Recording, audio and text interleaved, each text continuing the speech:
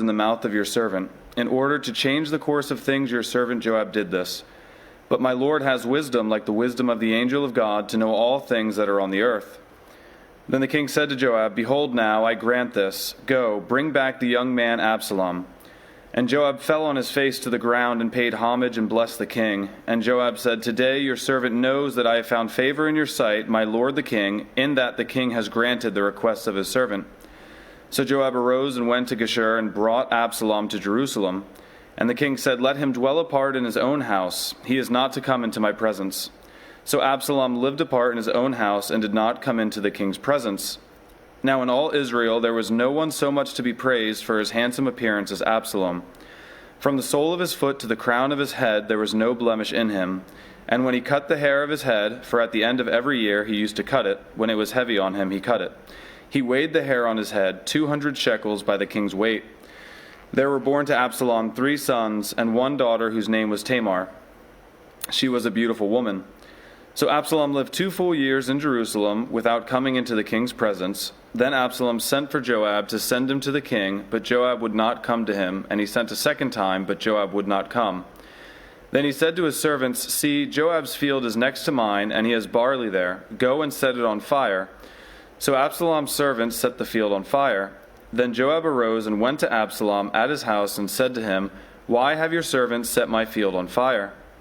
Absalom answered Joab, Behold, I sent word to you. Come here, that I may send you to the king to ask, Why have I come from Geshur?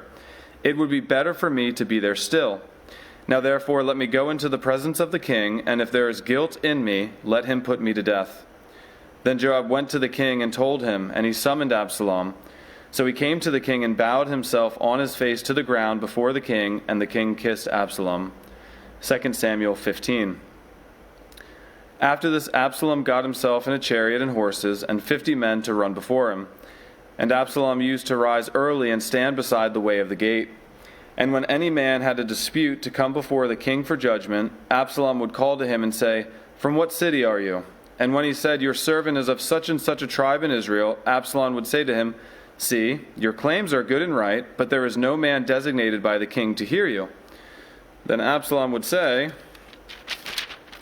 Oh, that I were judge in the land, then every man with a dispute or cause might come to me, and I would give him justice. And whenever a man came near to pay homage to him, he would put out his hand and take hold of him and kiss him. Thus Absalom did to all of Israel who came to the king for judgment. So Absalom stole the hearts of the men of Israel. And at the end of 4 years, Absalom said to the king, Please, let me go and pay my vow, which I vowed to the Lord in Hebron. For your servant vowed a vow while I lived at Geshur and Aram, saying, If the Lord will indeed bring me back to Jerusalem, then I will offer worship to the Lord. The king said to him, Go in peace. So he arose and went to Hebron.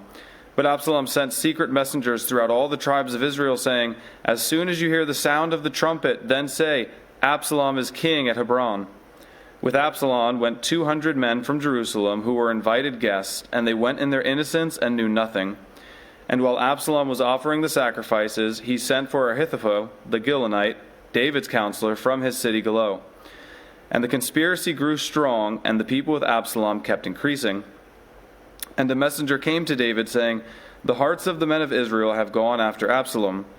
Then David said to all of his servants who were with him at Jerusalem, Arise and let us flee, or else there will be no escape for us from Absalom. Go quickly, lest he overtake us quickly, and bring down ruin on us, and strike the city with the edge of the sword. And the king's servants said to the king, Behold, your servants are ready to do whatever my lord the king decides. So the king went out, and all his household after him. And the king left 10 concubines to keep the house. And the king went out, and all of the people after him. And they halted at the last house. And all of his servants passed by him, and all the Cherethites, and all the Pelethites, and all 600 Gittites who had followed him from Gath passed on before the king. Then the king said to Ittai the Gittite, Why do you also go with us? Go back and stay with the king, for you are a foreigner and also an exile from your home. You came only yesterday, and shall I today make you wander about with us, since I go I know not where? Go back and take your brothers with you, and may the Lord show steadfast love and faithfulness to you. But Ittai answered the king, As the Lord lives, and as my lord the king lives, wherever my lord the king shall be, whether for death or for life, there also will your servant be. And David said to Ittai, "Go then, pass on." So Ittai the Gittite passed on with all his men and with all the little ones who were around him. And all the land wept aloud as all the people passed by. And the king crossed the brook Kidron, and the people passed on toward the wilderness. And Abiathar came up, and behold, Zadok came all with the Levites, bearing the ark of the covenant of God. And they set down the ark until the people of God had all passed out of the city. Then the king said to Zadok, "Carry the ark of God back into the city. If I find favor in the eyes of the Lord, he will bring me back and let me see both it and his dwelling place. But if he says, I have no pleasure in you, behold, here I am. Let him do to me what seems good to him." The king also said to Zadok the priest, "Are you not a seer? Go back to the city in peace with your 2 sons, Ahimaaz your son, and Jonathan the son of Abiathar. See, I will wait at the fords of the wilderness until word comes from me to inform me, or word comes from you to inform me." So Zadok and Abiathar carried the ark of God back to Jerusalem, and they remained there. But David went up the ascent to the Mount of Olives, weeping as he went, barefoot and with his head covered. And all the people who were with him covered their heads, and they went up, weeping as they went. And it was told David, "Ahithophel is among the conspirators with Absalom." And David said, "O Lord, please turn the counsel of Ahithophel into foolishness." While David was coming to the summit where God was worshipped, behold, Hushai the Archite came to meet him with his coat torn and dirt on his head. David said to him, "If you go on with me, you will be a burden to me. But if you return to the city and say to Absalom, 'I will be your servant, O king, as I have been your father's servant in time past, so now I will be your servant,' then you will defeat for me the counsel of Ahithophel. Are not Zadok and Abiathar the priests with you there? So whatever you hear from the king's house, tell it to Zadok and Abiathar the priests. Behold, their 2 sons are with them there, Ahimaaz, Zadok's son, and Jonathan, Abiathar's son. And by them you shall send to me everything you hear."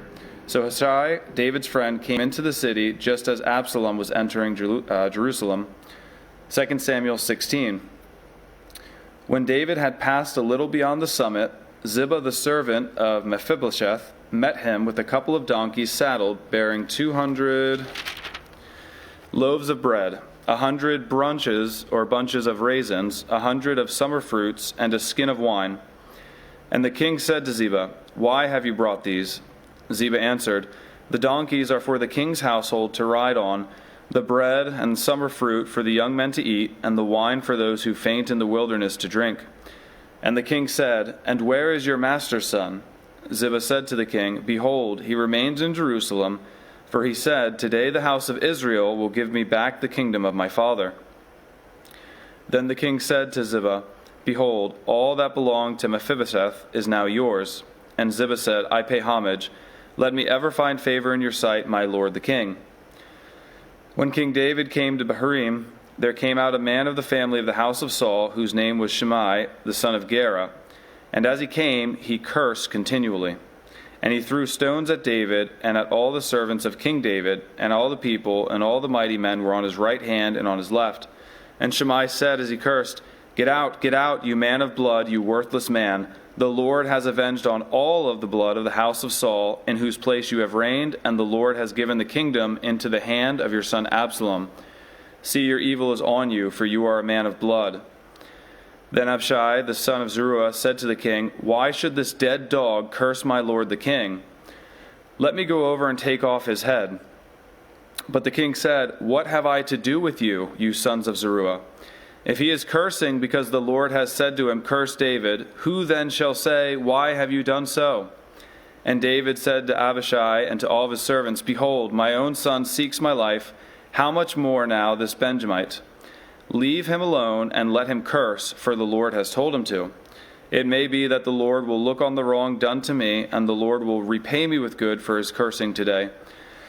So David and his men went on the road, while Shimei went along the hillside opposite him and cursed as he went, and threw stones at him and flung dust. And the king and all the people who were with him arrived weary at the Jordan, and there he refreshed himself. Now Absalom and all the people, the men of Israel, came to Jerusalem, and Ahithophel with him. And when Hushai the Archite, David's friend, came to Absalom, Hushai said to Absalom, "Long live the king, long live the king." And Absalom said to Hushai, "Is this your loyalty to your friend? Why did you not go with your friend?" And Hushai said to Absalom, "No, For whom the Lord and this people and all the men of Israel have chosen, his I will be, and with him I will remain. And again, whom should I serve? Should it not be his son? As I have served your father, so I will serve you. Then Absalom said to Ahithophel, Give your counsel, what shall we do? Ahithophel said to Absalom, Go into your father's concubines, whom he has left to keep the house, and all Israel will hear that you have made yourself a stench to your father, and the hands of all who are with you will be strengthened. So they pitched a tent for Absalom on the roof, and Absalom went into his father's concubines in the sight of all Israel. Now in those days the counsel that Ahithophel gave was as one consulted the word of God. So was all the counsel of Ahithophel esteemed both by David and by Absalom. 2 Samuel 17. Moreover, Ahithophel said to Absalom, Let me choose 12,000 men, and I will arise and pursue David tonight. I will come upon him while he is weary and discouraged, and throw him into a panic, and all the people who are with him will flee. I will strike down only the king, and I will bring all the people back to you as a bride comes home to her husband. You seek the life of only one man, and all the people will be at peace. And the advice seemed right in the eyes of Absalom and all the elders of Israel. Then Absalom said, Call Hushai the Archite also, and let us hear what he has to say. And when Hushai came to Absalom, Absalom said to him, Thus as Ahithophel has spoken, shall we do as he says? If not, you speak. Then Hushai said to Absalom, This time the counsel that Ahithophel has given is not good. Hushai said, You know that your father and his men are mighty men, and that they are enraged, like a bear robbed of her cubs in the field. Besides, your father is an expert in war. He will not spend the night with the people. Behold, even now he has hidden himself in one of the pits or in some other place. And as soon as some of the people fall at the first attack, whoever hears it will say, There has been a slaughter among the people who follow Absalom. Then even the valiant men, whose heart is like the heart of a lion, will utterly melt with fear. For all Israel knows that your father is a mighty man, and there are those who are with him are valiant men. But my counsel is that all Israel be gathered to you from Dan to Beersheba, as the sand by the sea for multitude, and that you go to battle in person. So we shall come upon him in some place where he is to be found, and we shall light upon him as the dew falls on the ground, and of him and all the men with him not one will be left. If he withdraws into a city, then all Israel will bring ropes to that city, and we shall drag it into the valley, until not even a pebble is to be found there. Absalom and all the men of Israel said, The counsel of Hushai the Archite is better than the counsel of Ahithophel. For the Lord had ordained to defeat the good counsel of Ahithophel, so that the Lord might bring harm upon Absalom. Then Hushai said to Zadok and Abiathar the priest, Thus and so did Ahithophel counsel Absalom and the elders of Israel, and so I have counseled. Now therefore send quickly and tell David, Do not stay tonight at the fords of the wilderness, but by all means pass over, lest the king and all the people who are with him be swallowed up. Now Jonathan and Ahimaaz were waiting at En-Rogel. A female servant was to go and tell them, and they were to go and tell King David, for they were not to be seen entering the city. But a young man saw them and told Absalom. So both of them went away quickly and came to the house of a man at Barim, who had a well in his courtyard. And they went down into it. And the woman took and spread a covering over the well's mouth and scattered grain on it, and nothing was known of it. When Absalom's servants came to the woman at the house, they said, Where are Ahimaaz and Jonathan? And the woman said to them, They have gone over the brook of water. And when they had sought and could not find them, they returned to Jerusalem. After they had gone, the men came up out of the well, and went and told King David. They said to David, Arise and go quickly over the water, for thus and so has Ahithophel counseled against you. Then David arose and all the people who were with him, and they crossed the Jordan. By daybreak not one was left who had not crossed the Jordan. When Ahithophel saw that his counsel was not followed, he saddled his donkey and went off home to his own city. He set his house in order and hanged himself, and he died and was buried in the tomb of his father. Then David came to Mahanaim, and Absalom crossed the Jordan with all the men of Israel. Now Absalom had sent Amasa over the army instead of Joab. Amasa was the son of a man named Ithra the Ishmaelite, who had married Abigail, the daughter of Nahash, sister of Zeruiah, Joab's mother. And Israel and Absalom camped in the land of Gilead. When David came to Mahanaim, Shobi the son of Nahash from Rabbah of the Ammonites, and Machir the son of Amiel from Lodebar, and Barzillai the Gileadite from Rogelim, brought beds, basins, and earthen vessels, wheat, barley, flour, parched grain, beans, and lentils, honey and curds, and sheep and cheese from the herd for David and the people with him to eat. For they said, the people are hungry and weary and thirsty in the wilderness. 2 Samuel 18. Then David mustered the men who were with him and set over the commanders of thousands and commanders of hundreds. And David sent out the army, 1/3 under the command of Joab, 1/3 under the command of Abishai the son of Zeruiah, Joab's brother, and 1/3 under the command of Ittai the Gittite. And the king said to the men, I myself also go out with you. But the men said, you shall not go out, for if we flee, they will not care about us. If half of us die, they will not care about us. But you are worth 10,000 of us. Therefore, it is better that you send us help from the city. The king said to them, whatever seems best to you, I will do. So the king stood at the side of the gate, while all the army marched out by hundreds and by thousands. And the king ordered Joab and Abishai and Ittai, deal gently for my sake with the young man Absalom. And all the people heard when the king gave orders to all the commanders about Absalom. So the army went out in the field against Israel, and the battle was fought in the forest of Ephraim. And the men of Israel were defeated there by the servants of David, and the loss there was great on that day, 20,000 men. The battle spread over the face of all the country, and the forest devoured more people that day than the sword. And Absalom happened to meet the servant of David. Absalom was riding on his mule, and the mule went under the thick branches of a great oak, and his head caught fast in the oak, and he was suspended between heaven and earth, while the mule that was under him went on. And a certain man saw it and told Joab, behold, I saw Absalom hanging in an oak. Joab said to the man who told him, what? You saw him? Why then did you not strike him there to the ground? I would have been glad to give you 10 pieces of silver and a belt. But the man said to Joab, even if I felt in my hand the weight of 1,000 pieces of silver, I would not reach out my hand against the king's son. For on our hearing the king commanded you and Abishai and Ittai, for my sake protect the young man Absalom. On the other hand, if I had dealt treacherously against his life, and there is nothing hidden from the king, then you yourself would have stood aloof. Joab said, I will not waste time like this with you. And he took 3 javelins in his hand and thrust them into the heart of Absalom while he was still alive in the oak. And 10 young men, Joab's armor-bearers, surrounded Absalom and struck him and killed him. Then Joab blew the trumpet, and the troops came back from pursuing Israel, for Joab restrained them. And they took Absalom and threw him into a great pit in the forest, and raised over him a very great heap of stones. And all Israel fled, every one to his own home. Now Absalom in his lifetime had taken and set up for himself the pillar that is in the king's valley, for he said, I have no son to keep my name in remembrance. He called the pillar after his own name, and it is called Absalom's monument to this day. Then Ahimaaz the son of Zadok said, let me run and carry news to the king that the Lord has delivered him from the hand of his enemies. And Joab said to him, you are not to carry news today. You may carry news another day, but today you shall carry no news, because the king's son is dead. Then Joab said to the Cushite, go, tell the king what you have seen. The Cushite bowed before Joab and ran.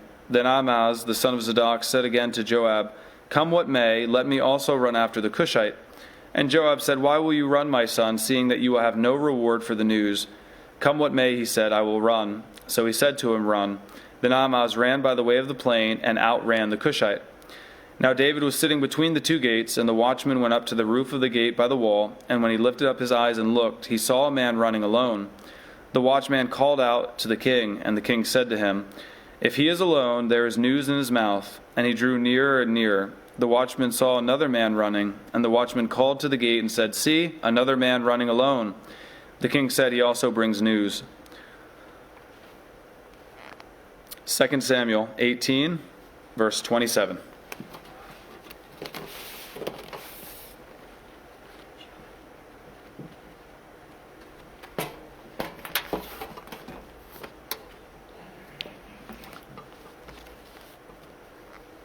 Continuing on, verse 27 in chapter 18. The watchman said, I think the running of this first is like the running of Ahimaaz, the son of Zadok. And the king said, "He is good man and comes with good news." Then Ahaz cried out to the king, "All is well." And he bowed before the king with his face to the earth and said, "Blessed be the Lord your God, who has delivered up the man who raised his hand against my lord the king." And the king said, "It is well with the young man Absalom." Ahaz answered, "When Joab sent the king's servant, your servant, I saw a great commotion, but I do not know what it was." And the king said, "Turn aside and stand here." So he turned aside and stood still. And behold, the Cushite came, and the Cushite said, "Good news for my lord, the king, for the Lord has delivered you this day in the hand of all who rose up against you." The king said to the Cushite, "It is well with the young man Absalom?" And the Cushite answered, "May the enemies of my lord, the king, and all who rise up against you be like that of young man." And the king was deeply moved and went up to the chamber over the gate and wept. And as he went, he said, "Oh, my son Absalom, my son Absalom, would I had died instead of you. Oh, Absalom, my son, my son." Chapter 19. It was told Joab, "Behold, the king is weeping and mourning for Absalom." So the victory that day was turned into mourning for all the people, for the people heard that day, "The king is grieving for his son." And the people stole into the city that day as people steal in who are ashamed when they flee in battle. The king covered his face, and the king cried with a loud voice, "Oh, my son Absalom, oh, Absalom, my son." Then Joab came into the house to the king and said, "You have today covered with shame the face of all the servants who have this day saved your life and the lives of your sons and our daughters and the lives of your wives and your concubines. Because you love those you hate those who love you. For you have made it clear today that the commanders and the servants are nothing to you. For today I know that if Absalom were alive and all of you were dead today, then you would be pleased. Now therefore arise and go out and speak kindly to your servants, for I swear by the Lord, if you do not go, not a man will stay with you this night, and this will be your worst for you and all the evil that has come upon you from the youth until now." Then the king arose and took his seat in the gate, and the people were all told, "Behold, the king is sitting at the gate." And all the people came running before the king. Now Israel had fled, every man to his own home, and all the people were arguing throughout all the tribes of Israel, saying, "The king delivered us from the hand of our enemies and saved us from the hand of the Philistines, and now he has fled out to the land of Absalom. But Absalom, whom we appointed over us, is dead in battle. Now therefore, why do you say anything about bringing the king back?" And King David sent his messenger to Zadok and Abiathar and the kings, "Say to the elders of Judah, why should you be the last to bring the king back to this house when the word of Israel has come to the king? You are my brothers, you are my backbone and my flesh. Why then should you be the last to bring back the king? And say to Amasa, are you not my bone and my flesh? God do so to me, and more also, if you are not commander of my army from now on in the place of Joab." And he swayed the heart of all the men of Judah as one man, so that they sent word to the king, "Return both you and all your servants." So the king came back to the Jordan, and Judah came to Gilead and to meet the king and to bring the king over to the Jordan. And Shimei the son of Gera and Benjamite from Buram hurried to come down to the men of Judah to meet King David. And with him were 1,000 men from Benjamin, and Geba, a servant of the house of Saul, with his 15 sons and his 20 servants, rushed down to the Jordan before the king. And they crossed the ford and to bring the king's household and to do the pleasure. And Shimei the son of Gera fell down before the king, and he was about to cross the Jordan, and said to the king, "Let not my lord hold me guilty, or remember how your servant did wrong on the day of the Lord the king left Jerusalem. Do not let the king take it to heart, for your servant knows that I have sinned. Therefore, behold, I have come this day the first of all the house of Joseph, to come down to meet the Lord the king. Abishai the son of Zeruiah answered, shall not Shimei be put to death because he cursed the Lord's anointed? But David said, what have I to do with you, you sons of Zeruiah, that you should be this day be as an adversary to me? Shall anyone be put to death in Israel for this day? For I do not know that I am the king over Israel. And the king of Shimei, you shall not die. And the king gave him his oath. And Mephibosheth, the son of Saul, came down to meet the king.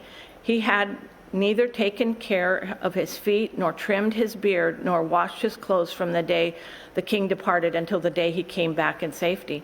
And when he had came to Jerusalem to meet the king said to him, why did you not go with me, Mephibosheth?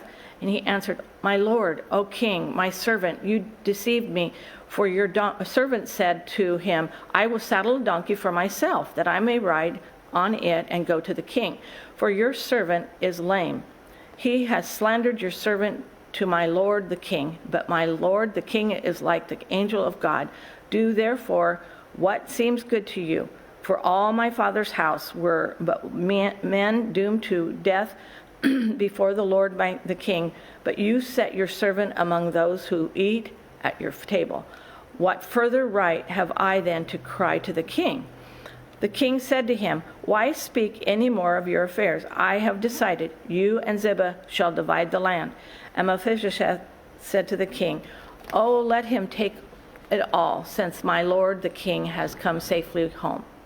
Now Barzillai and the Gileadite had come down from Roglaim, and he went on with the king of Jordan to escort him over the Jordan. Barzillai was a very aged man, 80 years old. He had provided the king with food while he stayed in Manahem, for he was a very wealthy man. And the king said to Barzillai, come over with me, and I will provide for you with me in Jerusalem. But Barzillai said to the king, how many years have I still to live, that I should go up with the king to Jerusalem? I am this day 80 years old. Can I discern what is pleasing and what is not? Can your servant taste what he eats or what he drinks? Can I still listen to the voice of singing men and singing women? When then should your servant be an added burden to my lord the king? Your servant will go a little way over the Jordan with the king. Why should the king repay me with such a reward? Please let your servant return, that I may die in my own city near the grave of my father and my mother. But there is your servant Chimham. Let him go over with my lord the king, and do for him whatever seems good to you. And the king answered, Chimham shall go over with me, and I will do for him whatever seems good to you. And all that you desire of me, I will do it for you. Then all the people went over the Jordan, and then the king went over, and the king kissed Barzillai and blessed him, and returned to his own home. The king went to Gilgal and Chimham, and went on with him. All the people of Judah and also half the people of Israel brought the king on his way. Then all the men of Israel came to the king and said to the king, why have our brothers, the men of Judah, stolen you away and brought the king and his household over the Jordan, and all of David's men with him? And the men of Judah answered the men of Israel, because the king is our close relative. Why then are you angry over this matter? Have we eaten all of the king's expenses, or have given any of us gifts? And the men of Israel answered the men of Judah, we have 10 shares in the king and in David, and also we have more than you. Why then do you despise us? Were we not the first to speak of the bringing back our king? But the words of the men of Judah were fiercer than the words of the men of Israel. Chapter 20. Now there happened to be there a worthless man, whose name was Sheba, the son of Bichri, and a Benjaminite, and he blew the trumpet and said, we have no portion in David, and we have no inheritance in the son of Jesse, every man to his tents, O Israel. So all the men of Israel withdrew from David and followed Sheba, the son of Bichri, and the men of Judah followed their king steadfastly from the Jordan to Jerusalem. And David came to his house at Jerusalem, and the king took the 10 concubines who he had left to care for the house and put them in a house under the guard and provided for them, but did not go into them. So they were shut up until the day of their death, living as if in widowhood. Then the king said to Amasa, "Call the men of Judah together to me within 3 days, and hear for yourself." So Amasa went to summon Judah, and he delayed beyond to set time that he had appointed him. And David said to Abishai, "Now Sheba, the son of Bichri, will do us more harm than Absalom. Take your Lord's servants and pursue him, lest he get himself to fortified cities and escape from us." And there went out after Joab's men, the Cherarites and the Pelethites and all the mighty men. They went out from Jerusalem to pursue Sheba, the son of Bichri. When they were at the great stone that is Gibeon, Amasa came to meet them. Now Joab was wearing a soldier's garment, and over it was a belt with a sword in its sheath fastened on his thigh. And as he went forward, it fell out. And Joab said to Amasa, "It is well with you, my brother?" And Joab took Amasa by the beard with his right hand to kiss him. But Amasa did not observe the sword that was in Joab's hand. So Joab struck him with it in the stomach and spilled his entrails to the ground without striking a second blow, and he died. Then Joab and Abishai, his brother, pursued Sheba, the son of Bichri. And one of Joab's young men took his stand and Amasa and said, "Whoever favors Joab and whoever is for David, let him follow Joab." And Amasa lay wallowing in his blood in the highway, and anyone who came by, seeing him, stopped. And when the men saw that all the people stopped, he carried Amasa out of the highway into the field and threw a garment over him. And then he was taken out of the highway, and all the people went on after Joab to pursue Sheba and the son of Bichri. And Sheba passed through all the tribes to Israel, to Abel of Bethmaachah, and all the Bichrites and assembled and followed him in. And all the men who were with Joab came and besieged him in Abel of Bethmaachah. And they came up and mound against the city, and it stood against the rampart, and they were battering the wall to throw it down. Then a wise woman called from the city, "Listen, listen, tell Joab, come here, that I may speak to you." And he came near her, and the woman said, "Are you Joab?" And he answered, "I am." Then she said to him, "Listen to the words of your servant." And he answered, "I am listening." Then she said, "They used to say in former times, 'Let them but ask counsel at Abel,' and they settled a matter. I am one of those who are peaceful and faithful in Israel. You seek to destroy a city that is a mother in Israel. Why will you swallow up the heritage of the Lord?" Joab answered, "Far be it from me, far be it that I should swallow up the city, or city up and destroy.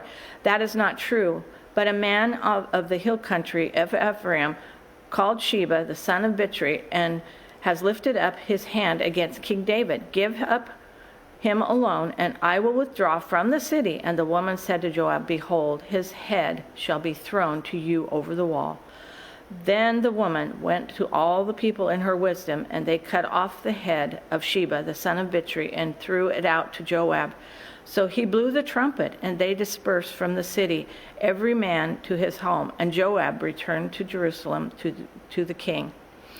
Now Joab, in the command of all of Israel, army of Israel, and Benai, the son of Jehoiada, was in the command of the Cherethites and the Pelethites, and Adoram was in charge of the forced labor, and Jehoshaphat, the son of Ahilud, was the recorder, and Sheva, the secretary, and Zadok and Abithar were priests, and Ira and Jerite was also David's priest. Chapter 21. Now there was a famine in the days of David for 3 years, year after year, and David sought the face of the Lord. And the Lord said, "There is blood guilt on Saul and his house, because he put the Gibeonites to the death."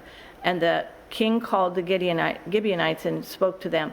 Now the Gibeonites were not of the people of Israel, but of the remnant of the Amorites. Although the people of Israel had sworn to spare them, Saul had sought to strike them down in his zeal, and the people of Israel and Judah. And David said to the Gibeonites, "What shall I do for you? How shall I make an atonement that you may bless the heritage of the Lord?" The Gibeonites said to him, "It is not a matter of silver or gold between us and Saul and his house, neither is it for us to put any man to death in Israel." And he said, "What do you say that I shall do for you?" They said to the king, "The man who consumed us and planned to destroy us, so that we should have no place in all the territory of Israel, let 7 of his sons be given to us, so that we may hang them before the Lord at Gibeah of Saul, the chosen of the Lord." And the king said, "I will give them." But the king spared Mephibosheth and the son of Saul's son Jonathan, because of the oath of the Lord was between them, between David and Jonathan, the son of Saul. The king took the 2 sons of Ziphrah and the daughter of Ahi, whom she bore to Saul, Armoni and Mephibosheth, and the 5 sons of Merab, and the daughter of Saul, whom she bore to Adriel, the son of Barzillai, the Maholathite. And he gave them into the hands of the Gibeonites, and they hanged them on the mountain before the Lord, and the 7 of them perished together. They were put to death on the first day of the days of the harvest, and the beginning of the barley harvest. Then Ziphah, the daughter of Ahi, took the sackcloth and spread it over for herself on the rock from the beginning of the harvest until rain fell upon them from the heavens. And she did not allow the birds of the air to come upon them day by day, or the beasts of the field by night. When David was told that Zippah, the daughter of Ahi, the concubine of Saul, had done, David went and took the bones of Saul and the bones of his son Jonathan from the men of Jabesh Gilead, who had stolen them from the public square of Bethshem, and where the Philistines had hanged them on the day of the Philistines killed Saul in Gilboa. And he brought up from them there the bones of Saul and the bones of his son Jonathan, and they gathered the bones of those who were hanged, and they buried the bones of Saul and his son Jonathan in the land of Benjamin, Zelah, in the tomb of Kish and his father. And they did all that the king commanded. After that, God responded to the plea of the land. There was war again between the Philistines and Israel, and David went down together and with his servants, and they fought against the Philistines. And David grew weary. Ishbai ben-Obab, one of the descendants of the kings, whose spear weighed 300 shekels of bronze, and who was armed with a new sword, thought to kill King David. And Abishai, the son of Zeruiah, came to him and attacked the Philistine and killed him. Then David's men swore to him, "You shall no longer go out with us to battle, lest you quench the lamp of Israel." And after this there was again war with the Philistines at Gob. Then Zibecai the Hushabite struck down Zaph, who was one of the descendants of the giants, and there was again war with the Philistines at Gob. And Elhanan, the son of Jar-Oregim, the Bethlemonite, struck down Goliath the Gittite, the shaft of whose spear was like a weaver's beam. And there was again war at Gath, where there was a man of great stature who had 6 fingers on each hand and 6 toes on each foot, 24 in number, and he also descended from the giants. And when he taunted Israel, Jonathan, the son of Shimei, David's brother, struck him down. These 4 were descended from the giants of Gath, and they fell by the hand of David and by the hand of his servants. Chapter 22. And David spoke to the Lord the words of the song on the day when the Lord delivered him from the hand of all his enemies, from the hand of Saul. He said, "The Lord is my rock and my fortress and my deliverer, my God, my rock, in whom I take refuge, my shield and the horn of my salvation, my stronghold and my refuge, my Savior, you save me from violence. I call upon the Lord, who is worthy to be praised. I am saved from my enemies. For the waves of death encompassed me, the torrents of destruction assailed me, the cords of Sheol entangled me, and the snares of death confronted me. In my distress, I called upon the Lord, to my God, and I called. From his temple he heard my voice, and my cry came to his ears. Then the earth reeled and rocked, the foundations of the heavens trembled and quaked because he was angry. Smoke went up from his nostrils and devouring fire from his mouth. Glowing coals flamed forth from him. He bowed the heavens and came down. Thick darkness was under his feet. He rode on the cherub and flew. He was seen on the wings of the wind. He made darkness around him, his canopy, thick clouds gathering of water. Out of the brightness before him, coals of fire flamed forth. The Lord thundered from heaven, and the Most High uttered his voice, and he went out. Arrows scattered among them, lightning and routed them. Then the channels of the sea were seen. The foundations of the world were laid bare.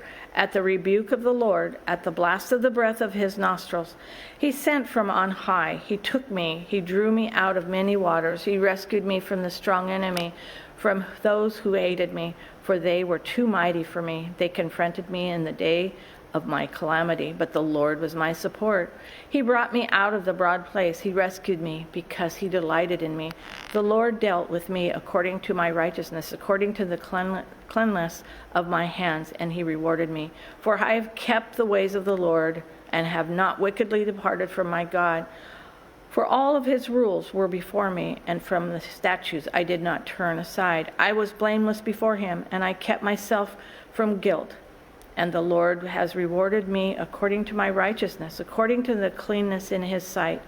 With his merciful, you show yourself merciful. With the blameless, you show yourself blameless. With the purified, you deal purely. With the crooked, you make yourself seem tortuous. You save the humble people, but your eyes are on the haughty to bring them down. For you are my lamp, O Lord, and my God lightens in my darkness. For by you I can run against the troop, and my God, I can leap over a wall. This God, his way is perfect. The word of the Lord proves true. He is a shield for all those who take refuge in him. For who is God but the Lord, and who is the rock except our God? This God is my strong refuge, and he has made my way blameless. He made my feet like the feet of a deer and set me secure on the heights. He trains my hands for war, so that my arms can bend a bow of bronze. You have given me the shield of your salvation, and your gentleness made me great. You gave up a wide place for my steps under me, and my feet did not slip. I pursued my enemies and destroyed them, and did not turn back until they were consumed. I consumed them, and I thrust them through, so that they did not arise. They fell under my feet. For you equipped me with strength for the battle. You made those who rise against me sink under me. You made my enemies turn their backs to me, those who hated me, and I destroyed them. They looked, but there was none to save. They cried to the Lord, but he did not answer them. I beat them fine as the dust of the earth. I crushed them and stamped them down like the mire of the streets. You delivered me from strife with my people. You kept me as the head of the nations. People whom I had not known served me. Foreigners came cringing to me. As soon as they heard of me, they obeyed me. Foreigners lost heart and came trembling out of their fortresses. The Lord lives, and blessed be my rock. The exalted be my God, the rock of salvation, the God who gave me vengeance and brought down the peoples under me, who brought me out from my enemies. You exalted me above those who rose against me. You delivered me from men of violence. For this I will praise you, O Lord, among the nations, and sing praises to your name. Great salvation he brings to his king, and shows steadfast love to his anointed, to David his offsprings forever. Chapter 23. Now these are the last words of David, the oracle of David, the son of Jesse, the oracle of the man who was raised on high, the anointed of the God of Jacob, the sweet psalmist of Israel. The Spirit of the Lord speaks to me. His word is on my tongue. The word of Israel has spoken. The rock of Israel has said to me, when one rules justly over man, ruling in the fear of God, he dawns on them like the morning light, like the sun shining forth on a cloudless morning, like rain that makes grass to sprout from the earth. For does not my house stand so with God? For he has made me an everlasting covenant, ordered in all things and secure. For will he not cause to prosper from all my help and my desire? But worthless men are like thorns, that they are thrown away, for they cannot be taken with the hand. But the man who touches them arms himself with iron, and the shaft is of a spear, and they are utterly consumed with fire. These are the names of the mighty men whom David had: Josheb-Basshebeth, a Tachamonite. He was chief of the three. He wielded his spear against 800 whom he killed at one time. And next to him, among the three mighty men, at Eleazar, the son of Dodo, the son of Ohai, he was with David when they defied the Philistines who were gathered there for battle. And the men of Israel withdrew. He rose and struck down the Philistines until his hand was weary, and his hand clung to the sword. And the Lord brought about a great victory that day. And the men returned after him only to strip the slain. And next to him was Shammah, the son of Agee, the Herite, and the Philistines gathered him together at Lehi, where there was a plot of ground full of lentils, and the men fled from the Philistines. But he took his stand in the midst of the plot and defended it and struck down the Philistines, and the Lord worked a great victory. And 3 of the 30 chief men went down and came about the harvest time to David at the cave Adullam, when a band of Philistines was encamped in the valley of Rephaim.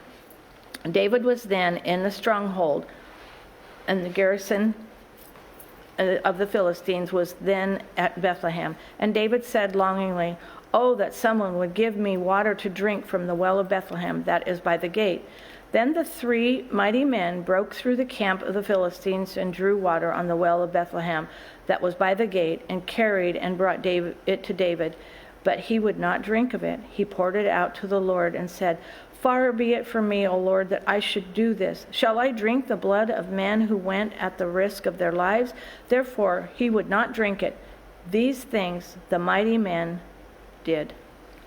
Now Abishai, the brother of Joab, the son of Zeruiah, was chief of the 30, and he wielded his spear against 300 men and killed them and won a name beside the 3.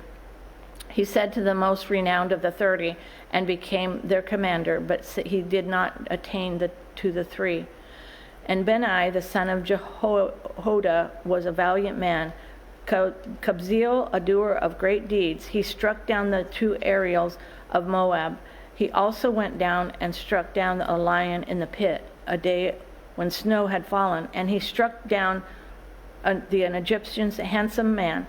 The Egyptian had a spear in his hand, but Benai went down to him with a staff and snatched the spear out of the Egyptian's hand and killed him with his own spear. These things did Benai, the son of Jehoiada, and won a name beside the 3 mighty men. He was renowned among the 30, but he did not attain to the 3, and David set him over as his bodyguard.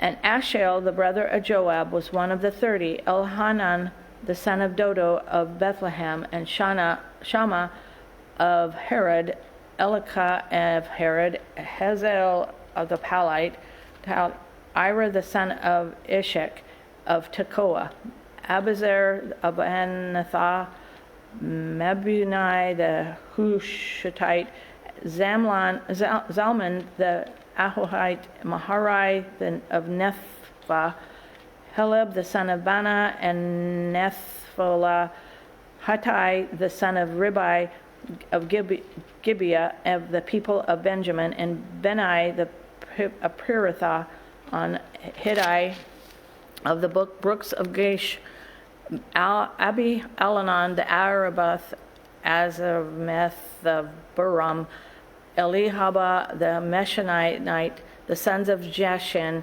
Jonathan, Shema the Herite, Ahiam the son of Sharar the Herite, Eliapheth the son of Abishai of Mecca, Eliam the son of the Ashatharel the Gilonite, and Ezro of Camel Merai the Arbite, Ilgal the son of Nathan of Zobah, Bani the Gadite, the Zelek the Ammonite, Naharai the Beresh, an armor bearer of Joab the son of Zeruiah, Ira the Erithite, and Gareb the Ishite, Uriah the Hittite, and 37 in all. Chapter 24. Again, the anger of the Lord was kindled against Israel, and he incited David against them, saying, "Go number the Israel and Judah." So the king said to Joab, the commander of the army, who was with him, "Go through all the tribes of Israel from Dan of Beersheba, and the number of the people, that I may know the number of the people." But Joab said to the king, "May the Lord your God add to the people 100 times as many as there are, while the eyes of my lord the king still see it. But why does the Lord the king delight in this thing?" But the king's word prevailed against Joab and the commanders of the army. So Joab and the commanders of the army went out from the presence of the king to the number of the people of Israel. They crossed the Jordan and began from Eror, and from the city to the middle of the valley of Gad and to Jazer. Then they came to Gilead and Kadesh in the land of the Hittites. And they came to Dan, and from Dan they went around to Giddon, and came to the fortress of Tyre, and to all the cities of the Hivites and the Canaanites. And they went out to Negeb and of Judah at Beersheba. So when they had gone through all the land, they came to Jerusalem, and at the end of 9 months and 20 days, and Joab gave the sum of the numbering of the people to the king in Israel. There were 800,000 valiant men who drew the sword, and the men of Judah were 500,000.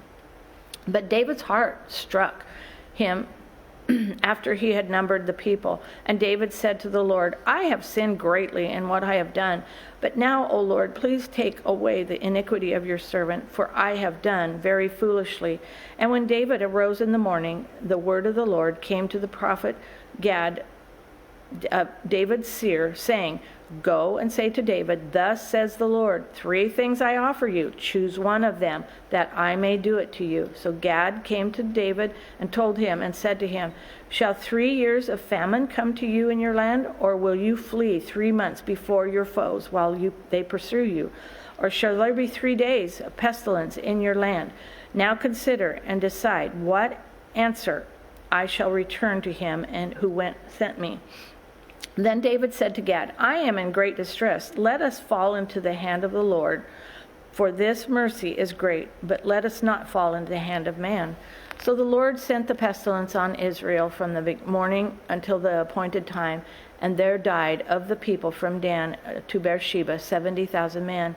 And when the angel stretched out his hand toward Jerusalem to destroy it, the Lord relented from the calamity and said to the angel who was working destruction among the people, "It is enough. Now stay your hand." And the angel of the Lord was by the threshing floor of Arun the Jebusite. Then David spoke to the Lord when he saw the angel who was striking the people, and said, "Behold, I have sinned, I have done wickedly, but these are sheep. What have they done? Please let your hand be against me and against my father's house."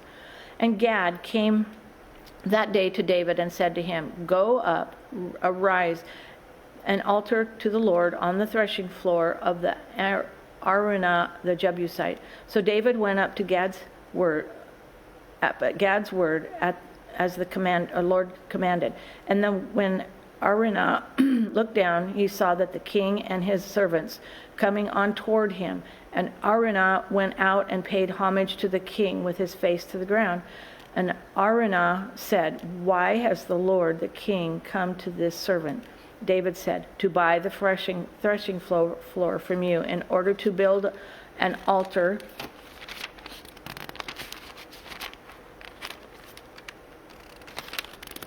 Is that the right page? to the Lord, that the plague may be averted from the people.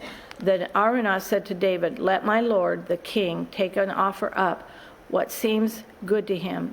Here are the oxen for the burnt offering, and the threshing sledges and the yokes of the oxen for the wood.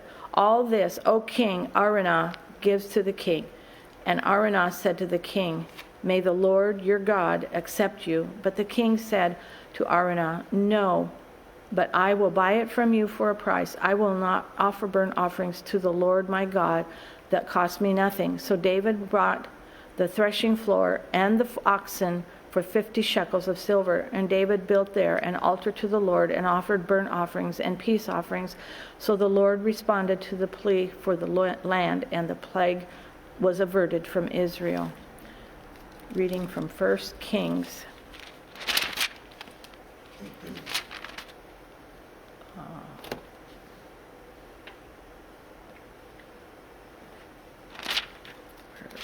Let's start.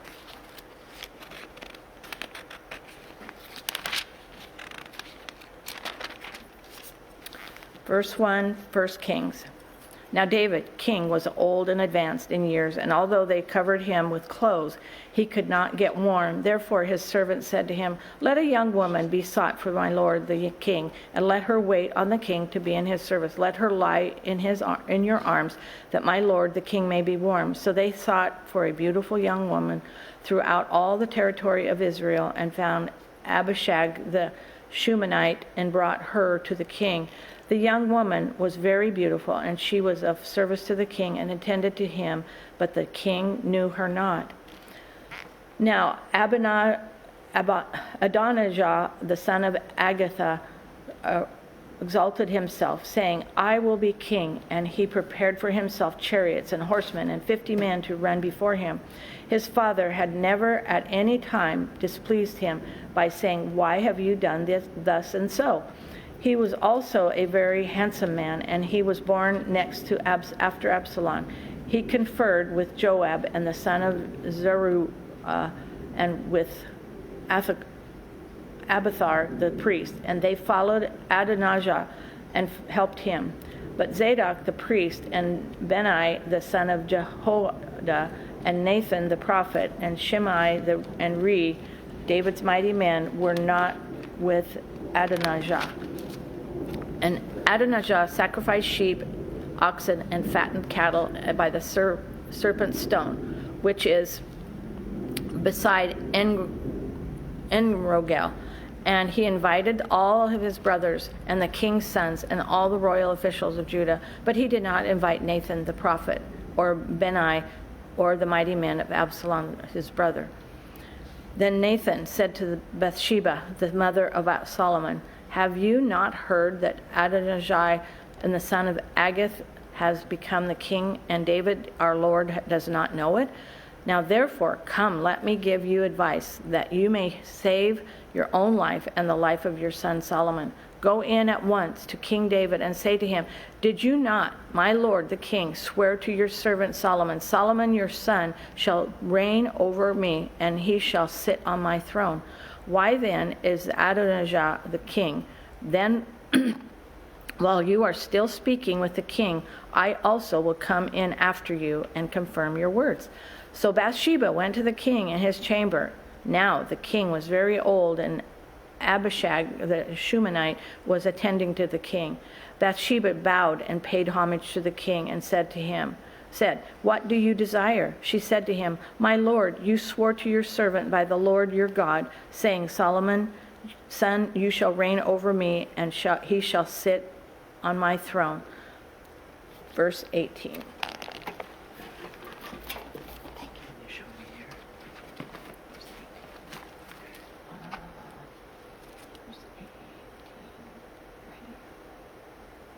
Yeah. And me. Pardon? And me. Yeah. Got it. Oh, thank you so much. All right.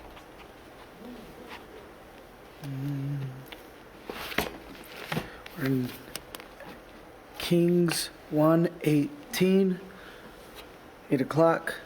And now behold, Adonijah is king, although you, my lord the king, do not know it. He has sacrificed oxen, fattened cattle, sheep in abundance, and has invited all the sons of the king, Abiathar the priest, and Joab the commander of the army. But Solomon your servant has not invited. And now, my lord the king, the eyes of all Israel are on you, to tell them who shall sit on the throne of my lord the king after him.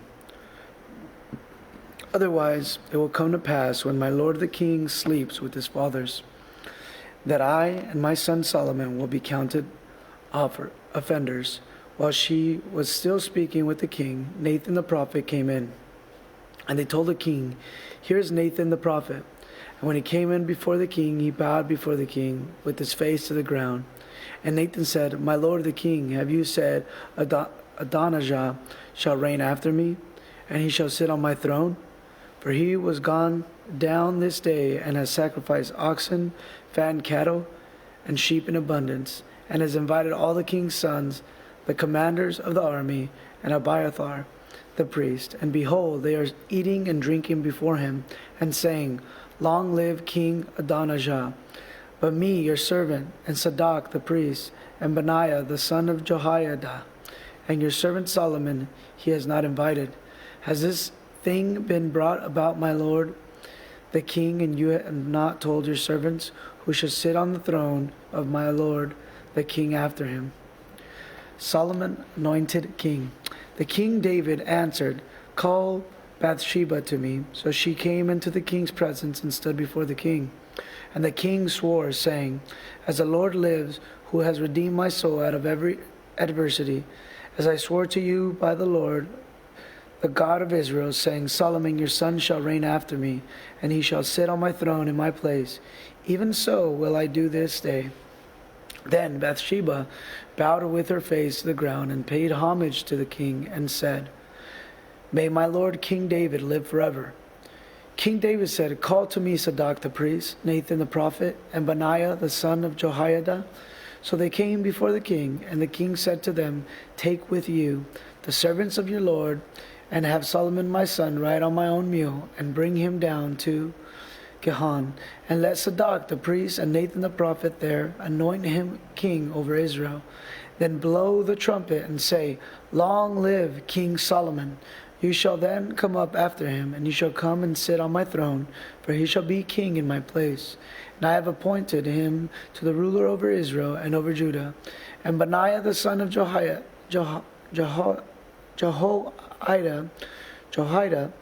answered the king, "Amen. May the Lord, the God of my lord the king, say so.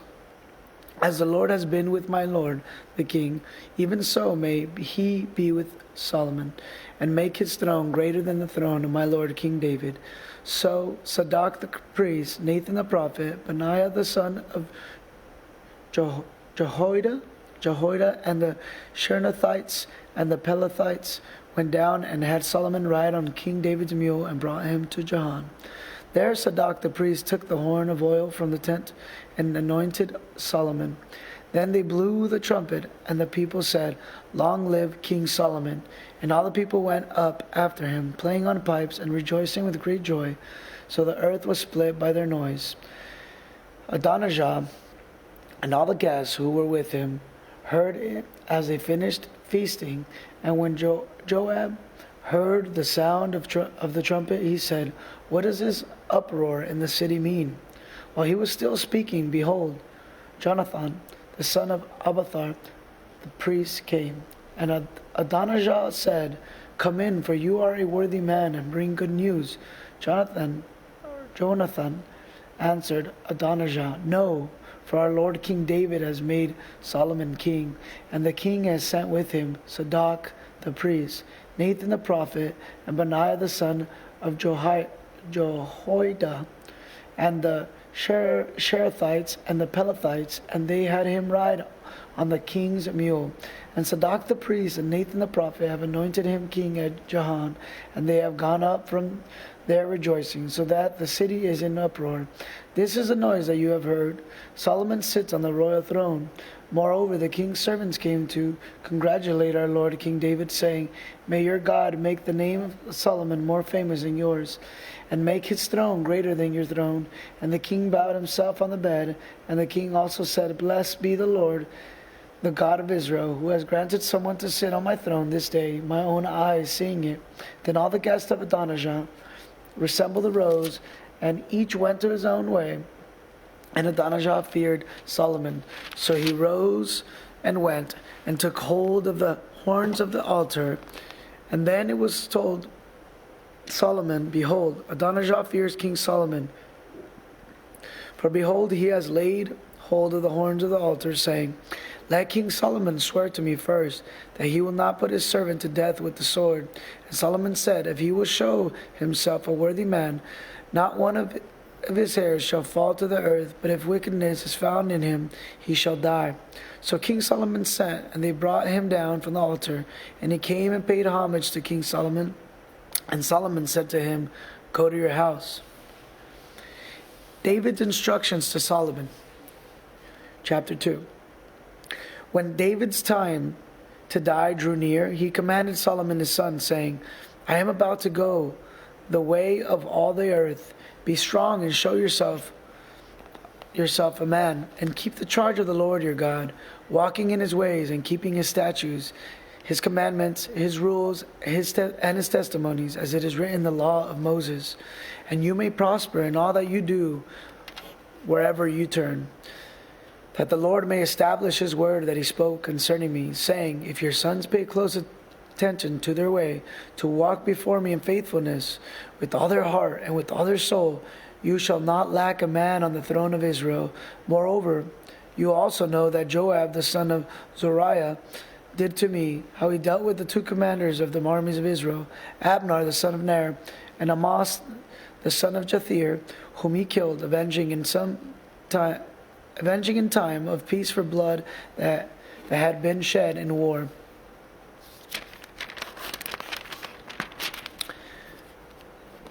And putting the blood of war on the belt around his waist and on the sandals on his feet, act therefore according to your wisdom, and do not let this gray head go down to Sheol in peace, but deal loyally with the sons of Barzillai the Gileadite, and let them be among those who eat at your table. For with such loyalty they meet me when I fled from Absalom your brother. And there is also with you Shammai the son of Gera the Benjamite from Bahurim, who cursed me with a grievous curse on the day when I went to Mahanaim. But when he came down to meet me at the Jordan, I swore to him by the Lord, saying, I will not put you to death with the sword. Now therefore do not hold him guiltless, for you are a wise man. You will know what you ought to do with him, to do to him. You shall bring his gray head down with blood to Sheol, the death of David. Then David slept with his fathers and was buried in the city of David. And the time that David reigned over Israel was 40 years. He reigned 7 years in Hebron and 33 years in Jerusalem. So Solomon sat on the throne of David his father, and his kingdom was firmly established. Solomon's reign established. Then Adonijah the son of Haggith came to Bathsheba, the mother of Solomon, and she said, do you come peacefully? He said, peacefully. Then he said, I have some things to say to you. She said, speak.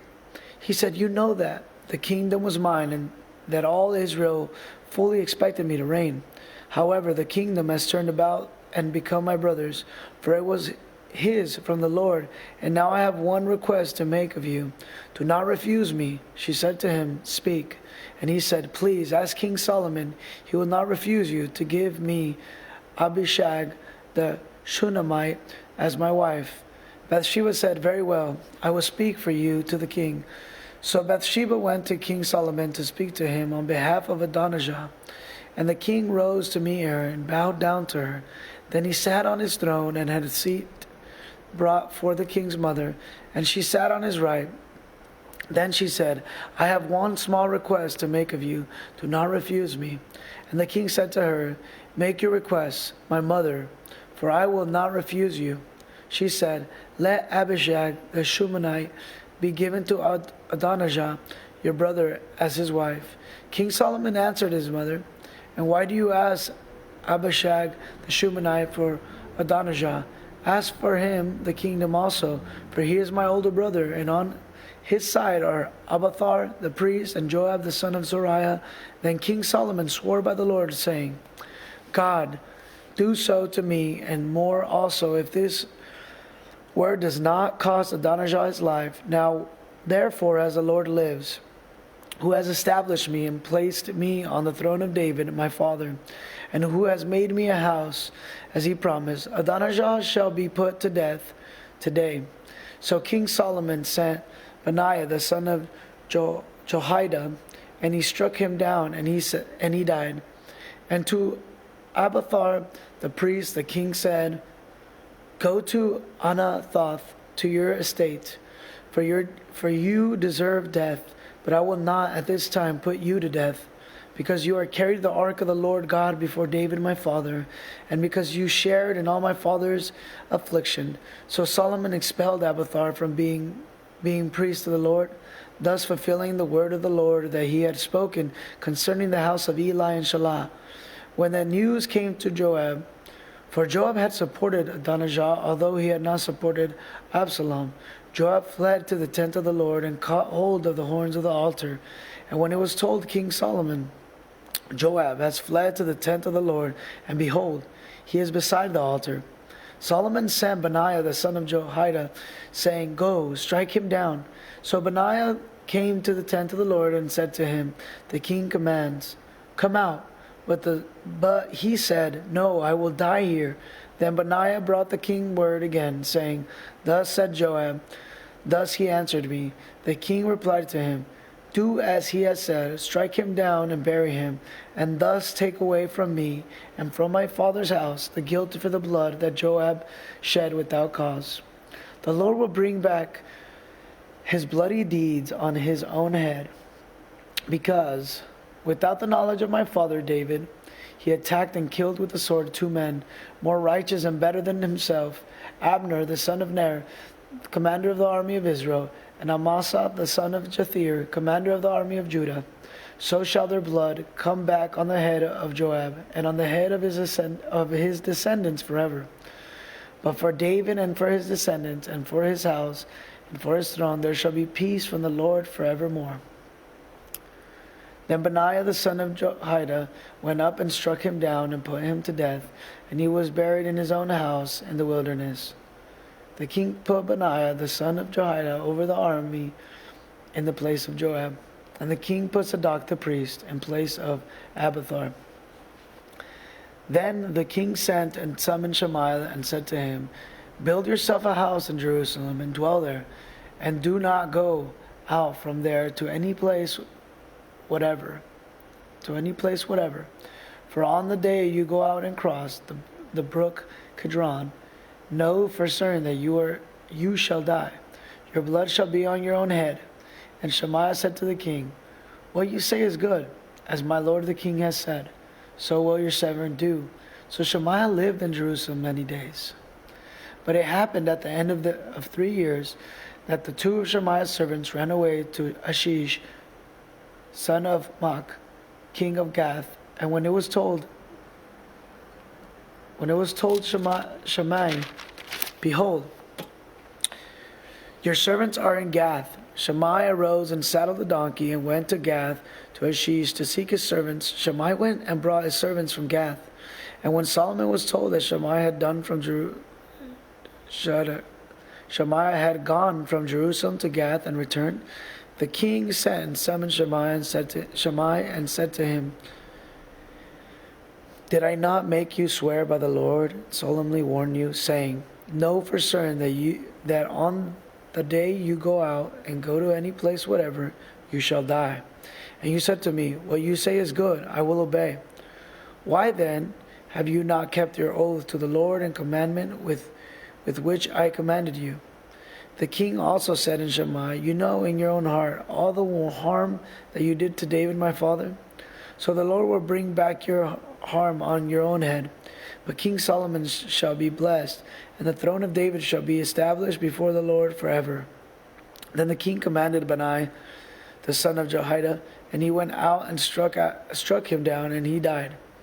So the kingdom was established in the hand of Solomon. Solomon's prayer. for wisdom. Solomon made a marriage alliance with Pharaoh, king of Egypt. He took Pharaoh's daughter and brought her into the city of David until he had finished building his own house and the house of the Lord and the wall around Jerusalem.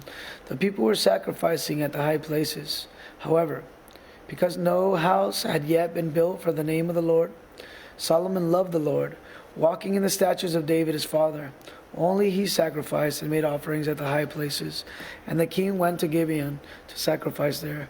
For that was a great high place Solomon used to offer 1,000 burnt offerings on that altar. After Gibeon, the Lord appeared to Solomon in a dream by night, and God said, "Ask what I shall give you." And Solomon said, "You have shown great and steadfast love to your servant David my father, because he walked before you in faithfulness, in righteousness, and in uprightness of heart toward you. And you have kept from him this great and steadfast love, and have given him a son to sit on his throne this day. And now, O Lord my God, you have made your servant king in place of David my father. Although I am but a little child, I do not know how to go out or come in, and your servant is in the midst of your people whom you have chosen, a great people, too many to be numbered or counted for multitude. Give your servant therefore an understanding mind to govern your people, that I may discern between good and evil.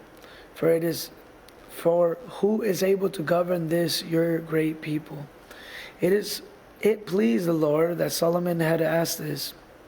And God said to him, "Because you have asked this, and have not asked for yourself long life or riches or the life of your enemies, but have asked for yourself understanding to discern what is right, behold, I now do according to your word. Behold, I give you a wise and discerning mind, so that none like you has been before you, and none like you shall arise after you. I give you also what you have not asked, both riches and honor, so that no other king shall compare with you all your days. And if you will walk in my ways, keeping my statutes and my commandments, as your father David walked, then I will lengthen your days." And Solomon awoke, and behold, it was a dream. Then he came to Jerusalem and stood before the ark of the covenant of the Lord, and offered up burnt offerings and peace offerings, and made a feast for all his servants. Solomon's wisdom. Then 2 prostitutes came to the king and stood before him. The one woman said, "Oh, my lord, this woman, I live in the same house, and I gave birth to a child while she was in the house. Then on the 3rd day after I gave birth, this woman also gave birth, and we were alone. There was no one else with us in the house, only we 2 were in the house. And this woman's son died in the night because she lay on him. She arose in the midnight and looked my son from beside me, while your servant slept, and laid him at her breast, and laid her dead son at my breast. When I arose in the morning to nurse my child, behold, she was dead. But when I looked at him closely in the morning, behold, he was not the child that I had borne." But the other woman said, "No, the living child is mine, and the dead child is yours." The first said, "No, the dead child is yours, and the living child is mine." Thus they spoke before the king. Then the king said, "The one says, 'This is my son that is alive, and your son is dead.' And the other says, 'No, but your son is dead, and my son is living one.' And the king said, 'Bring me a sword.' So a sword was brought before the king, and the king said, 'Divide the living child in 2, and give half to one and half to the other.' Then the woman whose son was alive said to the king, because her heart yearned for her son, 'O my lord, give her the living child, and by no means put him to death.' But the other said, 'He shall be neither mine nor yours. Divide him.' Then the king answered and said, 'Give the living child to the first woman, and by no means put him to death. She is his mother.' And all Israel heard of the judgment that the king had rendered, and they stood in awe of the king, because they perceived that the wisdom of God was in him to do justice. Solomon's officials. King Solomon was king over all Israel, and these were his high officials. Azariah, the son of Zadok, was the priest. Elahoreph and Ahijah, the sons. All right. Ahijah, the sons of Shisha. So it's 1 Kings, so it's chapter 4, the beginning of chapter 4.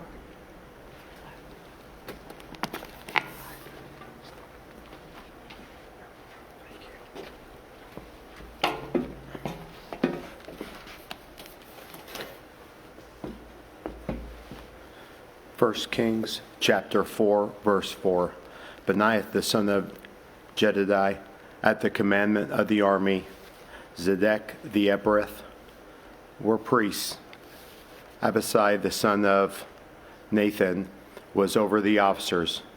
Zabad the son of Nathan was priest and the king's friend. Abishar was in charge of the palace, and Adamram the son of Adam was in charge of the forced labor. Solomon had 12 officers over all Israel who provided food for the king and his household. Each man had to make provision for 1 month in the year.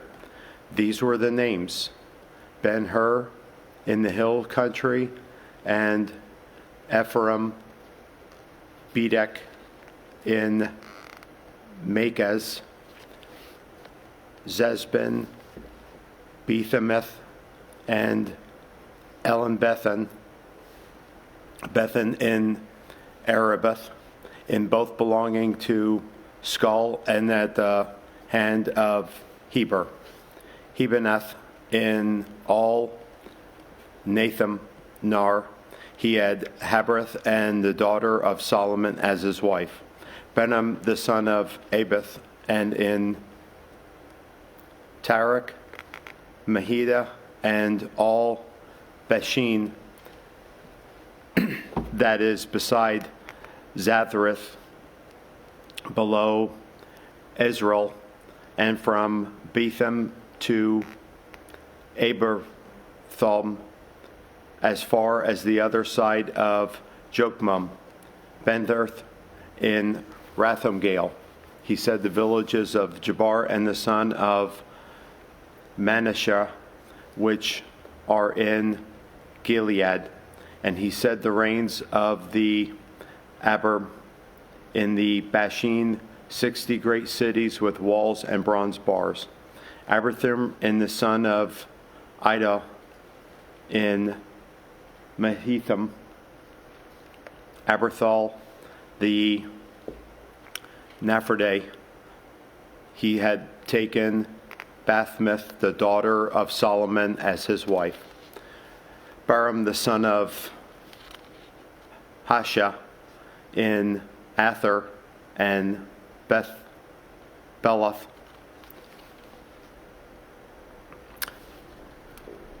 Jehoshaphat the son of Parath in Ishitar. Shimi the son of Ethel in Benjamin. Jeber the son of Uri in the land of Gilead, and the country of Shan, king of the Amorites, of the Og, king of Bathan. And there was one governor who was over the land. Solomon's wealth and wisdom. Solomon, Jediah, and Israel were as many as the sand by the sea. They ate and drank and were happy. Solomon ruled over all the kingdoms of the Ephraimites in the land of the Philistines and the borders of Egypt. They brought tribute and served Solomon all the days of his life. Solomon's provisions for 1 day was 30 cors of fine flour and 60 cords of meal, 10 fat oxen and 20 pasture-fed cattle, 100 sheep, besides deer, gazelle, rebucks, and fattened fowl. For he had dominated over the regions west of the Ephraimites, from the Tepias to Gazal, over all the kings west of the Ephraimites. And he had peace on all sides around him. And Judah and Israel lived in safety from Dan when the Beersheba, where man under his wine and under fig trees all the days of Solomon. Solomon also had 40,000 stalls of horses for his chariots and 12,000 horsemen. And those officers supplied provisions for King Solomon and for all who came to King Solomon's table, each one in his month. They let nothing be lacked.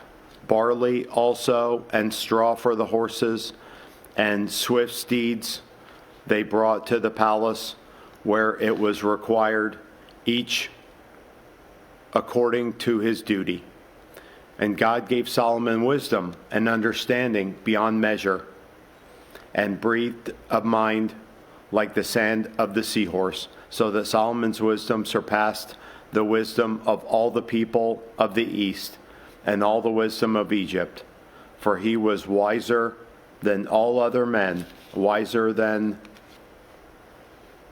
Ethan the Etherite, and Heman, Kahal, Dareth, the sons of Mahal, and the fame was in all the surrounding nations. He also spoke 3,000 proverbs, and his songs were 1,005.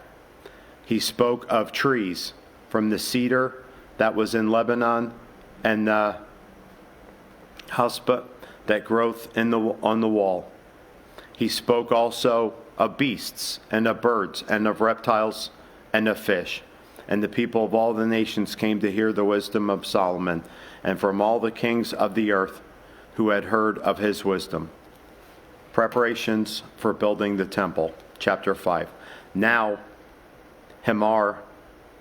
Hiram, king of Tyre, sent his servants to Solomon, where he heard that they had anointed him king in place of his father.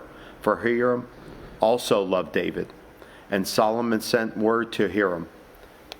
He knew that David, his father, could not build a house for the Lord, for the name of the Lord his God, because of the warfare with which the enemies surrounding him, until the Lord put them under the soles of his feet.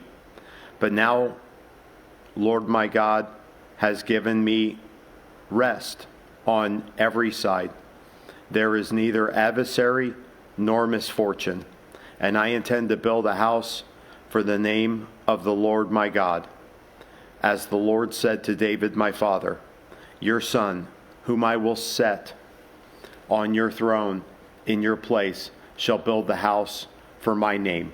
Now therefore command the cedars of Lebanon to be cut for me, and my servants will join your servants, and I will pay you for your servants such wages as you set, for you know that there is no one among us whom knows how to cut timber like the Sidonians. As soon as Hiram heard the words of Solomon, he rejoiced greatly and said, Blessed be the Lord this day, who has given to David a wise son to be over this great people. And Hiram sent to Solomon, saying, I have heard the message that you have sent to me. I am ready to do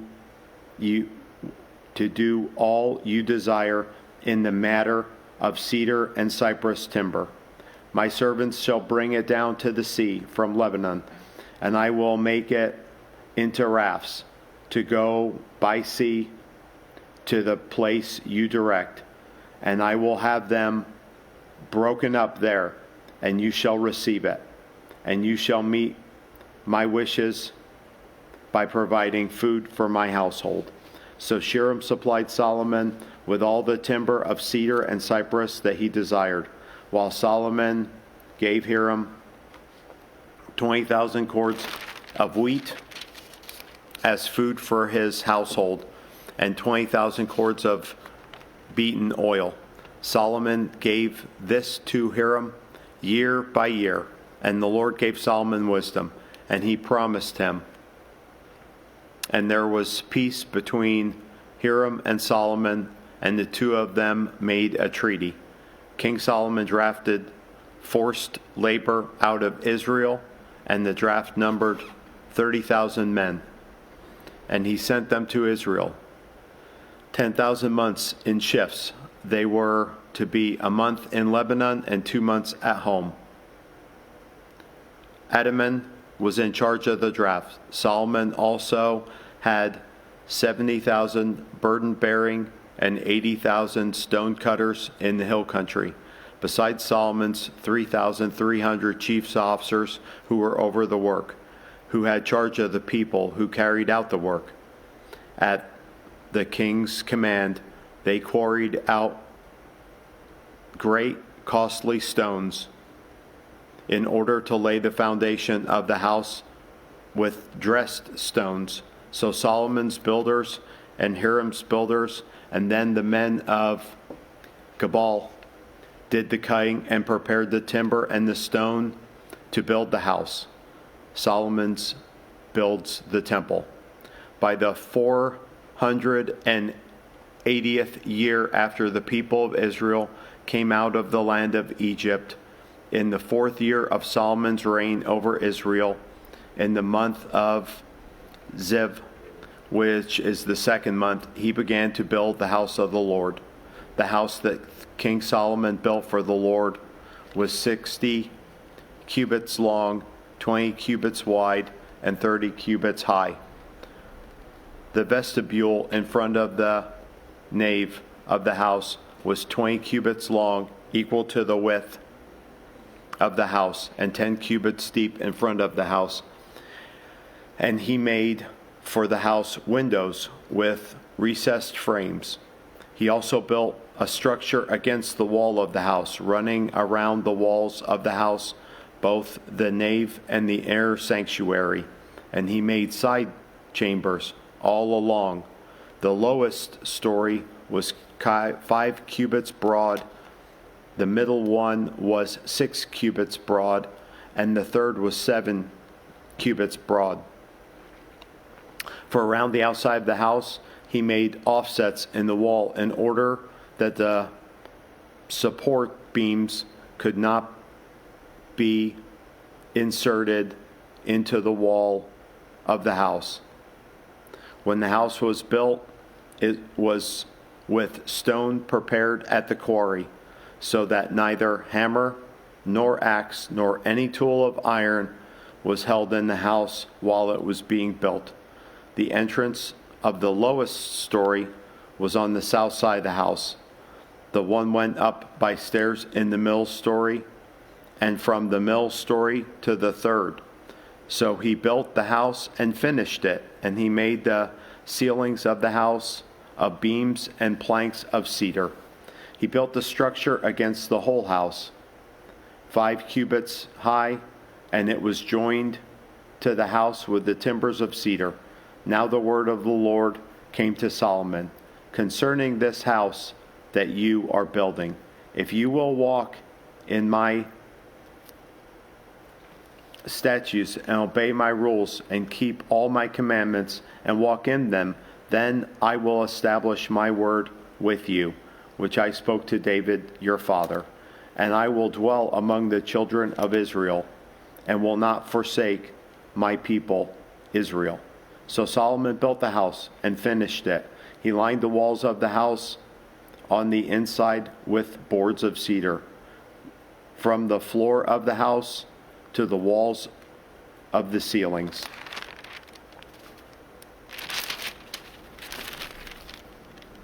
He covered them on the inside with wood, and covered the floors of the house with boards of cedar. He built 20 cubits of the rear of the house with boards of cedar from the floor to the walls, and he built this within as an inner sanctuary, as the most holy place. The house, that is, the nave in front of the inner sanctuary, was 40 cubits long. The cedar within the house was carved in the form of grounds and open flowers. All was cedar, no stone was seen.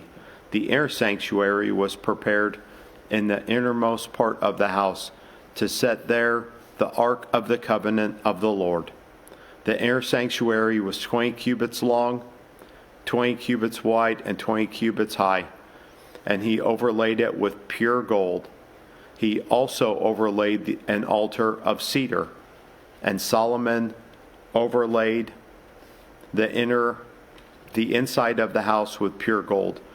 And he drew chains of gold across in front of the inner sanctuary and overlaid it with gold.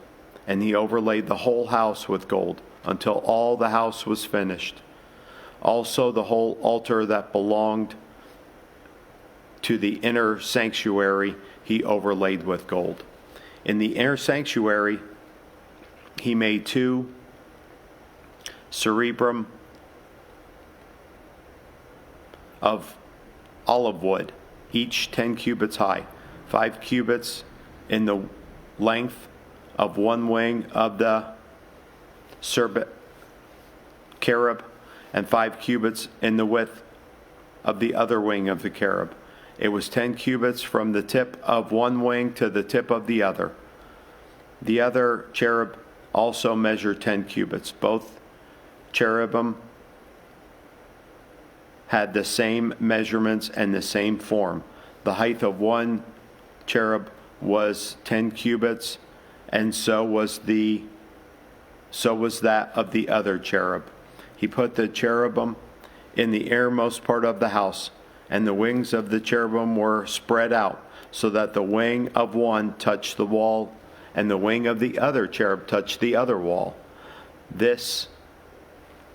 Their other wings touched each other in the middle of the house, and he overlaid the cherubim with gold. Around the walls of the house, he carved engraved figures of cherubim and the palm tree and the open flowers in the inner and outer rooms. The floor of the house was overlaid with gold in the inner and outer rooms.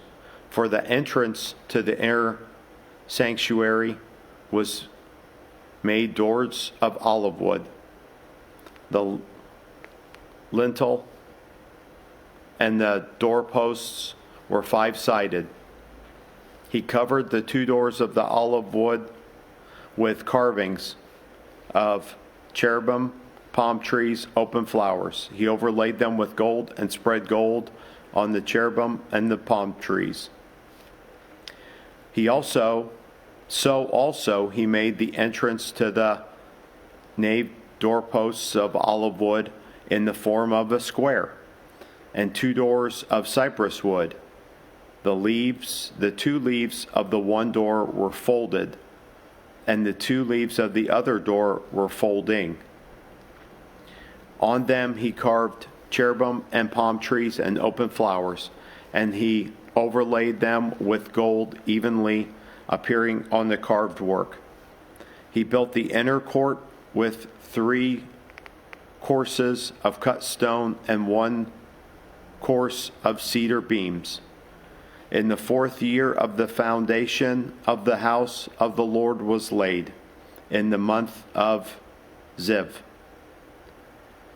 And in the 11th year, in the month of Bul, which was the 8th month, the house was finished in all its parts, according to all its specifications. It was 7 years in building it. Solomon's building his palace. Solomon was building his own house 13 years and finished his entire house. He built the house of the forest of Lebanon. Its length is 100 cherub, and its breadth 50 cubits, and his length 30 cubits. And it was built in 4 rows of cedar pillars, with cedar beams on the pillars. This was covered with cedar above the chambers that were there for 45 pillars, 15 in each row. There were windows framed in 3 rows, and windows opposite windows in 3 tiers. All the doorways and windows had square frames, and window was opposite window in 3 tiers. 1 Kings chapter 7, verse 5.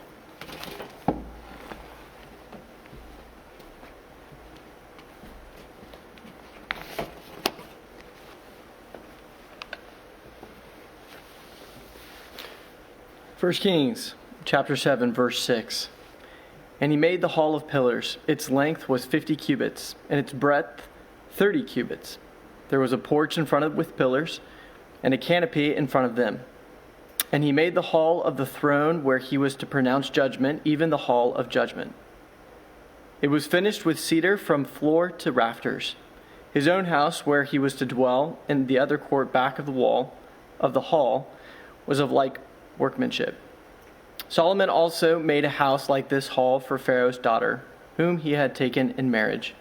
All these were made of costly stones, cut according to measure, sawed with saws, back and front, even from the foundation to the coping, and from the outside to the great court.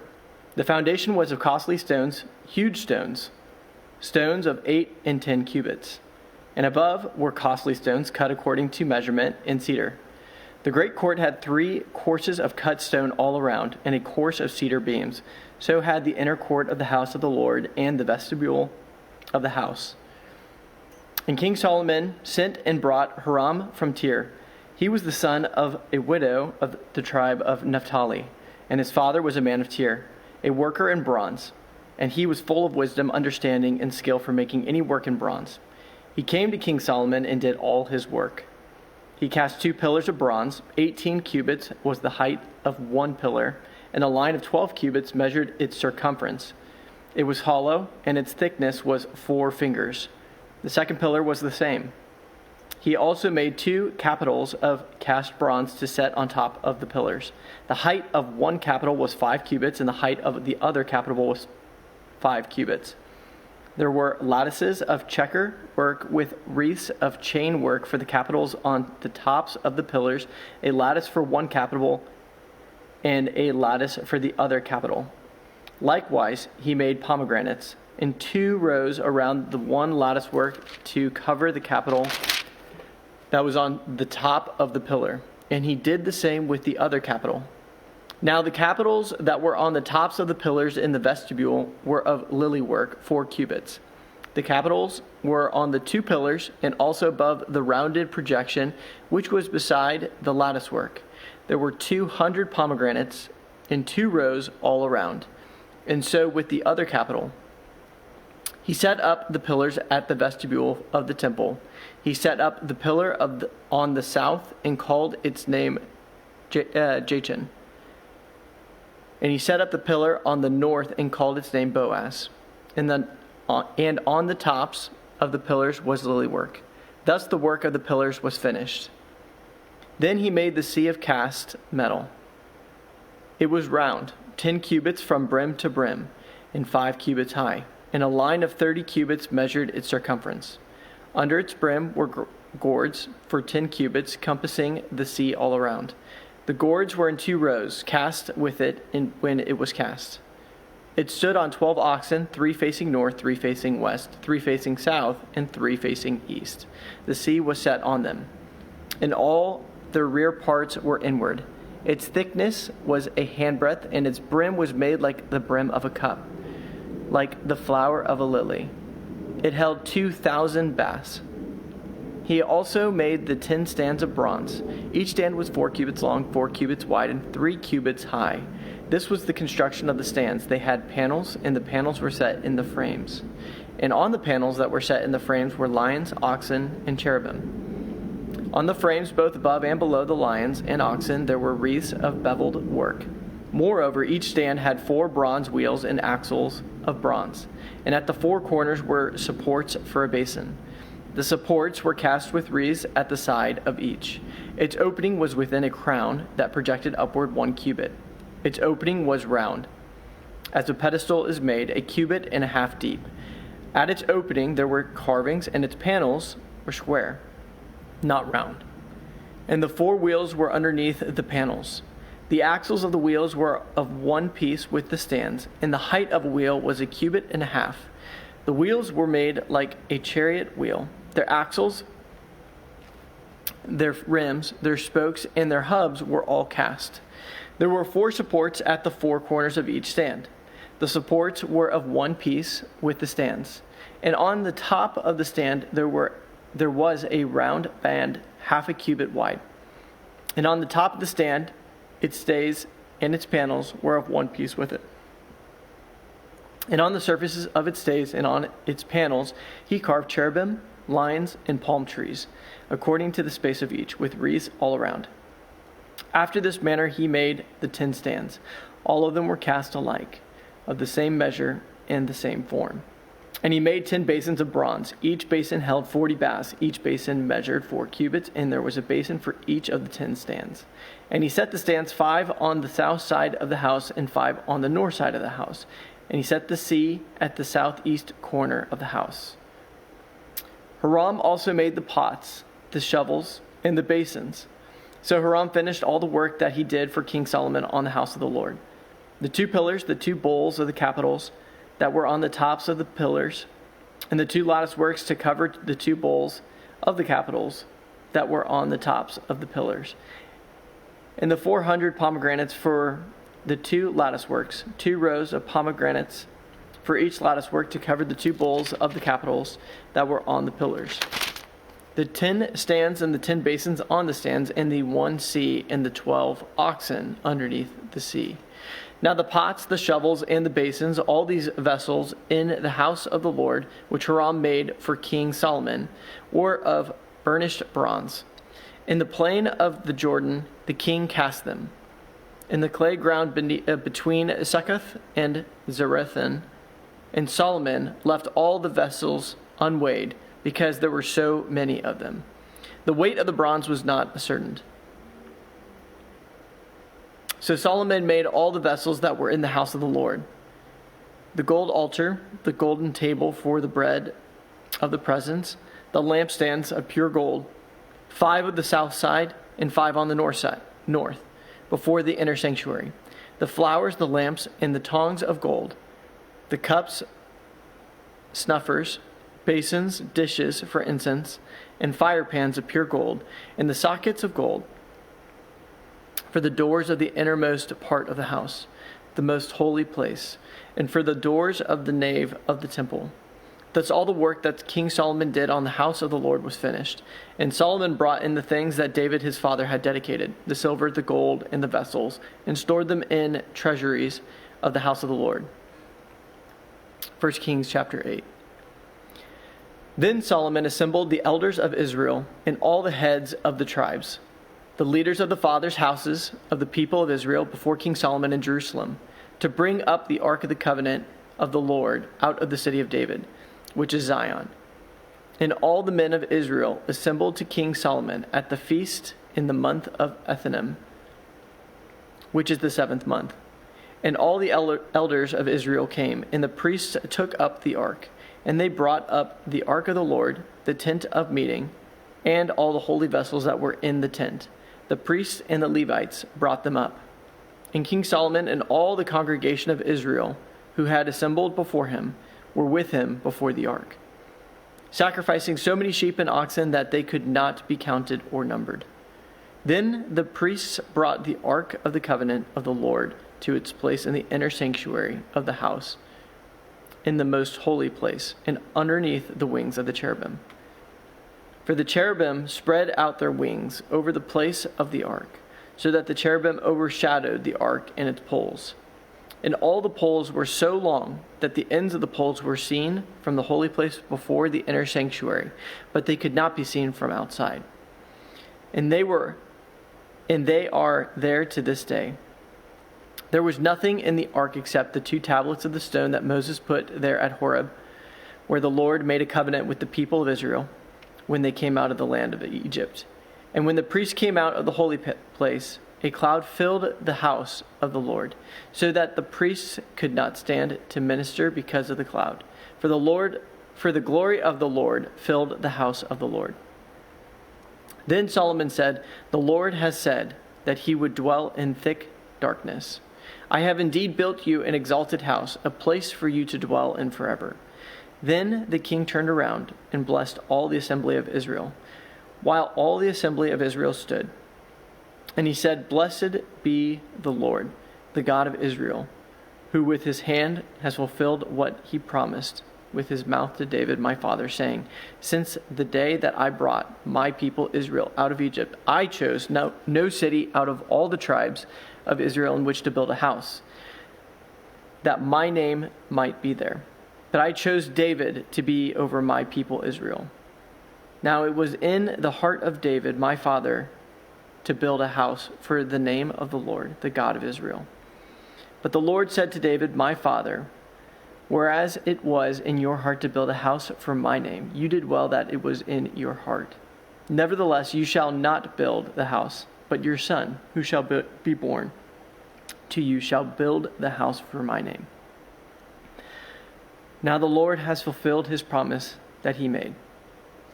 For I have risen in the place of David my father, and sit on the throne of Israel, as the Lord promised.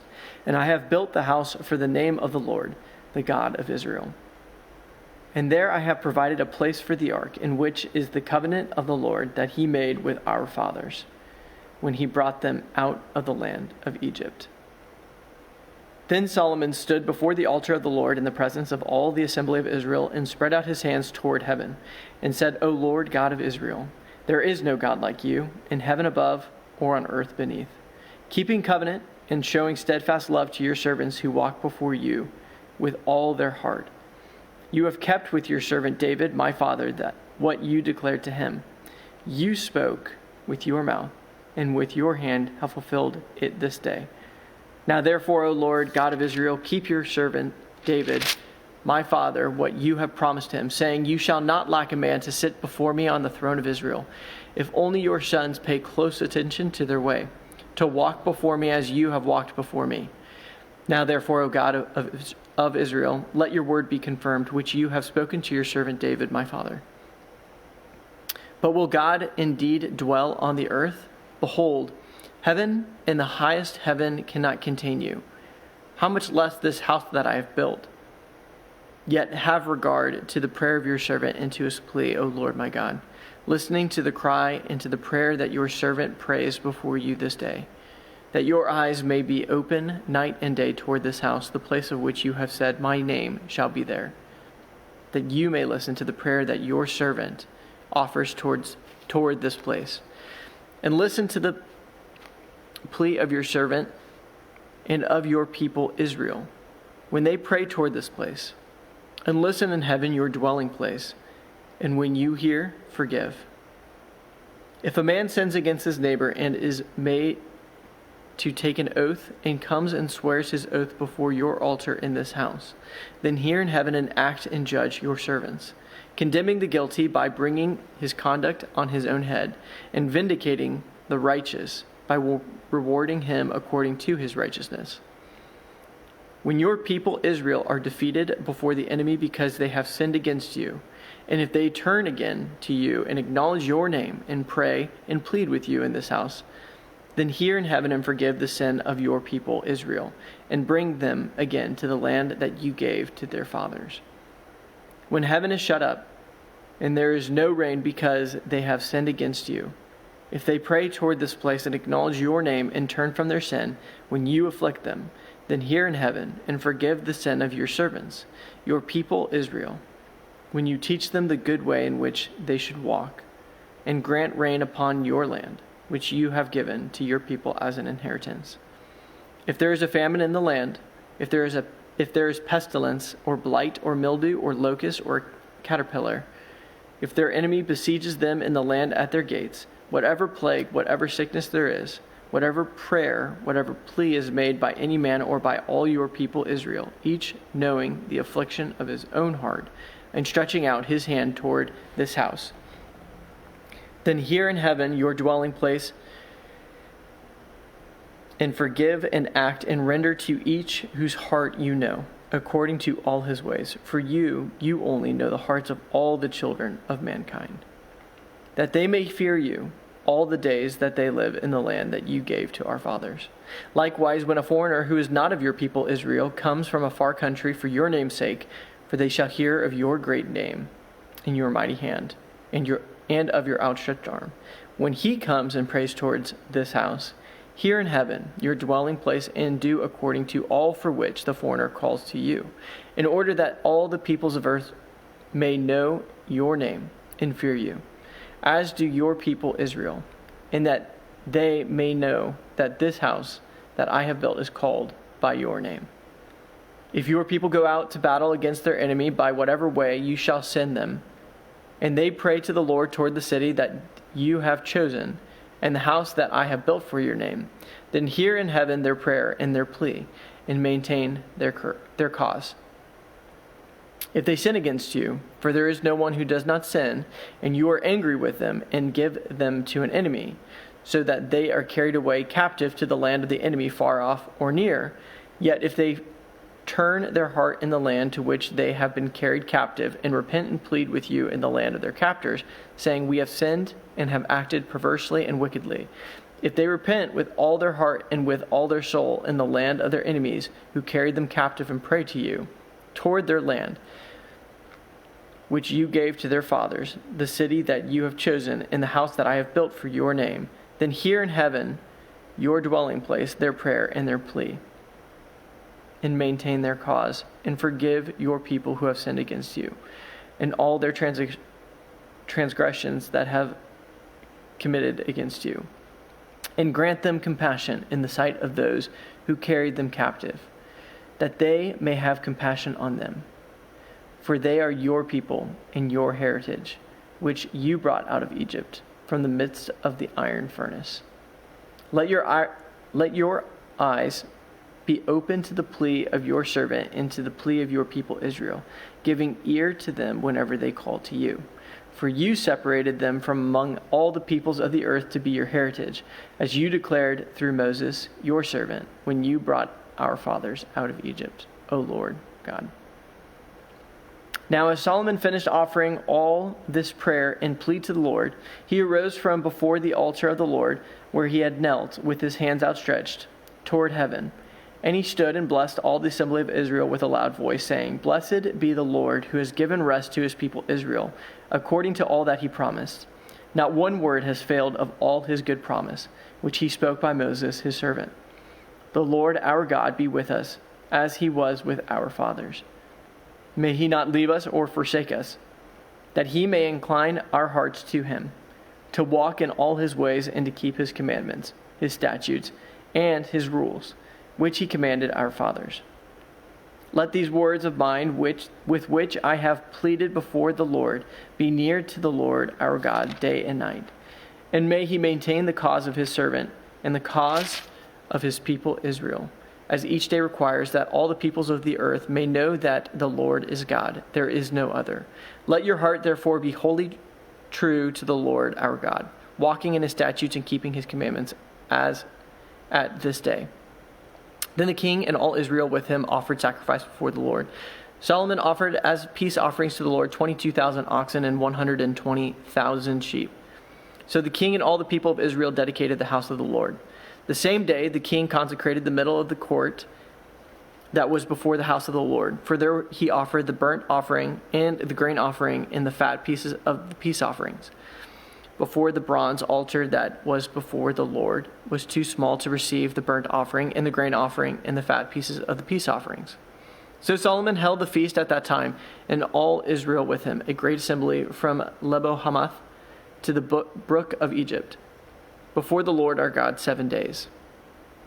On the 8th day he sent the people away, and they blessed the king and went to their homes, joyful and glad of heart, for all the goodness that the Lord had shown to David his servant, and to Israel his people.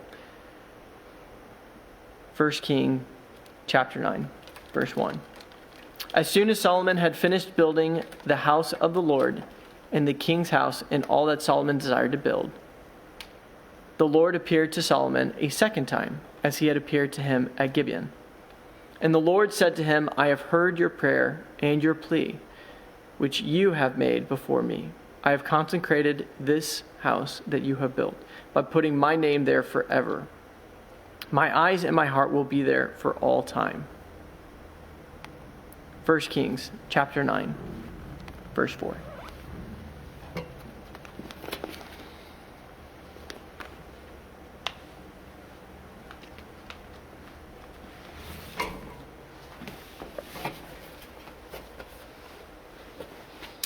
First Kings chapter 9, verse 4. And as for you, if you will walk before me as David your father walked, with integrity of heart and uprightness, doing according to all that I have commanded you, and keeping my statutes and my rules, then I will establish your royal throne over Israel forever. And I promised David your father, saying, you shall not lack a man on the throne of Israel. But if you turn aside from following me, you or your children, and do not keep my commandments and my statutes that I have set before you, but go and serve other gods and worship them, then I will cut off Israel from the land and that I have given you, and the house that I have consecrated for my name I will cast out of my sight. And Israel will become a proverb and a byword among all peoples. And this house will become a heap of ruins. Everyone passing by it will be astonished and will hiss, and they will say, why has the Lord done thus to this land and to this house? Then they will say, because they abandoned the Lord their God, who brought their fathers out of the land of Egypt, and laid hold on other gods and worshipped them and served them. Therefore the Lord has brought all this disaster on them. At the end of 20 years, in which Solomon had built the two houses, the house of the Lord and the king's house, and Hiram, king of Tyre, had supplied Solomon with cedar and cypress timber and gold, as much as he desired, King Solomon gave to Hiram 20 cities in the land of Galilee. But when Hiram came from Tyre to see the cities that Solomon had given him, they did not please him. Therefore he said, what kind of cities are these that you have given me, my brother? So they are called to the land of Kabul to this day. Hiram had sent the king 120 talents of gold. And this is the account of the forced labor that King Solomon drafted to build the house of the Lord, and his own house, and the Milo, and the wall of Jerusalem, and Hazar, and Megiddo, and Gezer. Pharaoh, king of Egypt, had gone up and captured Gezer and burned it with fire, and had killed the Canaanites who lived in the city, and had given it as dowry to his daughter, Solomon's wife. So Solomon rebuilt Gezer, and Lower Beth-horon, and Baalath, and Tamar in the wilderness in the land of Judah, and all the store cities that Solomon had, and the cities for his chariots, and the cities for his horsemen, and whatever Solomon desired to build in Jerusalem and Lebanon, and in all the land of his dominion. All the people who were left of the Amorites, the Hittites, the Perizzites, the Hivites, and the Jebusites, who were not of the people of Israel, their descendants who were left after them in the land, whom the people of Israel were unable to devote to destruction, these Solomon drafted to be slaves, and so they are to this day. But of the people of Israel, Solomon made no slaves. They were the soldiers, they were his officials, his commanders, his captains, his chariot commanders, and his horsemen. These were the chief officers who were over Solomon's work, 550 who had charge of the people who carried on the work. But Pharaoh's daughter went up from the city of David to her own house that Solomon had built for her. Then he built the Milo. 3 times a year, Solomon used to offer up burnt offerings and peace offerings to the altar that he built to the Lord, making offerings with it before the Lord. So he finished the house. King Solomon built a fleet of ships, Ezion-Geber, which is near Eloth, on the shore of the Red Sea, in the land of Edom. And Hiram sent with the fleets his servants, seamen who were familiar with the sea, together with the servants of Solomon, and they went to Ophir and brought from there gold, 420 talents, and they brought it to King Solomon. 1 Kings chapter 10. Now, when the king of Sheba heard of the fame of Solomon concerning the name of the Lord, she came to test him with hard questions. She came to Jerusalem with a very great retinue. with camels bearing spices and very much gold and precious stones. And when she came to Solomon, she told him all that was on her mind, and Solomon answered all her questions. There was nothing hidden from the king that he could not explain to her. And when the king of Sheba had seen all the wisdom of Solomon, the house that he had built, the food of his table, the seating of his officials, and the attendance of his servants, their clothing, their cupbearers, and his burnt offerings that he offered at the house of the Lord, there was no more breath in her. And she said to the king, "The report was true that I heard in my own land of your words and of your wisdom. But I did not believe the reports until I came and my own eyes had seen it. And behold, the half was not told to me. Your wisdom and prosperity surpass the report that I heard. Happy are your men, happy are your servants who continually stand before you and hear your wisdom. Blessed be the Lord your God, who has delighted in you and set you on the throne of Israel. Because the Lord loved Israel forever, he has made you king, that you may execute justice and righteousness." Then she gave the king 120 talents of gold and a very great quantity of spices and precious stones.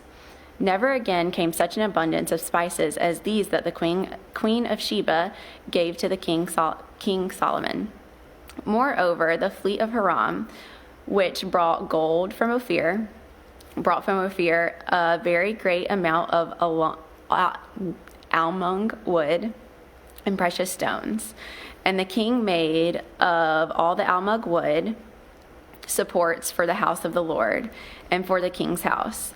Also lyres and harps for the singers. No such almug wood has come or has been seen to this day. And King Solomon gave to the queen of Sheba all that she desired, whatever she asked, besides what was given to her by the bounty of King Solomon. So she turned and went back to her own land with her servants. Now the weight of gold that came to Solomon in 1 year was 666 talents of gold. Besides that which came from the explorers and from the business of the merchants, and from all the kings of the west, and from the governors of the land, King Solomon made 200 large shields of beaten gold. 600 shekels of gold went into each shield. And he made 300 shields of beaten gold. 3 minas of gold went into each shield, and the king put them in the house of the forest of Lebanon. The king also made a great ivory throne and overlaid it with the finest gold. The throne had 6 steps, and the throne had a round top. And on each side of the seat were armrests and 2 lions standing beside the armrest, while 12 lions stood there, one on each end of the step on the 6 steps. The like of it was never made in any kingdom. All King Solomon's drinking vessels were of gold, and all of the vessels of the house of the forest of Lebanon were of pure gold. None were of silver. Silver was not considered as anything in the days of Solomon. For the king had a fleet of ships in Tarshish, at sea with the fleet in Hiram. Once every 3 years, the fleet of the ships of Tarshish used to come, bringing gold, silver, ivory, apes, and peacocks. Thus King Solomon excelled all the kings of the earth in riches and in wisdom. And the whole earth sought the presence of Solomon to hear his wisdom, which God had put in his mind. Every one of them brought his present articles of silver and gold garments, myrrh, spices, horses, and mules, so much year by year. And Solomon gathered together chariots and horsemen. He had 1,400 chariots and 12,000 horsemen, whom he stationed in the chariot cities and with the king in Jerusalem. And the king made silver as common in Jerusalem as stone, and he made cedar as plentiful as the sycamore of the Shephelah. And Solomon's import of horses was from Egypt and Kue, and the king's traders received them from Kue at a price. A chariot could be imported from Egypt for 600 shekels of silver, and a horse for 150. And so, through the king's traders, they were exported to all the kings of the Hittites and the kings of Syria. Now, King Solomon, 1 Kings chapter 11. Now, King Solomon loved many foreign women, along with the daughter of Pharaoh, Moabite, Ammonite, Edomite, Sidonite, and Hittite women, from the nations concerning which the Lord had said to the people of Israel, "You shall not enter into marriage with them, neither shall they with you, for surely they will turn away your heart after their gods." Solomon clung to these in love. He had 700 wives who were princesses and 300 concubines, and his wives turned away his heart. For when Solomon was old, his wives turned away his heart after other gods, and his heart was not wholly true to the Lord his God, as was the heart of David his father. For Solomon went after Ashtoreth, the goddess of the Sidonites, and after Milcom, the abomination of the Ammonites. So Solomon did what was evil in the sight of the Lord, and did not wholly follow the Lord, as David his father had done. Then Solomon built a high palace for Chemosh, the abomination of Moab, and for Melech, the abomination of the Ammonites, on the mountain of east of Jerusalem. And so he did for all his foreign wives who made offerings and sacrificed to their gods. And the Lord was angry with Solomon because his heart had turned away from the Lord, the God of Israel, who had appeared to him twice, and had commanded him concerning this thing, that he should not go after other gods. But he did not keep what the Lord commanded. Therefore the Lord said to Solomon, "Since this has been your practice, and you have not kept my covenant and my statutes that I have commanded you, I will surely tear the kingdom from you, and will give it to your servant. Yet for the sake of David your father, I will not do it in your days, but I will tear it out of the hand of your son. However, I will not tear away all the kingdom, but I will give one tribe to your son, for the sake of David my servant, and for the sake of Jerusalem that I have chosen." And the Lord raised up an adversary against Solomon, Hadad the Edomite. He was of the royal house in Edom. For when David was in Edom, Joab, the commander of the army, went up to bury the slain. He struck down every male in Edom. For Joab and all of Israel remained there 6 months, until he had cut off every male in Edom.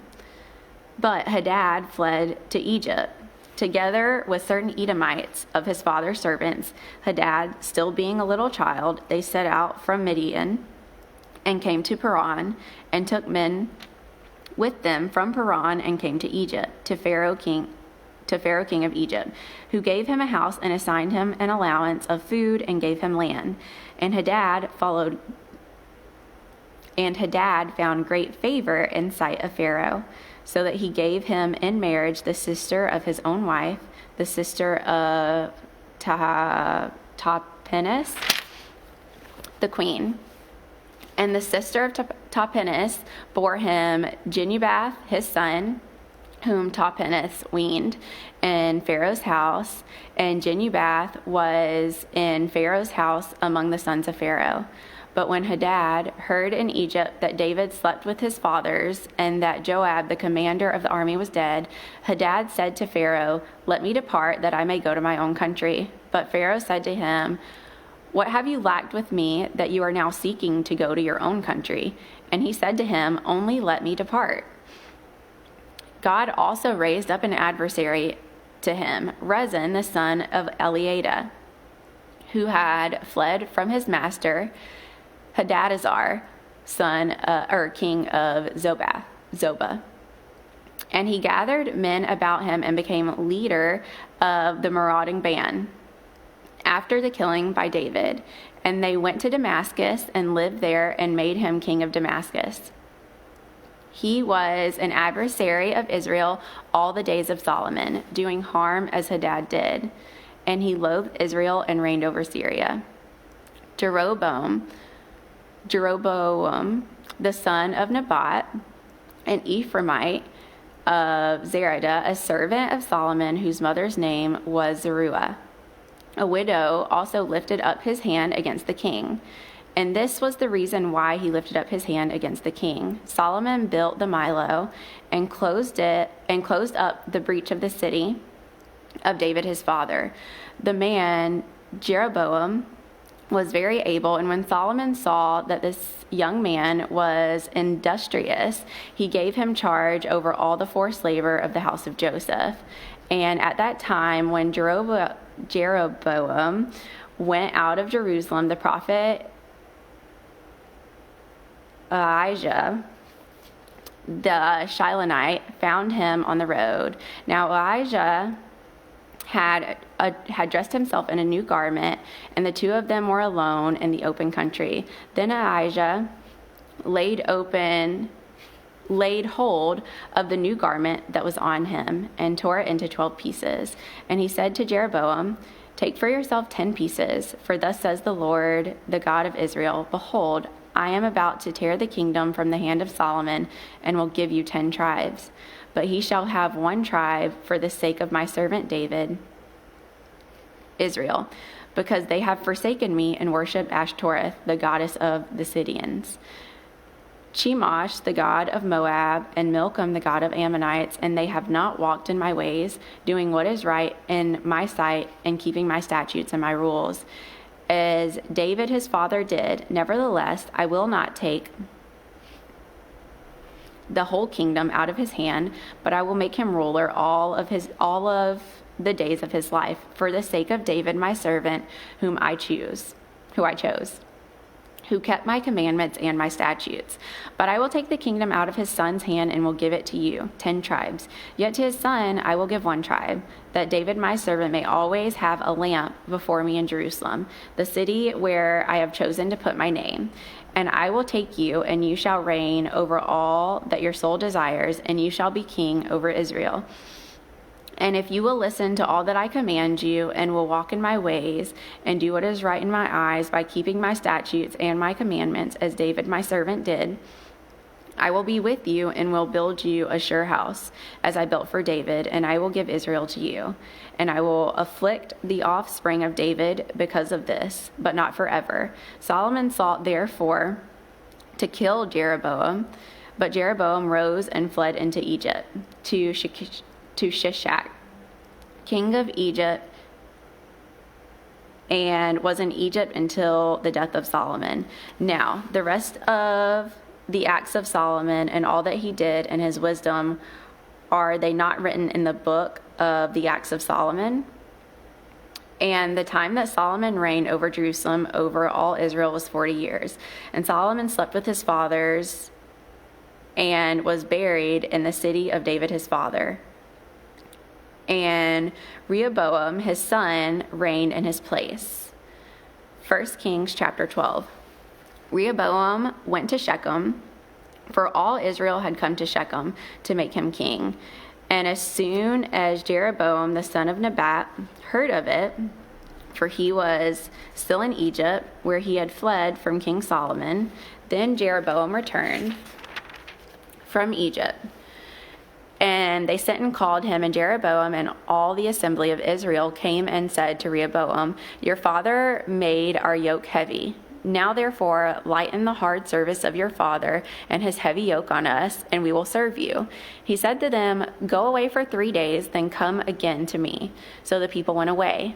Then King Rehoboam took counsel with the old men who had stood before Solomon his father, while he was yet alive, saying, "How do you advise me to answer this people?" And they said to him, "If you will be a servant to this people today and serve them and answer and speak good words to them when you answer them, then they will be your servants forever." But he abandoned the counsel that the old men gave him and took counsel with the young men who had grown up with him and stood before him. And he said to them, "What do you advise that we answer this people who have said to me, 'Lighten the yoke that your father put on us'?" And the young men who had grown up with him said to him, "Thus shall you speak to this people who said to you, 'Your father made our yoke heavy, but you lighten it for us.' Thus shall you say to them, 'My little finger is thicker than my father's thighs. And now, whereas my father laid on you a heavy yoke, I will add to your yoke. My father disciplined you with whips, but I will discipline you with scorpions."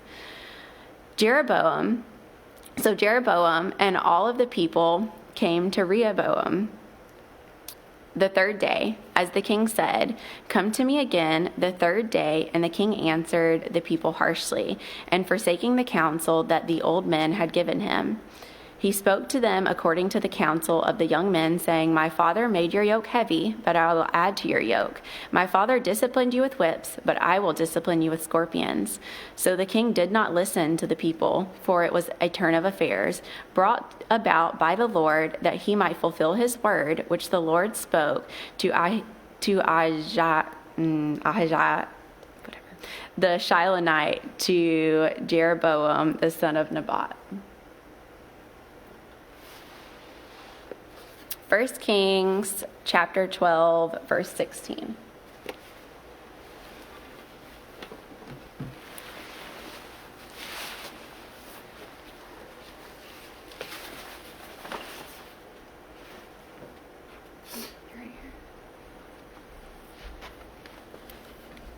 Got it. Thank you.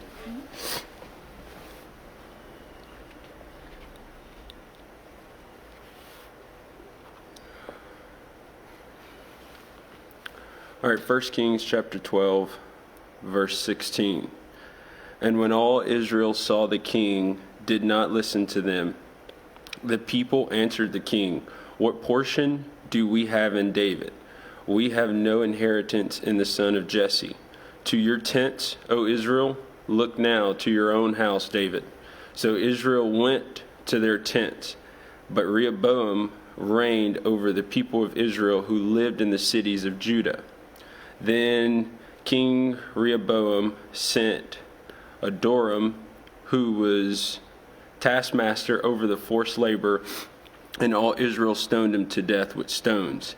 And King Rehoboam hurried to mount his chariot to flee to Jerusalem. So Israel had been in rebellion against the house of David to this day. And when all Israel heard that Jeroboam had returned, they sent and called him to the assembly and made him king over all Israel. There was none that followed the house of David, but the tribe of Judah only. When Rehoboam came to Jerusalem, he assembled all the house of Judah and the tribe of Benjamin, 180,000 chosen warriors, to fight against the house of Israel, to restore the kingdom of Rehoboam, the son of Solomon. But the word of God came to Shemaiah, the man of God, say to Rehoboam, the son of Solomon, king of Judah, and to all the house of Judah and Benjamin, and to the rest of the people, thus says the Lord, you shall not go up or fight against your relatives, the people of Israel. Every man return to his home, for this timing is from me. So they listened to the word of the Lord and went home again, according to the word of the Lord. Then Jeroboam built Shechem in the hill country of Ephraim and lived there. And he went out from there and built Peniel. And Jeroboam said in his heart, now the kingdom will turn back to the house of David. If this people go up to offer sacrifices in the temple of the Lord at Jerusalem, then the heart of this people will turn again to their Lord, to Rehoboam, king of Judah. And they will kill me and return to Rehoboam, king of Judah. So the king took counsel and made 2 calves of gold. And he said to the people, you have gone up to Jerusalem long enough. Behold your gods, O Israel, who brought you up out of the land of Egypt. And he set one in Bethel, and the other he put in Dan. Then this thing became a sin, for the people went as far as Dan to be before it. He also made temples on high places and appointed priests from among all the people who were not of the Levites. And Jeroboam appointed a feast on the 15th day of the 8th month, like the feast that was in Judah, and he offered sacrifices on the altar. So he did in Bethel, sacrificing the calves, that he made, and he placed in Bethel the priests of the high places that he had made. He went up to the altar that he had made in Bethel on the 15th day of the 8th month, in the month that he had devised from his own heart. And he instituted a feast for the people of Israel and went up to the altar to make offerings. 1 Kings chapter 13, verse 1. And behold, a man of God came out of Judah by the word of the Lord to Bethel. Jeroboam was standing by the altar to make offerings, and the man cried against the altar by the word of the Lord and said, O altar, altar, thus says the Lord, behold, a son shall be born to the house of David, Josiah by the name, and he shall sacrifice on you the priests of the high places who make offerings on you, and human bones shall be burned on you. And he gave a sign the same day, saying, This is the sign that the Lord has spoken. Behold, the altar shall be torn down, and the ashes that are on it shall be poured out. And when the king heard the saying of the man of God, which he cried against the altar at Bethel, Jeroboam stretched out his hand from the altar, saying, Seize him. And his hand, which he stretched out against him, dried up, so that he could not draw it back to himself.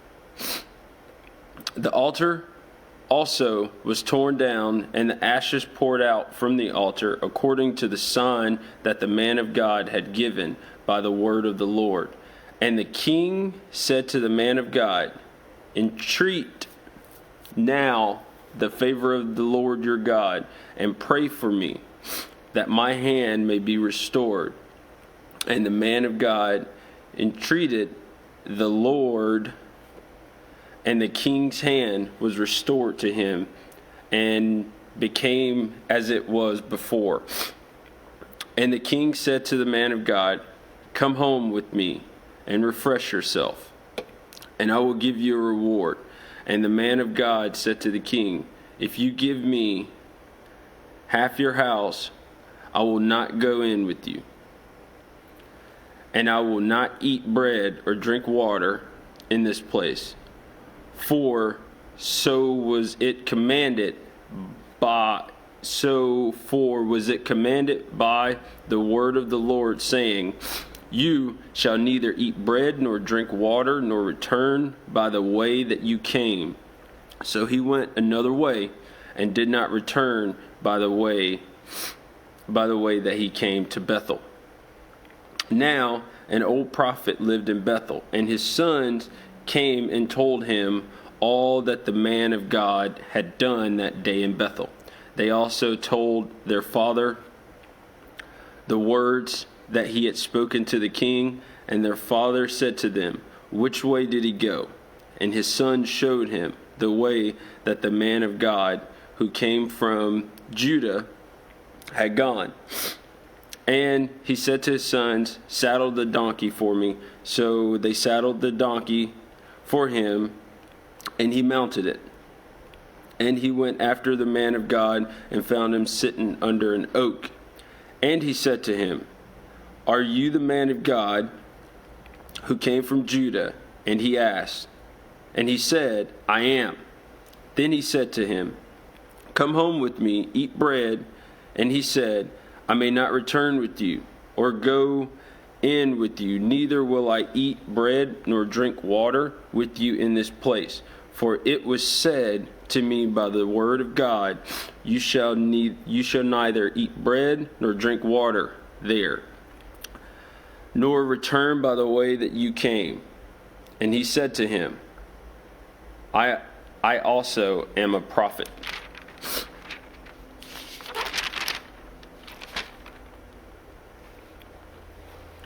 as you are.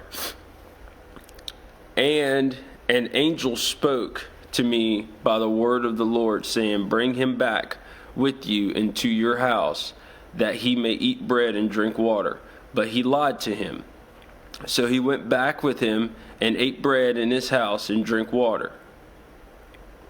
And as they sat at the table, the word of the Lord came to the prophet who had brought him back. And he cried to the man of God who came from Judah. Thus says the Lord, because you have disobeyed the word of the Lord and have not kept the command that the Lord your God commanded you, but have come back and have eaten bread and drink water in the place of which he said to you, eat no bread and drink no water, your body shall not come to the tomb of your fathers. And after he had eaten bread and drunk, he saddled the donkey for the prophet whom he had brought back. And as he went away, a lion met him on the road and killed him. And his body was thrown in the road, and the donkey stood beside it. The lion also stood beside the body.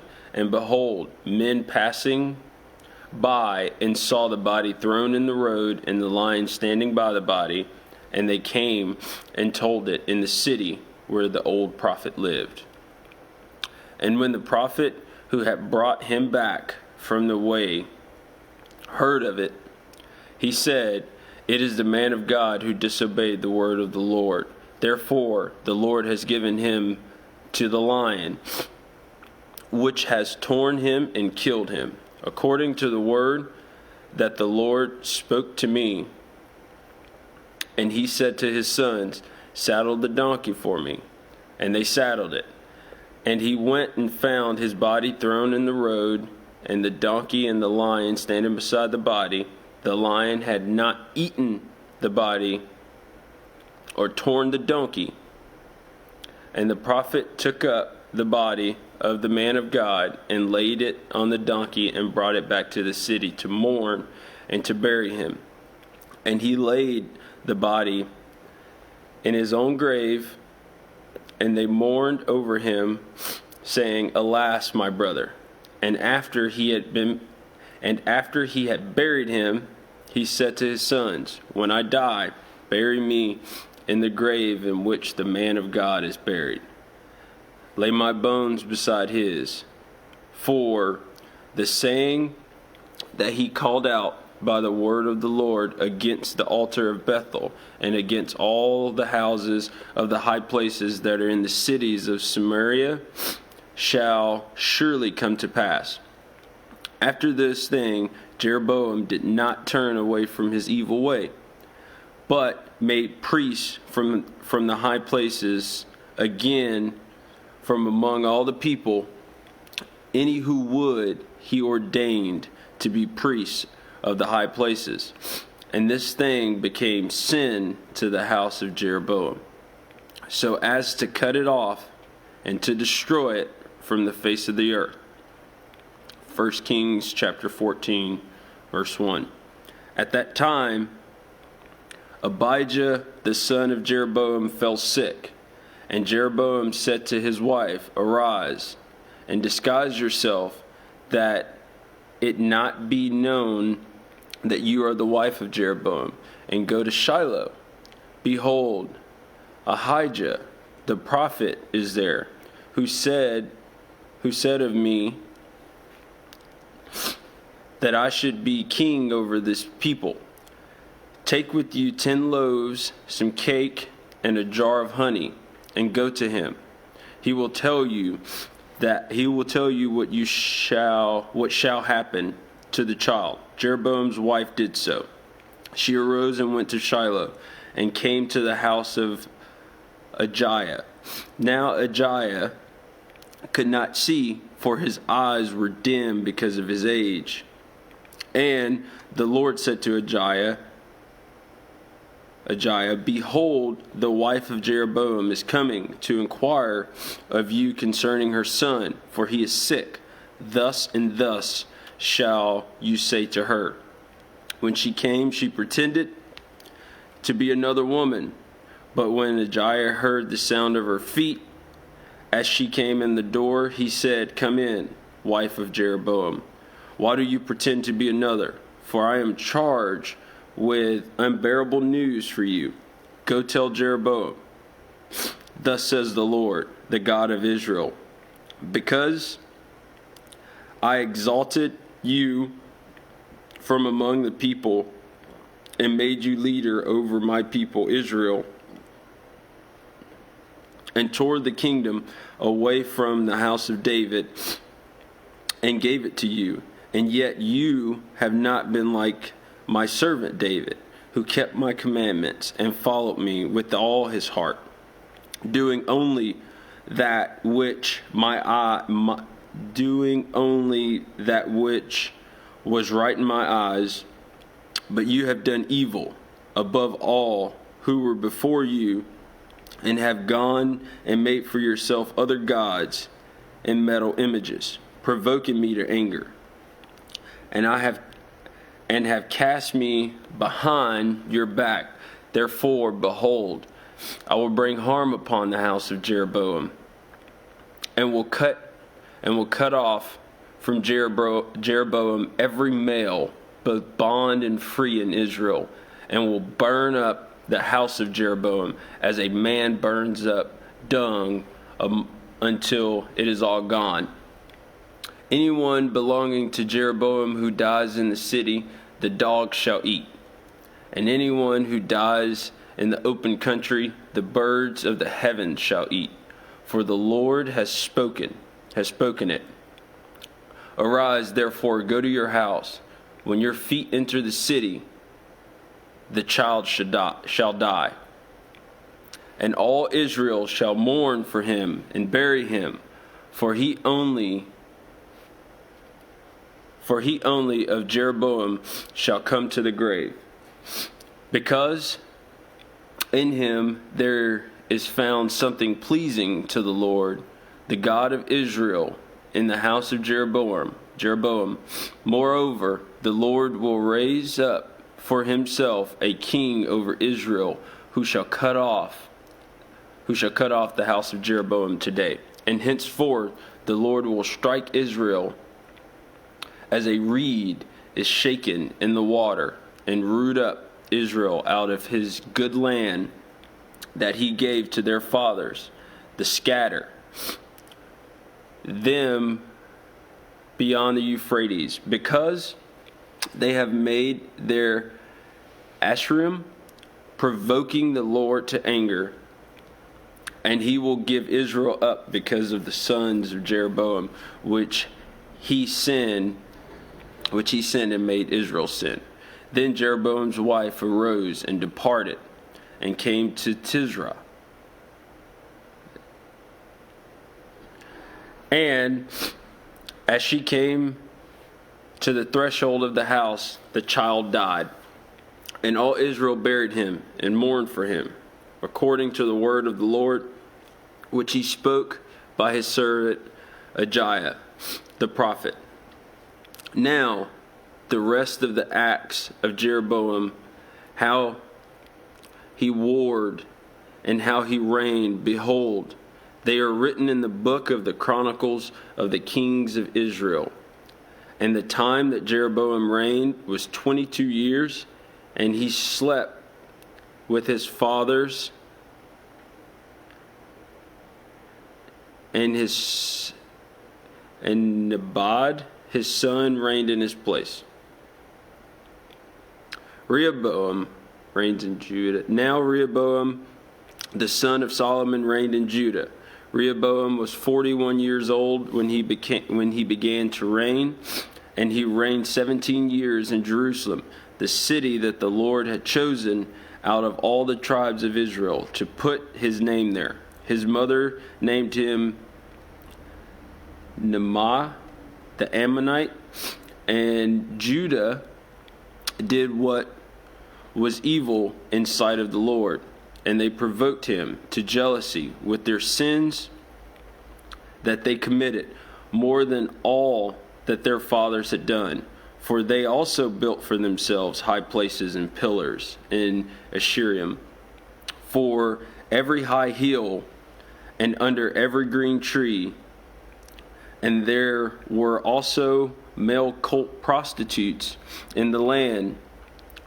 They did according to all the abominations of the nation that the Lord drove out before the people of Israel. In the fifth year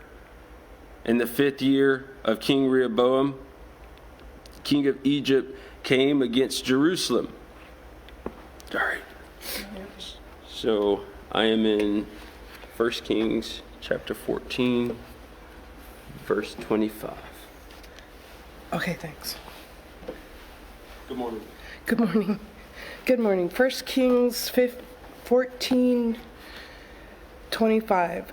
In the 5th year of King Rehoboam, Shishak, king of Egypt, came up against Jerusalem, and he took away the treasures of the house of the Lord and the treasures of the king's house. He took away everything. He also took away all of the shields of gold that Solomon had made, and King Rehoboam made in their place shields of bronze and committed them to the hands of the officer of the guard who kept the door of the king's house. And as often as the king went into the house of the Lord, the guard carried them and brought them back to the guard room.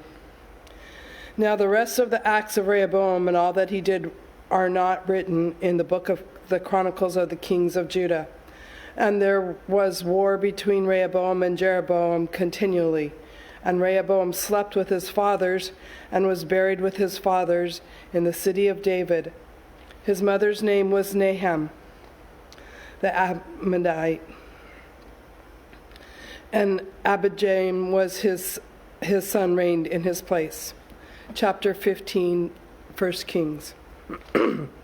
Now in the 18th year of King Jeroboam, the son of Nebat, Abijam began to reign over Judah. He reigned over the 3 years in Jerusalem. His mother's name was Micah, the daughter of Abishalom.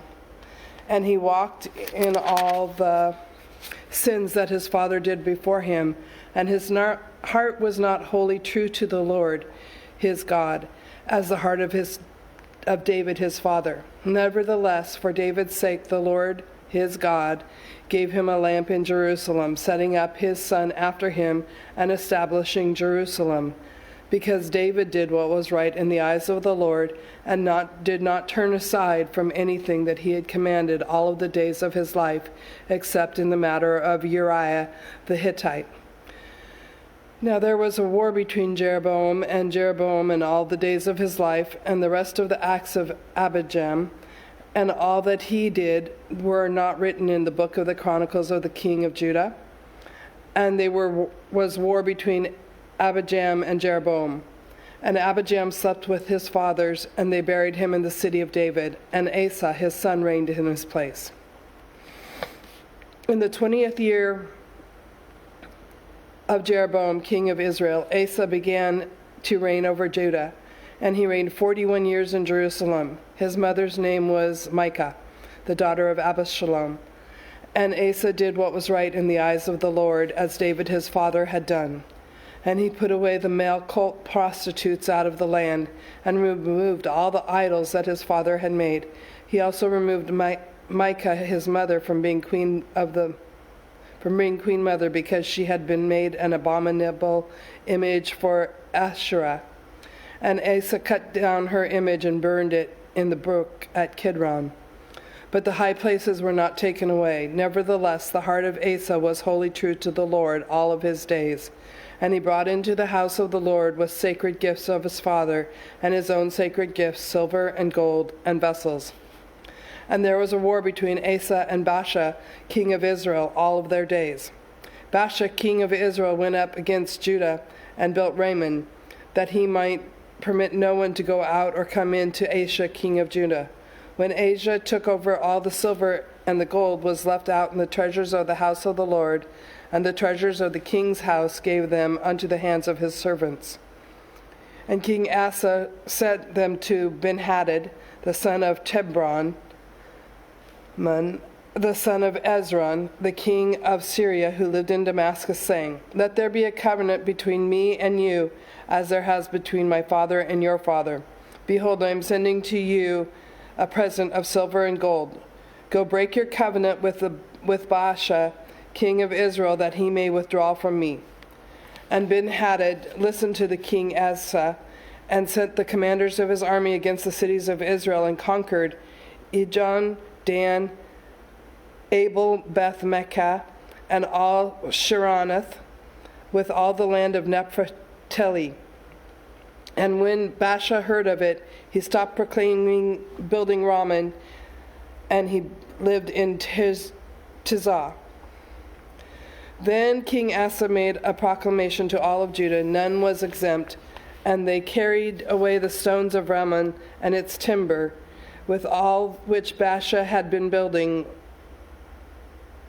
And with them King Asa built Geba of Benjamin and Mizpah. Now the rest of all the acts of Asa, all his might, and all that he did, and all the cities that he built, they are not written in the book of the Chronicles of the king. But in his old age he was diseased in his feet. And Asa slept with his fathers, and was buried with his fathers in the city of David his father. And Jehoshaphat his son reigned in his place. Nebron, the son of Jeroboam, began to reign over Jerusalem of Israel in the 2nd year of the king Asa of Judah. And he reigned over Israel 2 years. He did what was evil in the sight of the Lord, and walked in the way of his father, and in his sin which he made Israel to sin.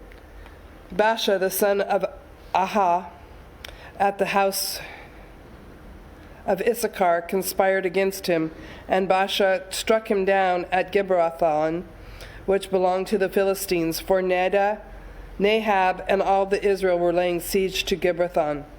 So Baasha killed him in the 3rd year of Asa the king of Judah, and reigned in his place. And as soon as he was king, he killed all the house of Jeroboam. He left to the house of Jeroboam not one that breathed until he had destroyed it, according to the word of the Lord that he spoke to his servant Ahijah the Shilonite. For it was the sins of Jeroboam that he sinned, and that he made Israel to sin, and because of the anger to which he provoked the Lord God of Israel. Now the rest of the acts of Nahab, and all that he did, are they not written in the book of the Chronicles of Israel, the kings of Israel? And there was war between Asa and Baasha, the king of Israel, all their days. In the 3rd year of the reign of Asa, king of Judah, Baasha, the son of Ahaj, began to reign over all of Israel at Tizar, and he reigned 24 years.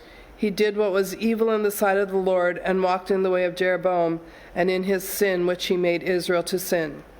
1 Kings chapter 16. And the word of the Lord came to Jero, the son of Hanai, against Baasha, saying, "Shall I exalt you out of the dust, and make you the leader over my people Israel? And you have walked in the way of Jeroboam, and have made my people Israel to sin, provoking me to anger with their sins? Behold, I will utterly sweep away Baasha and his house, and I will make your house like the house of Jeroboam the son of Nebat. Anyone belonging to Baasha who dies in the city, the dog shall eat, and anyone who dies in the field of the birds, in the field the birds of the heavens shall eat." Now the rest of the acts of Baasha, and what he did in his might, they are not written in the book of the Chronicles of the kings of Israel?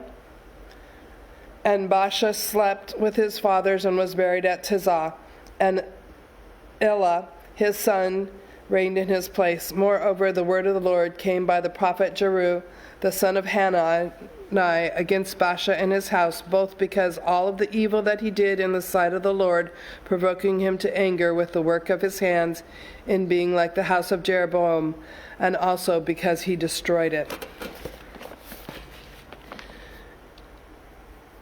In the 26th year of Asa the king of Israel, Elon the son of Baasha began to reign over Israel in Tirzah. he reigned 2 years, but his servant Zimri, commander of half of his chariots, conspired against him. When he was at Tisra, drinking himself drunk in the house of Arza, who was over the house in Tisra, Zeram came in and struck him down and killed him in the 27th year of Asa, king of Judah, and reigned in his place. When he began to reign, as soon as he had seated himself on his throne, he struck down all the house of Baasha. He did not leave him a single male of his relatives or his friends. Thus Zimri destroyed all of the house of Baasha, according to the word of the Lord, which he spoke against Baasha by Jeru the prophet. For all the sins of Baasha and the sins of Elah his son, which they sinned, and which they made Israel to sin, provoking the Lord God of Israel to anger with their idols. Now the rest of the acts of Elon and all he did, they are not written in the book of Chronicles of the king. In the 27th year of Azra, king of Judah, Zimri reigned 7 days in Tirazon. Now the troops were encamped against Gilbothron, which belonged to the Philistines. And the troops who were encamped heard it. Zimri has conspired, and he has killed the king. Therefore all Israel made Omri, the commander of the army, king of Israel, that day in the camp. So Omri went up from Gilbothron, and all of Israel with him, and they besieged Tirzah.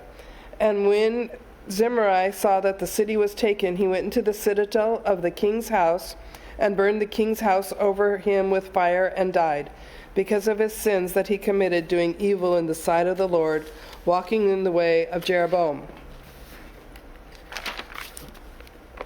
And for his sin which he committed, making Israel to sin, now the rest of the acts of Zimri and the conspiracy that he made, are they not written in the book of the Chronicles of the kings of Israel? Then the people of Israel were divided into 2 parts, half of the people following Tibni, the son of Ginrath, to make him king, and half following Omri.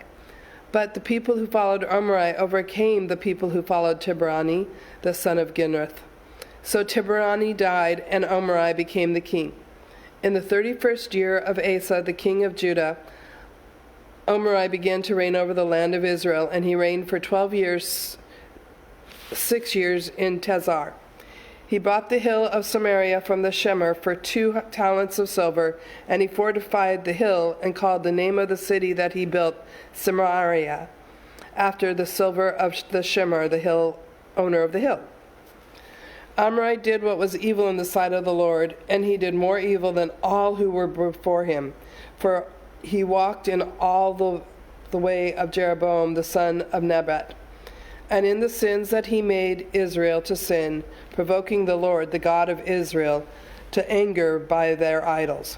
Now the rest of the acts of Omri that he did, and the might that he showed, are they not written in the book of the Chronicles of the kings of Israel? And Omri slept with his fathers and was buried in Samaria, and Ahab his son reigned in his place.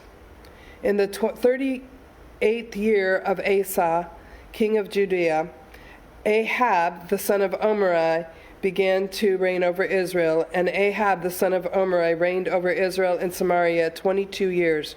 And Ahab the son of Omri did evil in the sight of the Lord, more than all who had come before him. And if it had been a light thing for him to walk in the sins of Jeroboam the son of Nebat, he took for his wife Jezebel, the daughter of the Ichabod, king of the Sidons, and went and served Baal and worshipped him. He erected an altar for Baal in the house of Baal, which he built in Samaria. And Ahab made an Ashereth. Ahab did more to provoke the Lord, the God of Israel, to anger than all the kings of Israel who were before him. In his days Hillel of Bethel built Jericho. He laid its foundation at the cost of Abram, his firstborn, and set up at the gates at the cost of his youngest son Sebgad, according to the word of the Lord, which he spoke by Joshua the son of Nun. Chapter 17, 1 Kings. Now Elijah the Tishbite of Tishbe in Gilhad, said to Ahab, "As the Lord, the God of Israel, lives before whom I stand, there shall be neither dew nor rain these years except by my word." And the word of the Lord came to him, "Depart from here and turn eastward and hide yourself by the brook Cherith, which is east of the Jordan. You shall drink from the brook, and I have commanded the ravens to feed you there." So he went and did according to the word of the Lord. He went and lived by the brook at Cherith, that is east of Jordan. And the ravens brought him bread and meat in the morning, and bread and meat in the evening, and he drank from the brook. And after a while the brook dried up, because there was no rain in the land. When the word of the Lord came to him, "Arise, go to Zarephath, which belongs to Sidon, and dwell there. Behold, I have commanded a widow there to feed you." So he arose and went to Zarephath, and when he came to the gate of the city, behold, a widow was gathering sticks. And he called to her and said, "Bring me a little water in a vessel that I might drink." And she was going to bring it. He called to her and said, "Bring me a morsel of bread in your hand." And she said, "As the Lord your God lives, I have nothing baked, only a handful of flour in a jar and a little oil in a jug. And now I am gathering a couple of sticks that I may go and prepare it for myself and my son, that we may eat it and die." And Elijah said to her, "Do not fear. Go and do as you have said. But first make me a little cake of it and bring it to me, and afterwards make something for yourself and your son. For thus says the Lord God of Israel, the jar of flour shall not be spent, and the jug of oil shall not be empty until the day the Lord sends rain upon the earth." And she went and did as Elijah said, and she and he and her household ate for many days. And the jar of flour was not spent, neither was the jug of wine become empty, according to the word of the Lord, as he spoke by Elijah. After this, the son of the woman, the mistress of the house, became ill, and his illness was so severe that there was no breath left in him. And she said to Elijah, "What have you against me, O man of God? You have come to bring me my sin to remembrance and to cause the death of my son?" And he said to her, "Give me your son." And he took him from her arms and carried him up into the upper chamber where he lodged, and laid him on his own bed. And he cried to the Lord, "O Lord my God, where have you brought calamity even upon the widow with whom I sojourned by killing her son?" And then he stretched himself upon the child 3 times and cried to the Lord, "O Lord my God, let this child's life come into him again." And the Lord listened to the voice of Elijah, and the life of the child came into him again, and he revived. And Elijah took the child and brought him down from the upper chamber into the house and delivered him to his mother. And Elijah said, "See, your son lives." And the woman said to Elijah, "Now I know that you are a man of God, and the word of God is in your mouth is true." 1 Kings chapter 18. After many days, the word of the Lord came to Elijah in the 3rd year, saying, "Go show yourself to Ahab, that I will send rain upon the earth." So Elijah went to show himself to Ahab, and now the famine was severe in Samaria. And Ahab called Obadiah, and who was over the household. Now Obadiah feared the Lord greatly, and when Jezebel cut off all the prophets from the Lord, Obadiah took 100 prophets and hid them by 50s in the cave, and fed them with bread and water. And Ahab said to Obadiah, "Go through the land to all the springs of the water and to all the valleys. Perhaps we can find grass and save the horses and the mules alive and not lose some of the animals." So they divided the land between them to pass through it. And Ahab went in one direction by himself, and Obadiah went in the other direction by himself. And as Obadiah was on his way, behold, Elijah met him. And Obadiah recognized him and fell on his face and said, "Is it you, my lord Elijah?" And then he answered him, "It is I. Go tell your lord, behold, Elijah is here." And he said, "How have I sinned that you should give your servant into the hand of Ahab to kill me? And as the Lord your God lives, there is no servant into the land, there is no nation or kingdom where my Lord has not sent to seek you. And when they would say, "He is not here," he would take an oath to the kingdom or nation that they had not found you. And now you say, "Go tell your Lord, behold, Elijah is here." And as soon as I have gone from you, the Spirit of the Lord will come upon you, and I know not where.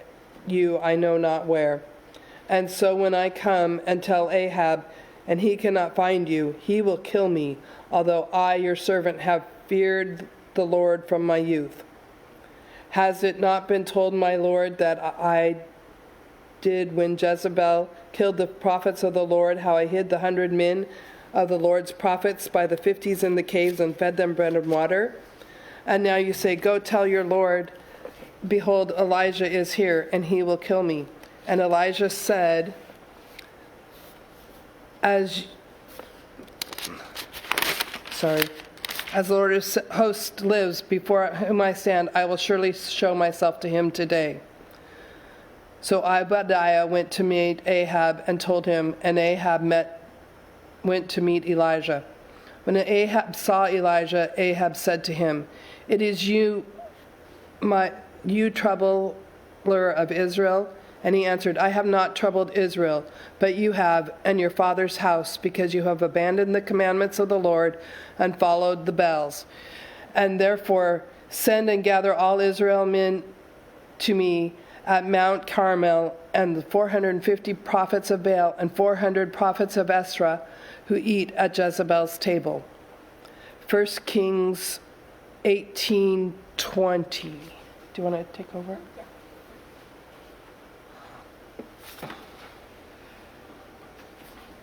That's right. It's the very beginning. Right Okay. there. Good luck. Thank you. Taking over in 1 Kings 17, verse 20. So Ahab sent to all the people of Israel and gathered the prophets together at Mount Carmel. And Elijah came near to all the people and said, "How long will you go limping between two different options? If the Lord is God, follow him, but if Baal, then follow him."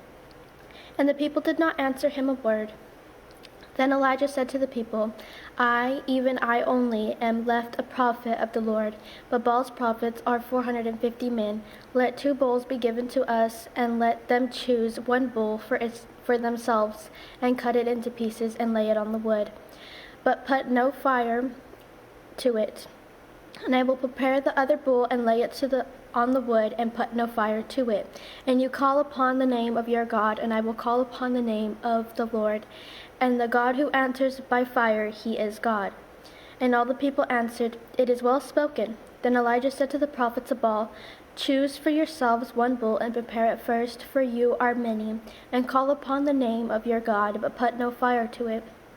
And they took the bull that was given to them, and they prepared it, and called upon the name of Baal from morning until noon, saying, "O Baal, answer us." But there was no voice, no one answered. And they limped around the altar that they had made. And at noon Elijah mocked them, saying, "Cry aloud, for he is a god. Either he is musing, or he is relieving himself, or he is on a journey, or perhaps he is asleep and must be awakened." And they cried out again, and cut themselves after their custom with swords and lances, until the blood gushed out upon them. And as midday passed, they raved on until the time of the offering of the oblation, but there was no voice. No one answered, no one paid attention. Then Elijah said to the people, "Come near to me," and all the people come near to him. And he repeated the altar of the Lord that he had been thrown down. Elijah took 12 stones according to the number of the tribes of the sons of Jacob, to whom the word of the Lord came, saying, Israel shall be your name. And with the stones he built an altar in the name of the Lord, and he made a trench about the altar, as great as would contain 2 sehas of seed. And he put the wood in order, and cut the bull in pieces, and laid it on the wood. And he said, "Fill 4 jars with water, and pour them into the burnt offering and on the wood." And he said, "Do it a second time." And they did it a second time. And he said, "Do it a third time." And they did it a third time. And the water ran down to the altar, and filled the trench also with water. And at the time of the offering of the oblation, Elijah the prophet came near and said, O Lord God of Abraham, Isaac, and Israel, let it be known this day that you are God in Israel, and that I am your servant, and that I have done all these things at your word. Answer me, O Lord, answer me, that this people may know that you, O Lord, are God, and that you have turned their hearts back. Then the fire of the Lord fell and consumed the burnt offering and the wood and the stones and the dust, and licked up the water that was in the trench. And when all the people saw it, they fell on their faces and said, The Lord, he is God, the Lord, he is God. And Elijah said to them, Seize the prophets of Baal, let not one of them escape.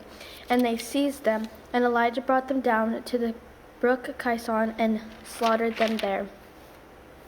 And Elijah said to Ahab, Go up, eat and drink, for there is a sound of rushing rain.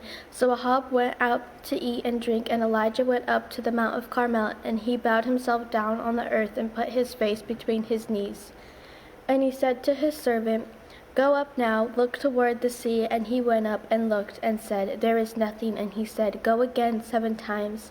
And at the 7th time he said, Behold, a little cloud like a man's hand is rising from the sea. And he said, Go up to Ahab, prepare yourselves and your chariot, and go down, lest the rain stop you. And in a little while the heavens grew back with clouds and wind, and there was great rain. And Ahab rode and went to Jezreel. At the hand of the Lord was Elijah, and he gathered up his garment and ran before Ahab to the entrance of Jezreel. 1 Kings chapter 19. Elijah flees Jezebel. Ahab told Jezebel all that Elijah had done and how he had killed all the prophets with the sword. Then Jezebel sent a messenger to Elijah, saying, So may the gods do to me and more also, if I do not make your life as the life of one of them by this time tomorrow. Then he was afraid, and he arose and ran for his life and came to Beersheba, which belongs to Judah, and left his servant there. But he himself went on a day's journey into the wilderness, and came and sat down under a broom tree. And he asked that he might die, saying, It is enough now, O Lord, take me away, for I am no better than my father. And he lay down and slept under a broom tree. And behold, an angel touched him and said to him, Arise and eat. And he looked, and behold, there was at his head a cake baked on hot stones and a jar of water. And he ate and drank and lay down again. And the angel of the Lord came again a 2nd time and touched him and said, Arise and eat, for the journey is too great for you. And he arose and ate and drank and went in the strength of that food 40 days and 40 nights to Horeb, the mount of God. There he came to a cave and lodged into it. And behold, the word of the Lord came to him, and he said to him, What are you doing here, Elijah? He said, I have been very jealous for the Lord, the God of hosts. For the people of Israel have forsaken your covenant, thrown down your altars, and killed your prophets with the sword. Even I, am only left, and they seek my life. Take it away. And he said, Go out and stand on the mount before the Lord. And behold, the Lord passed by, and a great and strong wind tore the mountains, and broke pieces in the rocks before the Lord. The Lord was not in the wind, after the wind in an earthquake, but the Lord was not in the earthquake, and then after the earthquake a fire, but the Lord was not in the fire, and after the fire, the sound of a low whisper. And then Elijah heard it. He wrapped his face in his cloak and went out and stood at the entrance of the cave. And behold, there came a voice to him and said, What are you doing here, Elijah? He said, I have been very jealous for the Lord, the God of hosts. For the people of Israel have forsaken your covenant, thrown down your altars, and killed your prophets with the sword. And I, even I, am only left, and they seek my life to take it away. And the Lord said to him, Go, return on your way to the wilderness of Damascus. When you arrive, you shall anoint Hazael to be your king over Syria, and Jehu the son of Nimshi you shall appoint to be king over Israel. And Elisha the son of Shaphat of Abel-Meholah you shall anoint to be prophet in your place. And the one who escapes from the sword of Hazael shall Jehu put to death, and the one who escapes from the sword of Jehu shall Elisha put to death. Yet I will leave 7,000 in Israel, all the knees that have not bowed to Baal, and every mouth that has not kissed him. So he departed from there and found Elisha the son of Shaphat, who was plowing the 12 yoke of oxen in front of him, and he was the 12th. Elisha passed by and cast his cloak upon him, and he left the oxen and ran after Elijah and said, "Let me kiss my father and my mother, and then I will follow you." And he said to him, "Go back, for what have I done to you?" And he returned from following him and took the yoke of oxen and sacrificed them, and boiled their fresh flesh with the yokes of the oxen and give it to the people. And they ate, and then he rose and went after Elijah and assisted him. 1 Kings chapter 20.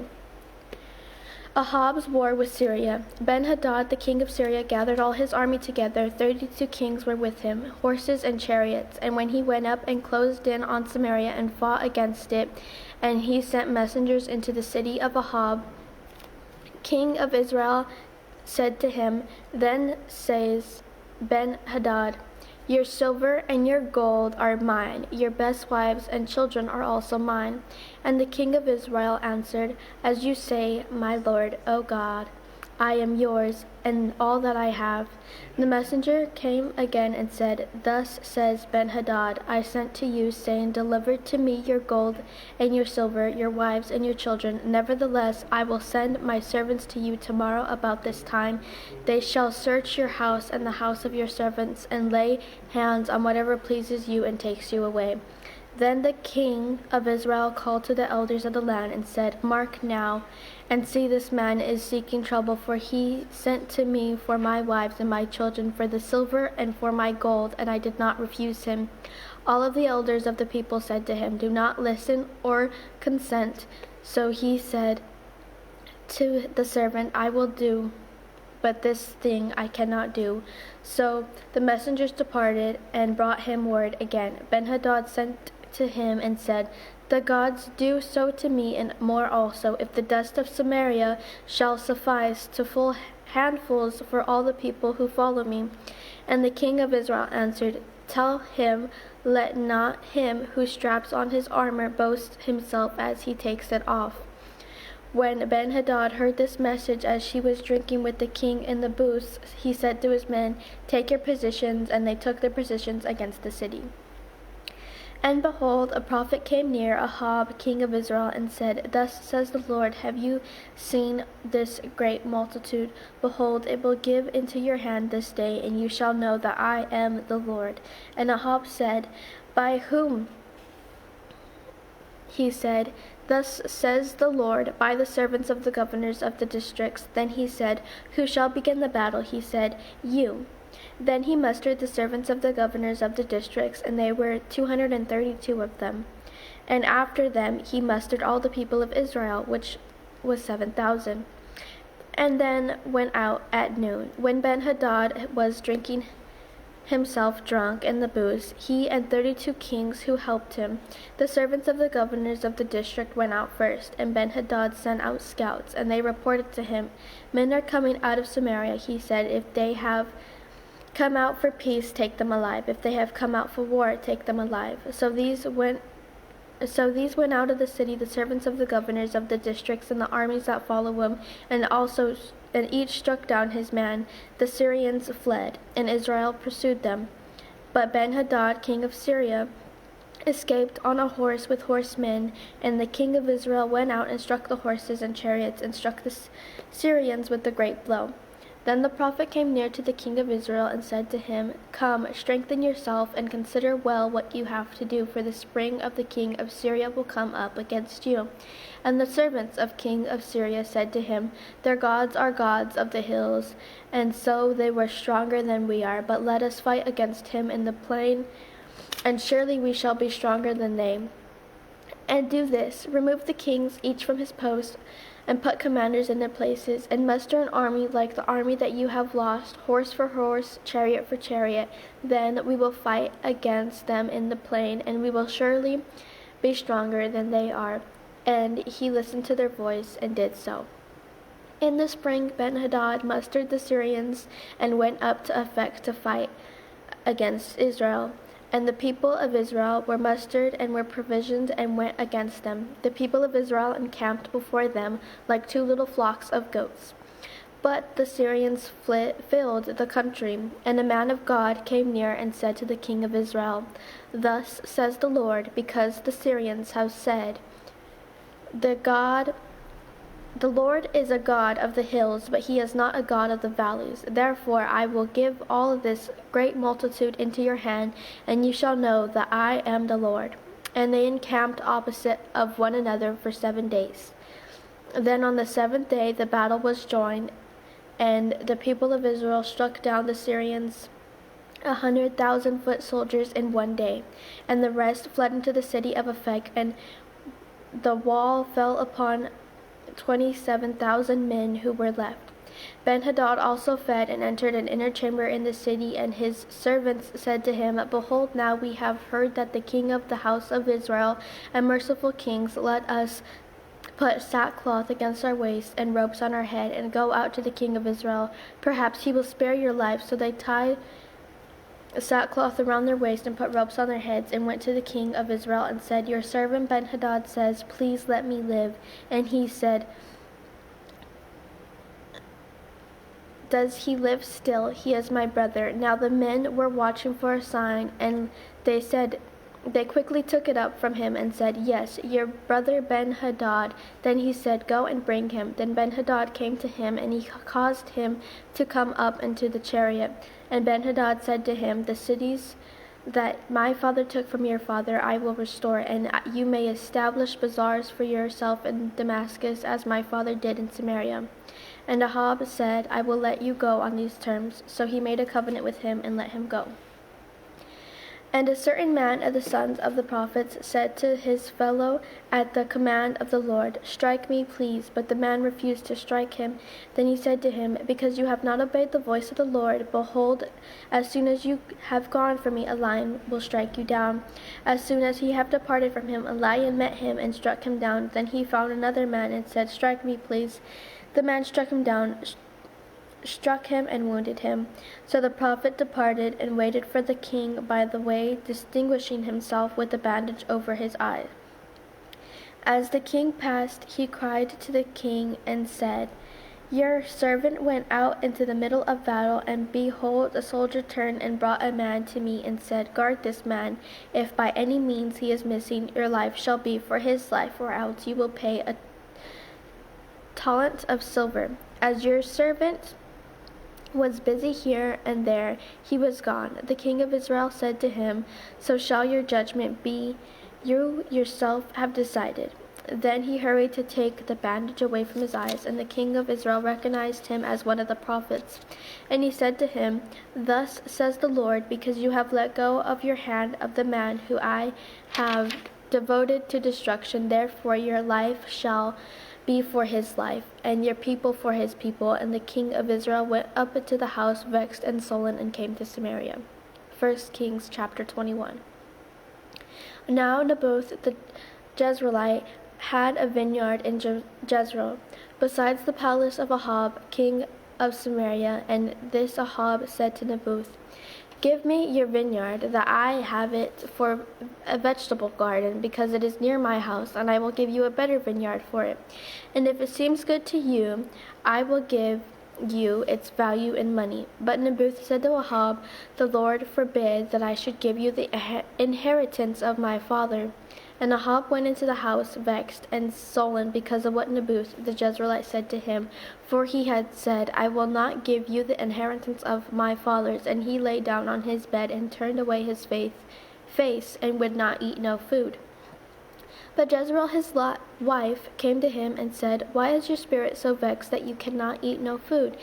And he said to her, "Because I spoke to Naboth of the Jezreelite and said to him, 'Give me your vineyard for money, or else, if it pleases you, I will give you another vineyard for it.' And he answered, 'I will not give you the vineyard.' And Jezebel his wife said to him, 'Do you now govern Israel? Arise and eat bread, and let your heart be cheerful. I will give you the vineyard of Naboth the Jezreelite.' So she wrote letters in Ahab's name and sealed them with his seal, and she sent the letters to the elders and the leaders who lived in Naboth in his city. And she wrote in the letters, 'Proclaim a fast, and set Naboth at head of the people, and set 2 worthless men opposite him, and let them bring a charge against him, saying, You have cursed God the king. Then take him out and stone him to death. And the men of the city and the elders and the leaders who lived in the city did as Jezebel sent word to them. As it was written in the letters that she had sent to them, they proclaimed a fast and sat Naboth at the head of the table. And then 2 worthless men came in and sat opposite of them. And the worthless man brought a charge against Naboth in the presence of the people, saying, Naboth cursed God and king. And they took him outside the city and stoned him to death with stones. Then they sent to Jezebel, saying, Naboth had been stoned, he is dead. As soon as Jezebel heard that Naboth had been stoned and he was dead, Jezebel said to Ahab, Arise, take possession of the vineyard of Naboth the Jezreelite, which he refused to give you for money.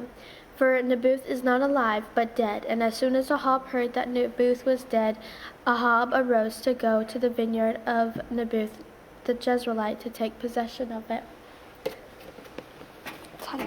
Verse 17.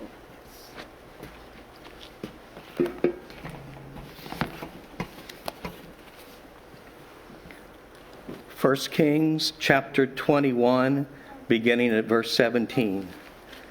Then the word of the Lord came to Elijah the Tishbite, saying, Arise, go down to meet Ahab, king of Israel, who is in Samaria.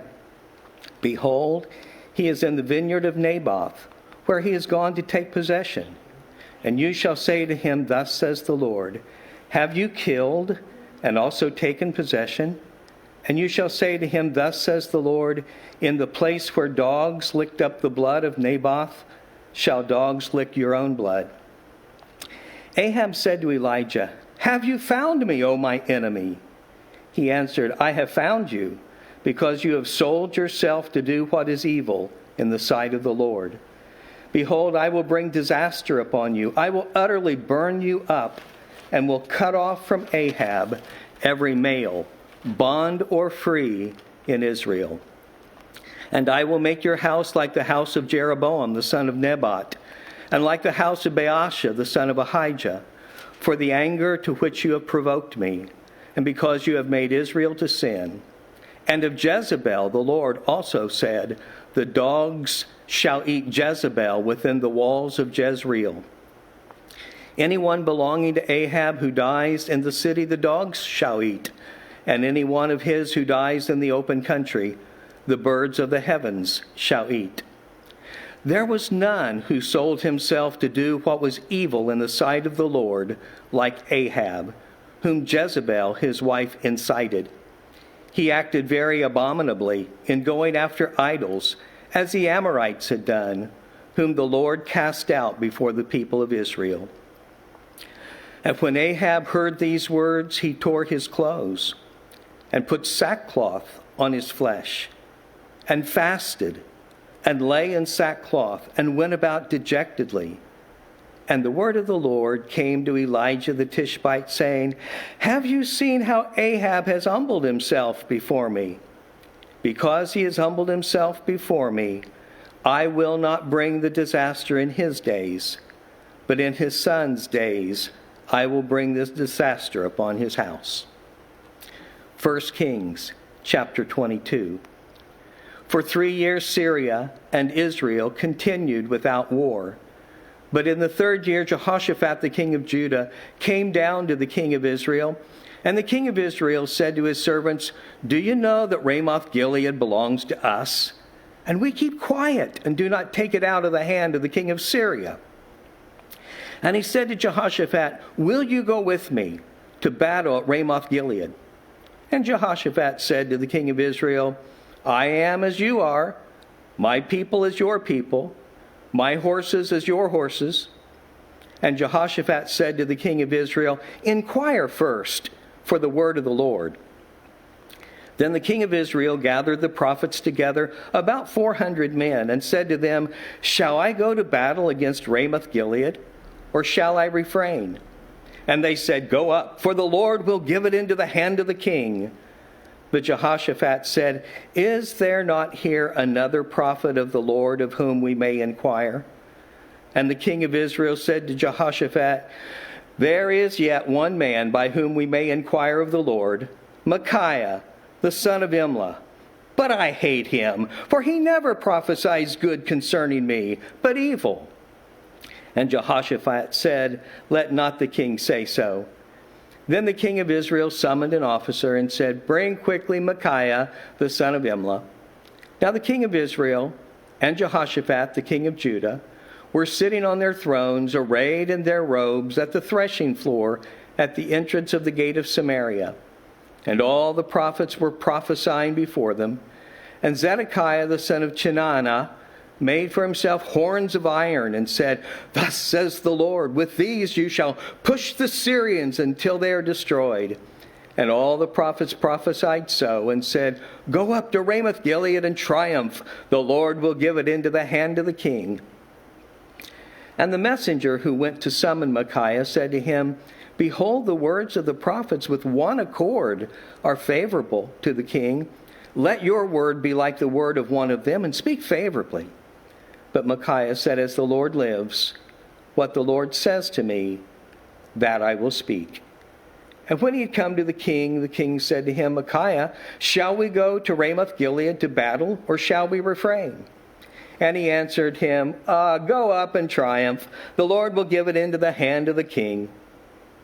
But the king said to him, How many times shall I make you swear that you speak to me nothing but the truth in the name of the Lord? And he said, I saw all Israel scattered on the mountains, as sheep that have no shepherd. And the Lord said, These have no master. Let each return to his home in peace. And the king of Israel said to Jehoshaphat, Did I not tell you that he would not prophesy good concerning me, but evil? And Micaiah said, Therefore hear the word of the Lord.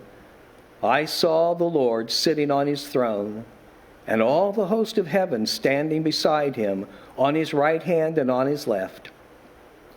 And the Lord said, Who will entice Ahab, that he may go up and fall at Ramoth Gilead? And one said one thing, and another said another. Then a spirit came forward and stood before the Lord, saying, I will entice him. And the Lord said to him, By what means? And he said, I will go out and be a lying spirit in the mouth of all his prophets. And he said, You are to entice him, and you shall succeed. Go out and do so. Now therefore, behold, the Lord has put a lying spirit in the mouth of all these your prophets. The Lord has declared disaster for you. Then Zedekiah, the son of Chenaanah, came near and struck Micaiah on the cheek and said, How did the Spirit of the Lord go from me to speak to you? And Micaiah said, Behold, you shall see on that day when you go into an inner chamber to hide yourself. And the king of Israel said, Seize Micaiah and take him back to Ammon, the governor of the city, and to Joash the king's son, and say, Thus says the king, Put this fellow in prison and feed him meager rations of bread and water until I come in peace. And Micaiah said, If you return in peace, the Lord has not spoken by me. And he said, Hear, all you peoples. So the king of Israel and Jehoshaphat the king of Judah went up to Ramoth Gilead. And the king of Israel said to Jehoshaphat, I will disguise myself and go into battle, but you wear your royal robes. And the king of Israel disguised himself and went into battle. Now the king of Syria had commanded the 32 captains of his chariots, Fight with neither small nor great, but only with the king of Israel. And when the captains of the chariots saw Jehoshaphat, they said, It is surely the king of Israel. So they turned to fight against him. And Jehoshaphat cried out. And when the captains of the chariots saw that it was not the king of Israel, they turned back from pursuing him. But a certain man drew his bow at random and struck the king of Israel between the scale armor and the breastplate. Therefore he said to the driver of his chariot, Turn around and carry me out of the battle, for I am wounded. And the battle continued that day. And the king was propped up in his chariot, facing the Syrians, until at evening he died. And the blood of the wound flowed into the bottom of the chariot. And about sunset, a cry went through the army, every man to his city and every man to his country. So the king died and was brought to Samaria. And they buried the king in Samaria. And they washed the chariot by the pool of Samaria. And the dogs licked up the blood. And the prostitutes washed themselves in it, according to the word of the Lord that he had spoken. Now the rest of the acts of Ahab, and all that he did, and the ivory house that he built, and all the cities that he built, are they not written in the book of the Chronicles of the kings of Israel? So Ahab slept with his fathers, and Ahaziah his son reigned in his place. Jehoshaphat the son of Asa began to reign over Judah in the 4th year of Ahab king of Israel. Jehoshaphat was 35 years old when he began to reign, and he reigned 25 years in Jerusalem. His mother's name was Azubah, the daughter of Shili. He walked in all the ways of Asa his father. He did not turn aside from it, doing what was right in the sight of the Lord. Yet the high places were not taken away, and the people still sacrificed and made offerings on the high places. Jehoshaphat also made peace with the king of Israel. Now the rest of the acts of Jehoshaphat, and his might that he showed, and how he warred, are they not written in the book of the Chronicles of the kings of Judah? And from the land he exterminated the remnant of the male cult prostitutes who remained in the days of his father Asa. There was no king in Edom. A deputy was king.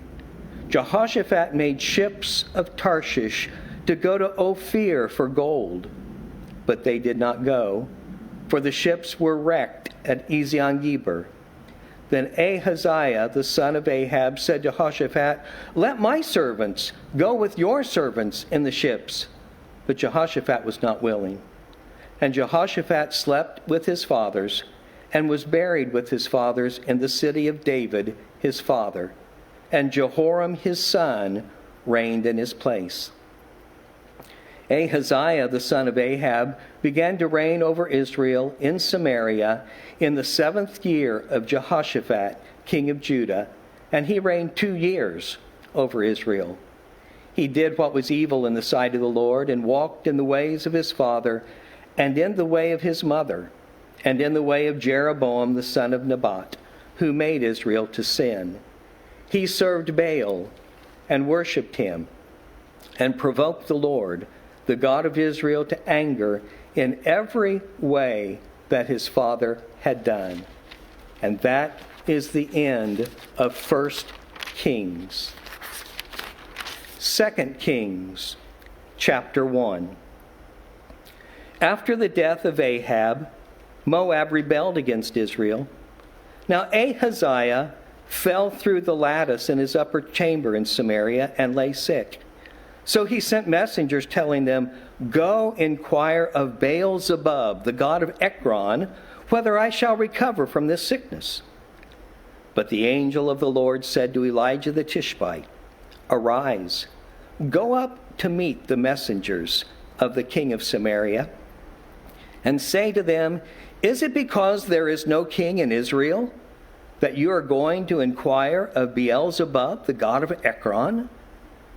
Now therefore, thus says the Lord, you shall not come down from the bed to which you have gone up, but you shall surely die." So Elijah went. The messengers returned to the king, and he said to them, "Why have you returned?" And they said to him, "There came a man to meet us, and said to us, Go back to the king who sent you, and say to him, Thus says the Lord, Is it because there is no God in Israel that you are sending to inquire of Beelzebub, the god of Ekron? Therefore you shall not come down from the bed to which you have gone up, but you shall surely die." He said to them, "What kind of man was he who came to meet you and told you these things?"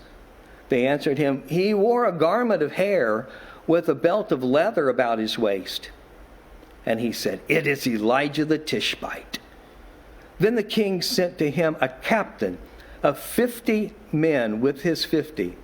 he went up to Elijah, who was sitting on the top of a hill, and he said to him, "O man of God, the king says, come down." But Elijah answered the captain of 50, "If I am a man of God, let fire come down from heaven and consume you and your 50. Then fire came down from heaven and consumed him and his 50. Again the king sent to him another captain of 50 with his 50. And he answered and said to him, "O man of God, this is the king's order. Come down quickly."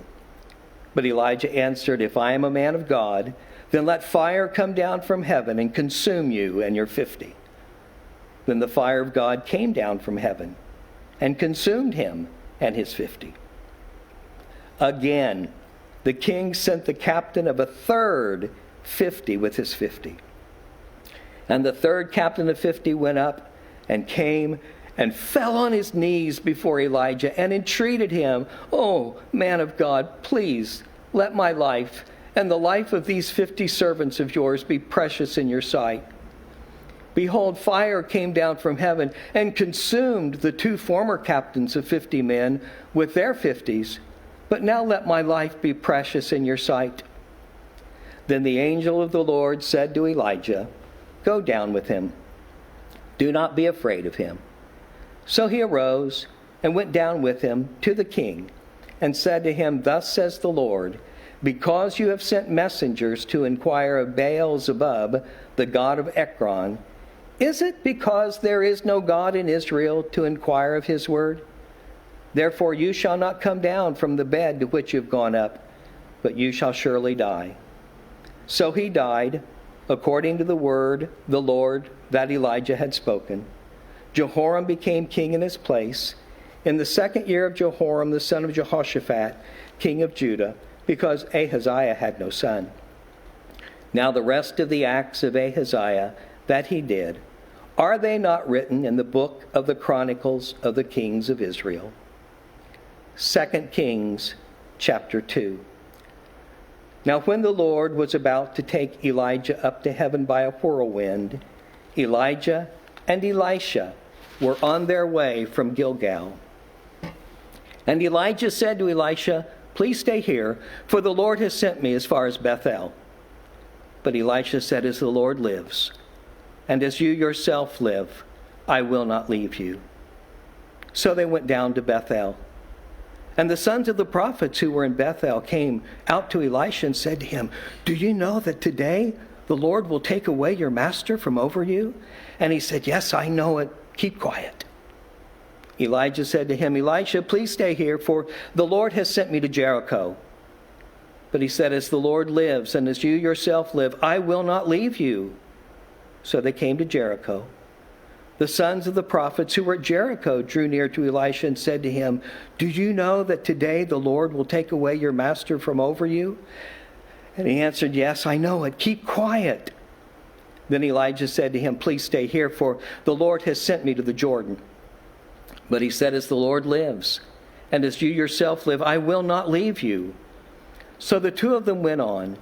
50 men of the sons of the prophets also went and stood at some distance from them, as they both were standing by the Jordan. Then Elijah took his cloak and rolled it up and struck the water, and the water was parted to the one side and to the other, till the 2 of them could go over on dry ground. When they had crossed, Elijah said to Elijah, "Ask what I shall do for you before I am taken from you." And Elisha said, "Please, let there be a double portion of your spirit on me." And he said, "You have asked a hard thing. Yet if you see me as I'm being taken from you, it shall be so for you. But if you do not see me, it shall not be so." And as they still went on and talked, behold, chariots of fire and horses of fire separated the 2 of them. And Elijah went up by a whirlwind into heaven. And Elisha saw it, and he cried, my father, the chariots of Israel and its horsemen." And he saw him no more. Then he took hold of his own clothes and tore them in 2 pieces. And he took up the cloak of Elijah that had fallen from him, and went back and stood on the bank of the Jordan. Then he took the cloak of Elijah that had fallen from him and struck the water, saying, "Where is the Lord, the God of Elijah?" And when he had struck the water was parted to the one side and to the other, and Elisha went over. And I'm going to stop reading at 2 Kings chapter 2, ready for verse 15.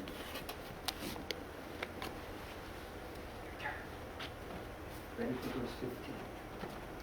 Chapter 2, verse 15. Thank you. Thank you.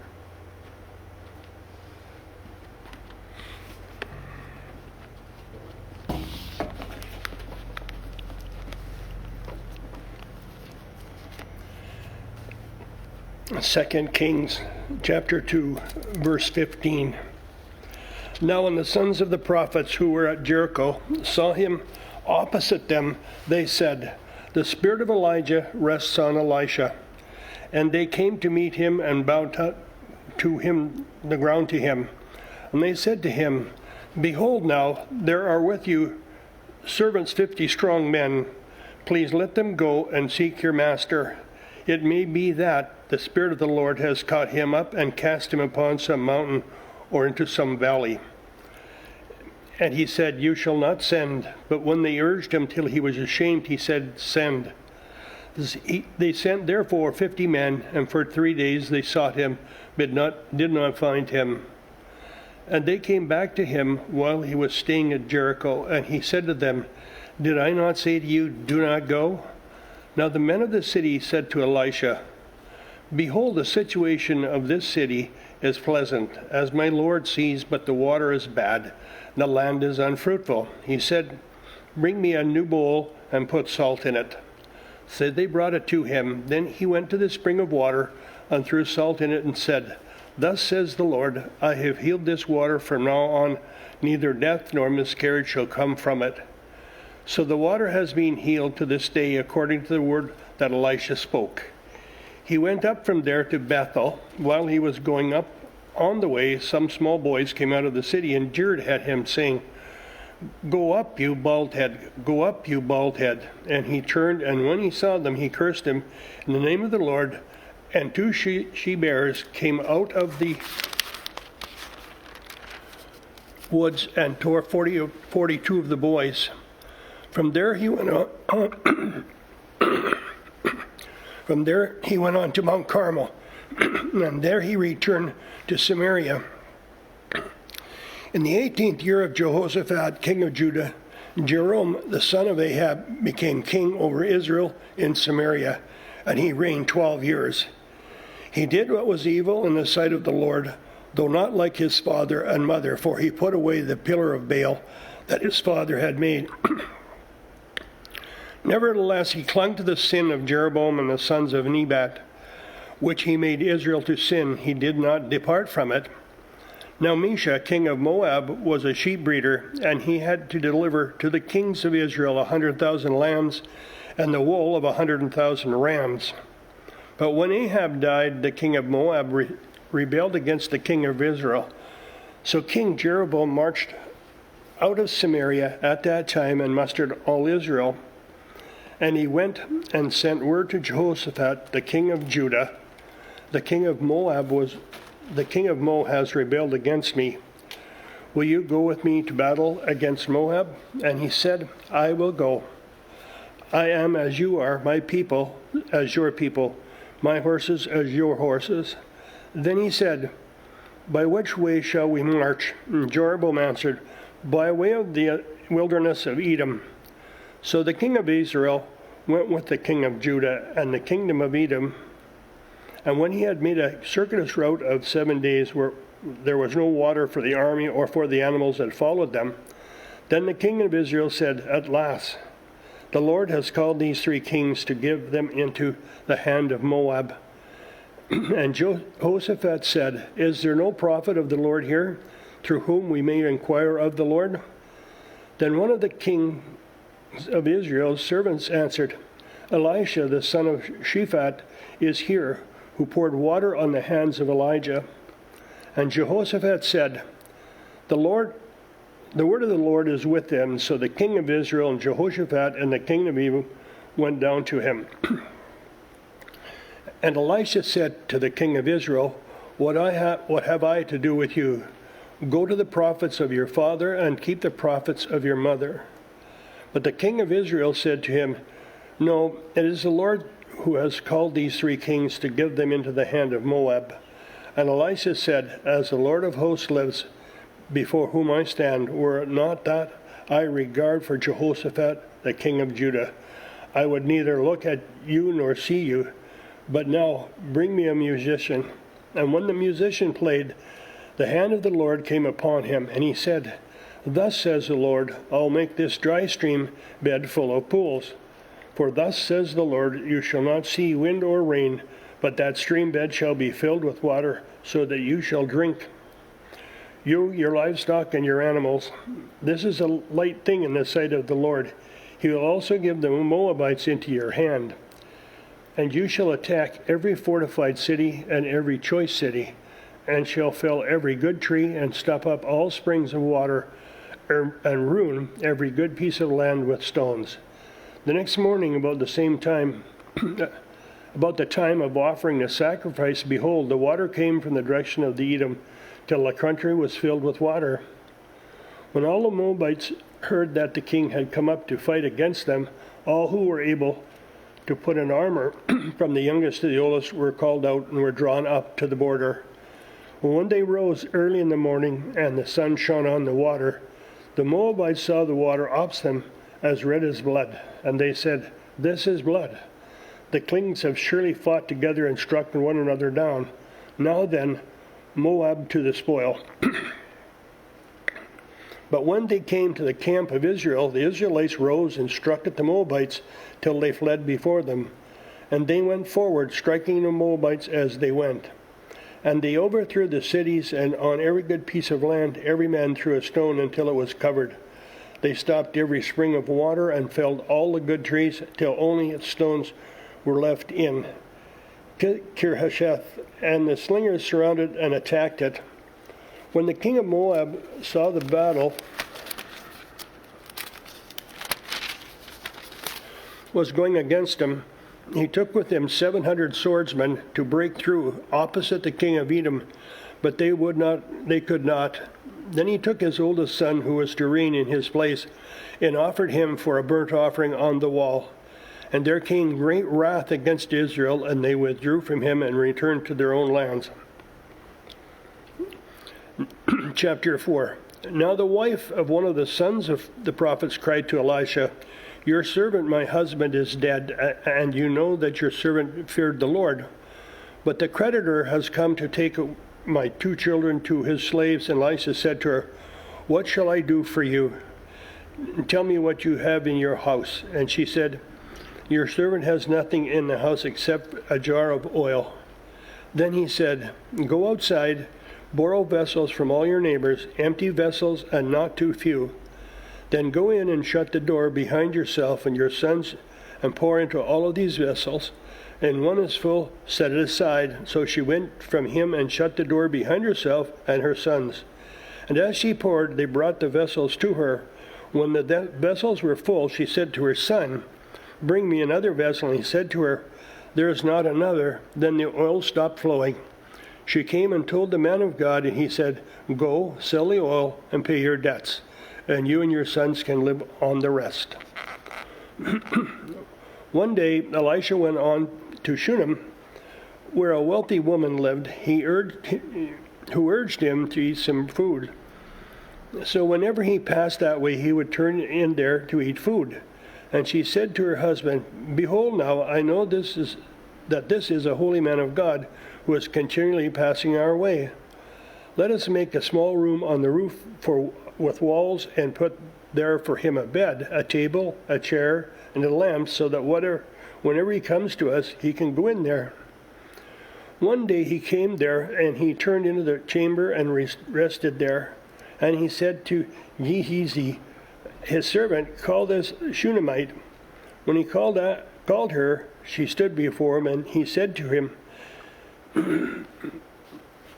Say now to her, see, you have taken all this trouble for us. What is to be done for you? Would you have a word spoken on your behalf to the king or to the commander of the armies? And she answered, I dwell among my own people. And he said, what then is to be done for her? Gehazi answered, well, she has no son, and her husband is old. He said, call her. And when he had called her, she stood in the doorway, and he said, at this season, about this time next year, you shall embrace a son.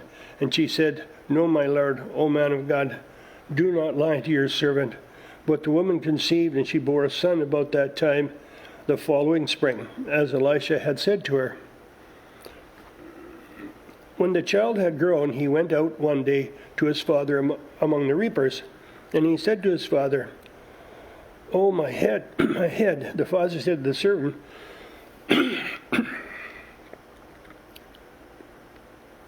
carry him to his mother. And when he had lifted him and brought him to his mother, the child sat on her lap till noon, and then he died.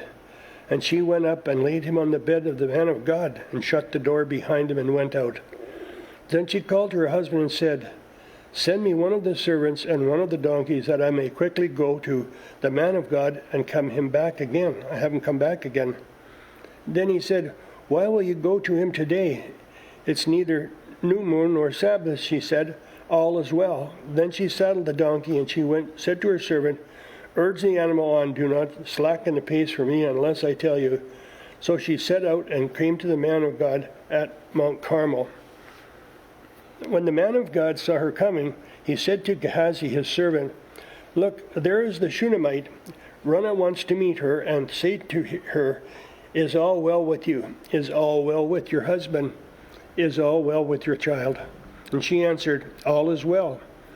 And when she came to the mountain, to the man of God, she caught hold of his feet, and Gehazi came to push her away. But the man of God said, leave her alone, for she is in bitter distress, and the Lord has hidden it from me and has not told me. Then she said, did I not ask my Lord for a son? Did I not say, do not deceive me? He said to Gehazi, tie up your garment and take my staff in your hand and go. If you meet anyone, do not greet him, and if anyone greets you, do not reply. And lay my staff on the face of the child. Then the mother of the child said, as the Lord lives and as you yourself live, I will not leave you. So he arose and followed her. Gehazi went on ahead and laid the staff on the face of the child, but there was no sign or sound or sign of life. Therefore he returned to meet him and told him, the child has not awakened. When Elisha came to the house, he saw the child lying dead on his bed. So he went in and shut the door behind the two of them and prayed to the Lord. Then he went up and lay on the child, putting his mouth on his mouth, his eyes on his eyes, and his hands on his hands. And as he stretched himself upon him, the flesh of the child became warm. Then he got up again and walked once back and forth in the house, and went up and stretched himself upon him. The child sneezed 7 times, and the child opened his eyes. Then he summoned Gehazi and said, call this Shunammite.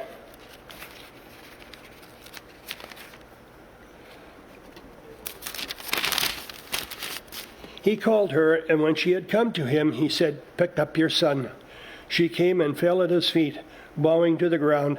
Then she picked up her son and went out.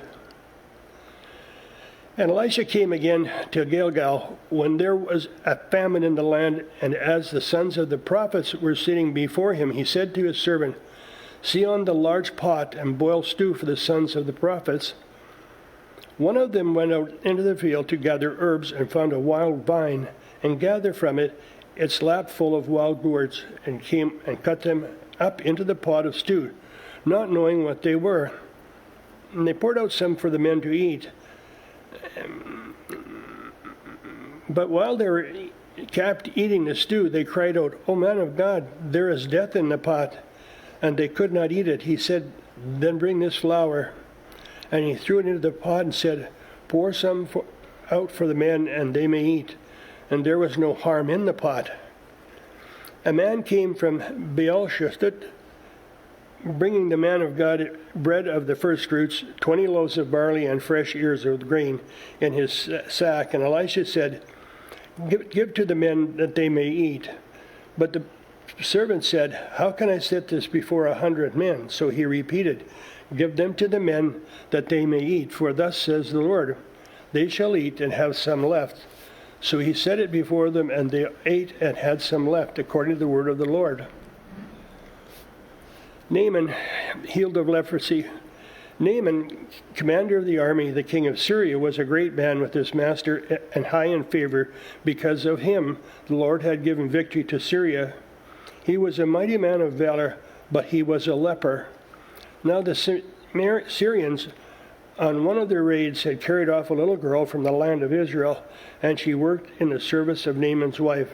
She said to her mistress, would that my Lord were with the prophet who is in Samaria. He would cure him of his leprosy.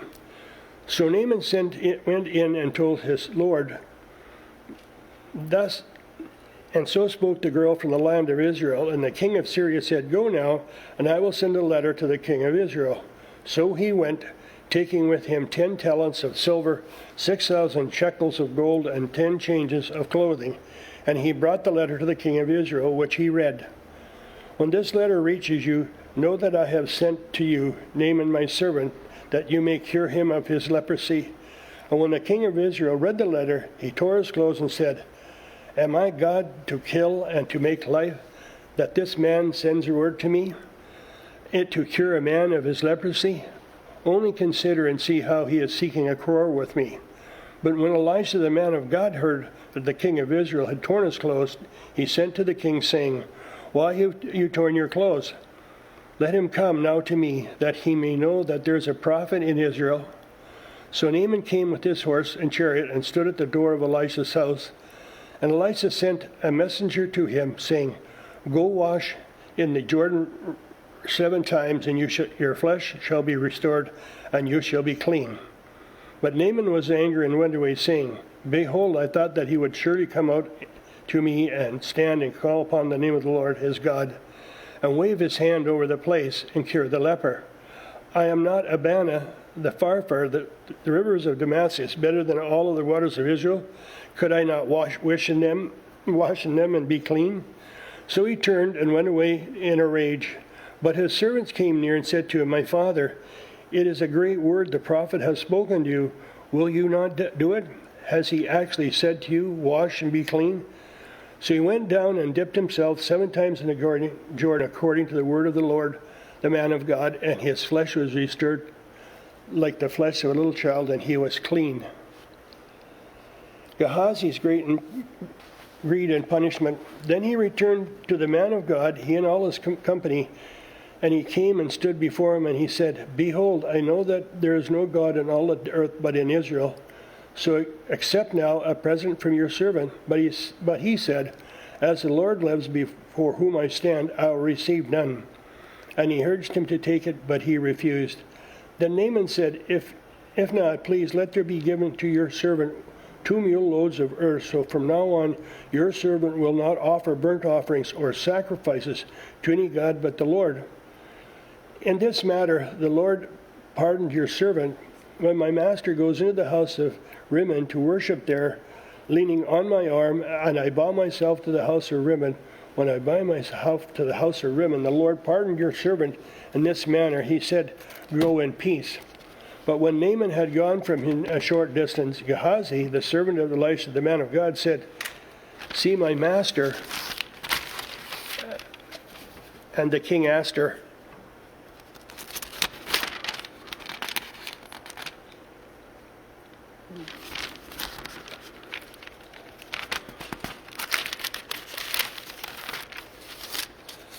has spared Naaman the Syrian in not accepting from his hand what he brought. As the Lord lives, I will run after him and get something from him. So Gehazi followed Naaman, and when Naaman saw someone running after him, he got down from the chariot to meet him and said, is all well? And he said, all is well. My master has sent me to say, there have just now come to me from the hill country of Ephraim 2 young men of the sons of the prophets. Please give me a talent of silver and 2 changes of clothing. And Naaman said, be pleased to accept 2 talents. And he urged him and tied up 2 talents of silver in 2 bags, with 2 changes of clothing, and laid them on the 2 of his servants, and they carried them back to Gehazi.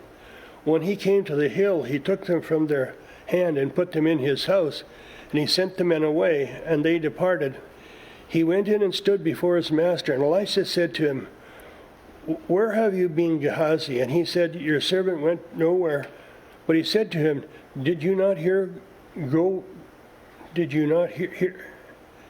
Did not my heart go with the man turned from his chariot to meet you? Was it time to accept money and garments, olive oils and vineyards, sheep and oxen, male servants and female servants?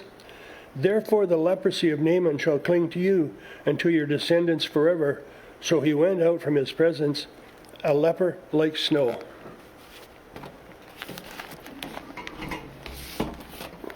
Chapter 6.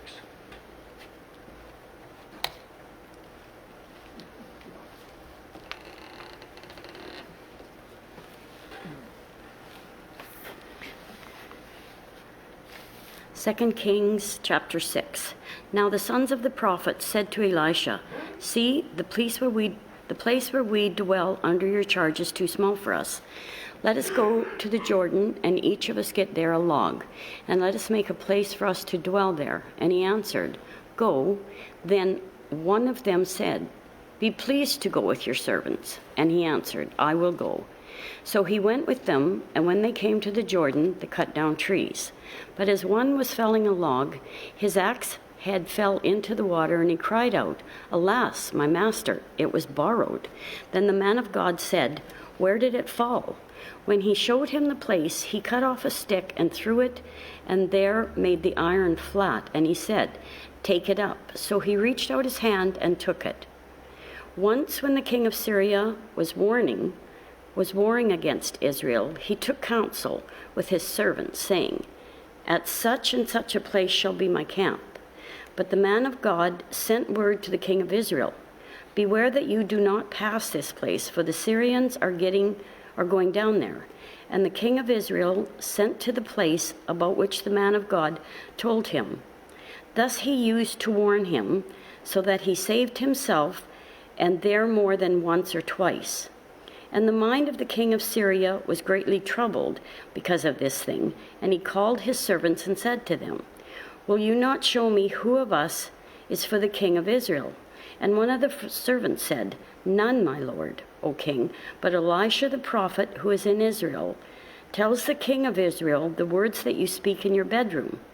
And he said, "Go and see where he is, that I may send and seize him." It was told him, "Behold, he is in Dothan." So he sent their horses and chariots and a great army, and they came by night and surrounded the city. When the servant of the man of God rose early in the morning and went out, behold, the army with horses and chariots was all around the city. And the servant said, "Alas, my master, what shall we do?" He said, "Do not be afraid, for those who are with us are more than those who are with them." Then Elisha prayed and said, "O Lord, please open his eyes that he may see." So the Lord opened the eyes of the young man, and he saw, and behold, the mountain was full of horses and chariots of fire all around Elisha. And when the Syrians came down against him, Elisha prayed to the Lord and said, "Please strike this people with blindness." So he struck them with blindness in accordance with the prayer of Elisha. And Elisha said to them, "This is not the way, and this is not the city. Follow me. I will bring you to the man whom you seek." And he led them to Samaria. As soon as they entered Samaria, Elisha said, "O Lord, open the eyes of these men, that they may see." So the Lord opened their eyes, and they saw, and behold, they were in the midst of Samaria. As soon as the king of Israel saw them, he said to Elisha, "My father, shall I strike them down? Shall I strike them down?" He answered, "You shall not strike them down. Would you strike down those whom you have taken captive with your word and with your bow? Set bread and water before them, that they may eat and drink and go to their master." So he prepared for them a great feast. And when they had eaten and drunk, he sent them away, and they went to their master. And the Syrians did not come again on raids into the land of Israel. Afterward, Ben-Hadad, king of Syria, mustered his entire army and went up and besieged Samaria. And there was a great famine in Samaria as they besieged it, until a donkey's head was sold for 80 shekels of silver, and the fourth part of Caleb of dove's dung for 5 shekels of silver. Now as the king of Israel was passing by on the wall, a woman cried out, saying to him, "Help my lord, O king." And he said, "If the Lord will not help you, how shall I help you? From the threshing floor or from the winepress?" And the king asked her, "What is your trouble?" She answered, "This woman said to me, 'Give me your son that we may eat him today. Give your son that we may eat him today, and we will eat my son tomorrow.' So we boiled my son and ate him. And on the next day I said to him, 'Give your son that we may eat him.' But she has hidden her son." When the king heard the words of the woman, he tore his clothes. Now he was passing by on the wall, and the people looked, and behold, he had sackcloth beneath on his body. And he said, "May God do to me and more also, if the head of Elisha, the son of Shaphat, remains on his shoulders today." Elisha was sitting in his house, and the elders were sitting with him. Now the king had dispatched a man from his presence, but before the messenger arrived, Elisha said to the elders, "Do you see how this murderer has sent to take off my head? Look, when the messenger comes, shut the door and hold the door fast against him. Is not the sound of his master's feet behind him?" And while he was still speaking with them, the messenger came down to him and said, "The trouble is from the Lord. Why should I wait for the Lord any longer?" Chapter 7.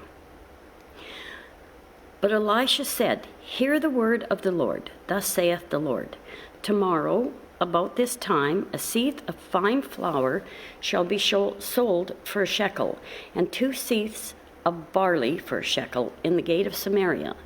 Then the captain, on whose hand the king leaned, said to the man of God, "If the Lord himself should make windows in heaven, could this thing be?" But he said, "You shall see it with your own eyes, but you shall not eat of it." Now there were 4 men who were lepers at the entrance to the gate, and they said to one another, "Why are we sitting here until we die? If we say, 'Let us enter the city,' the famine is in the city, and we shall die there. If we sit here, we die also. So now come, let us go over to the camp of the Syrians. If they spare our lives, we shall live, and if they kill us, we shall die." So they arose at twilight to go to the camp of the Syrians. But when they came to the edge of the camp of the Syrians, behold, there was no one there, for the Lord had made the army of the Syrians hear the sound of chariots and of horses, the sound of a great army, so that they said to one another, "Behold, the king of Israel has hired against us the kings of the Hittites and the kings of Egypt to come against us." So they fled away in the twilight and abandoned their tents, their horses, and their donkeys, leaving the camp as it was, and fled for their lives. And when these lepers came to the edge of the camp, they went into a tent and ate and drank, and they carried off silver and gold and clothing, and went and hid them. Then they came back and entered another tent and carried off things from it, and went and hid them. Then they said to one another, "We are not doing right. This day is a day of good news. If we are silent and wait until the morning light, punishment will overtake us. Now therefore come, let us go and tell the king's household." So they came and called to the gatekeepers of the city and told them, "We come to the camp of the Syrians, and behold, there was no one to be seen or heard. Nothing but the horses tied and the donkeys tied, and the tents as they were." Then the gatekeepers called out, and it was told within the king's household. And the king rose in the night and said to his servants, "I will tell you what the Syrians have done to us. They know that we are hungry. Therefore, they have gone out of the camp to hide themselves in the open country, thinking, when they come out of the city, We shall take them alive and get into the city." And one of his servants said, "Let some men take 5 of the remaining horses, seeing that those who are left here will fare like the whole multitude of Israel, who have already perished. Let us send and see." So they took 2 horsemen, and the king sent them after the army of the Syrians, saying, "Go and see." So they went after them as far as the Jordan, and behold, all the way was littered with garments and equipment that the Syrians had thrown away in their haste. And the messenger returned and told the king. Then the people went out and plundered the camp of the Syrians.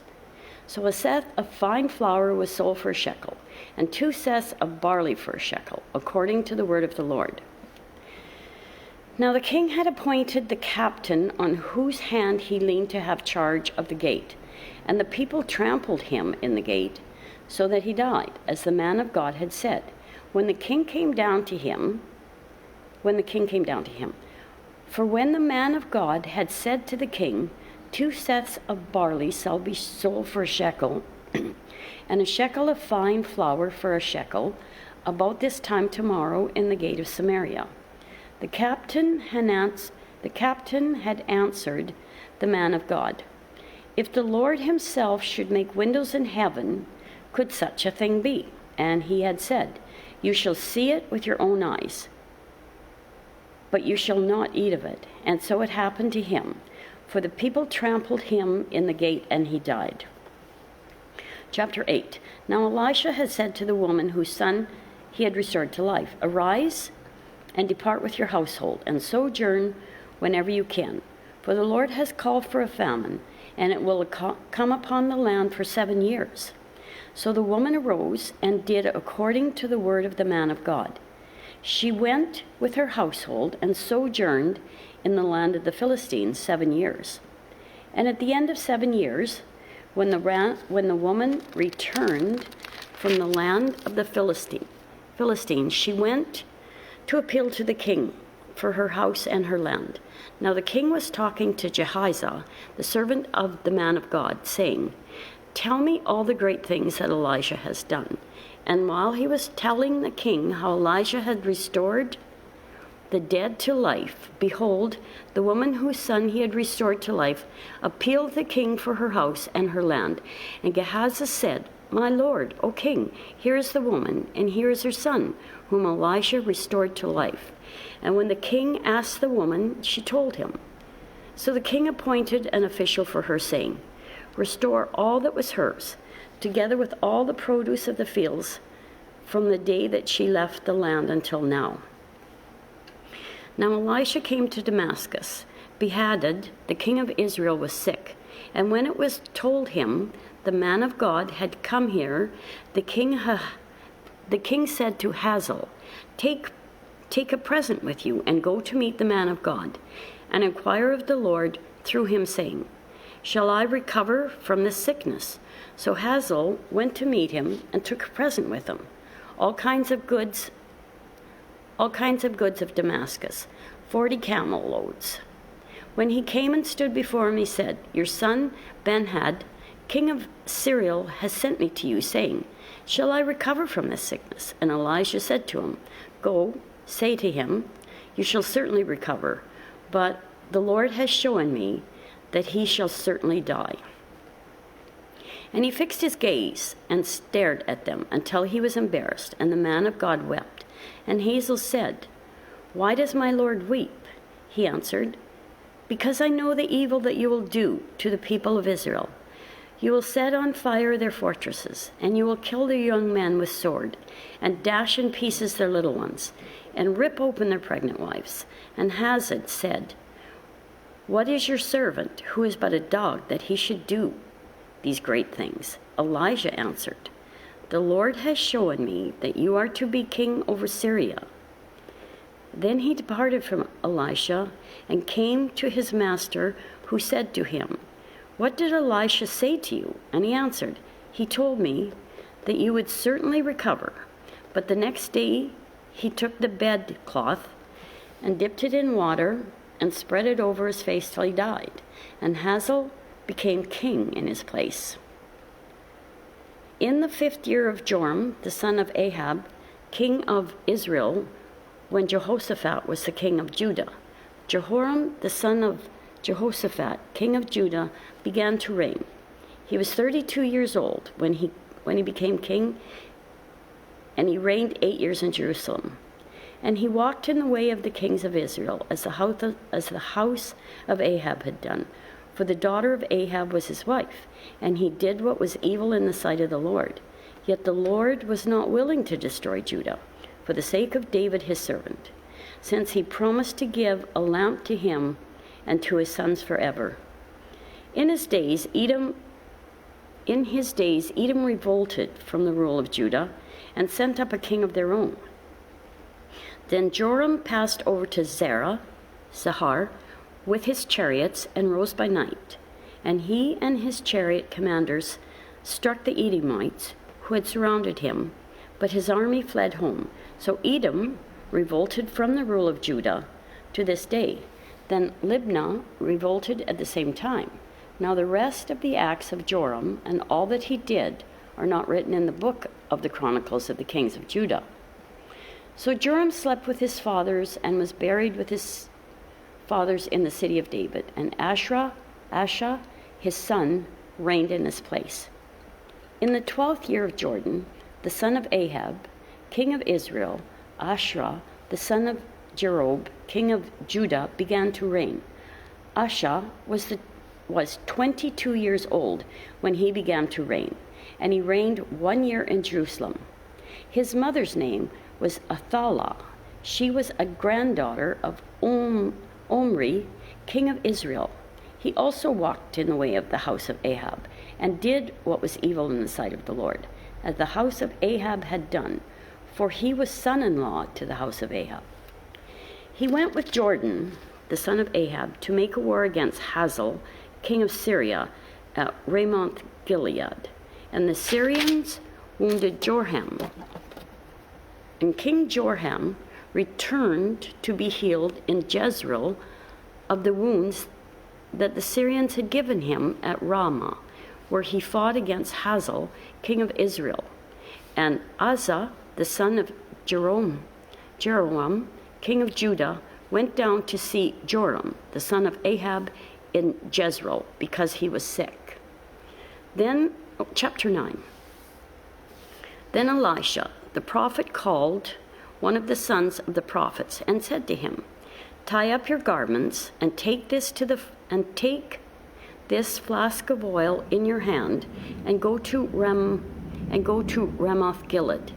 And when you arrived, look there for Jehu, the son of Jehoshaphat, son of Nimshi, and go in and have him rise among his fellows, and lead him to an inner chamber. Then take the flask of oil and pour it on his head and say, 'Thus says the Lord, I anoint you king over Israel.' Then open the door and flee. Do not linger."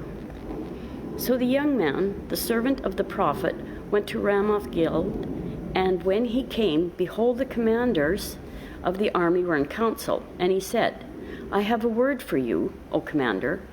And Jehu said, "To which of us all?" And he said, "To you, O commander."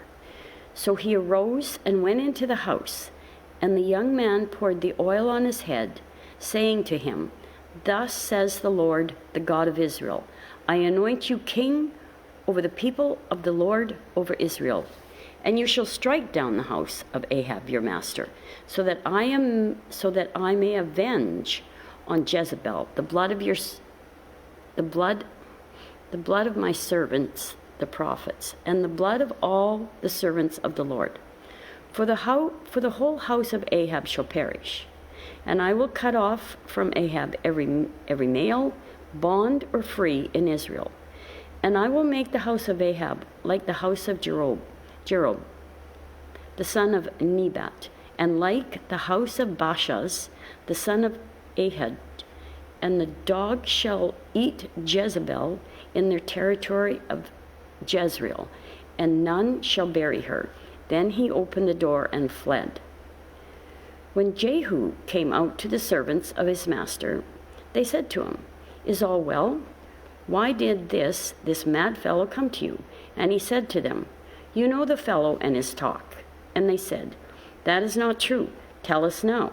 And he said, Thus. And so he spoke to me, saying, Thus says the Lord, I anoint you king over Israel. Then in haste every man of them took his garment and put it under him on the bare steps. And they blew the trumpet and proclaimed, Jehu is king.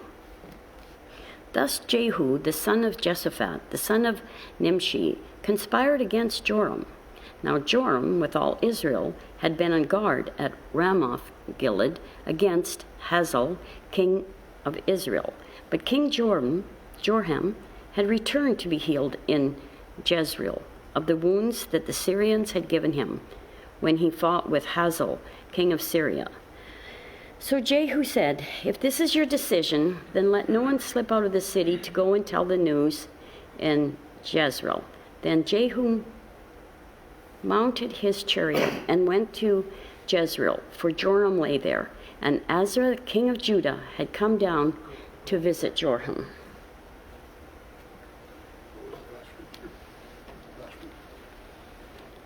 Verse 17.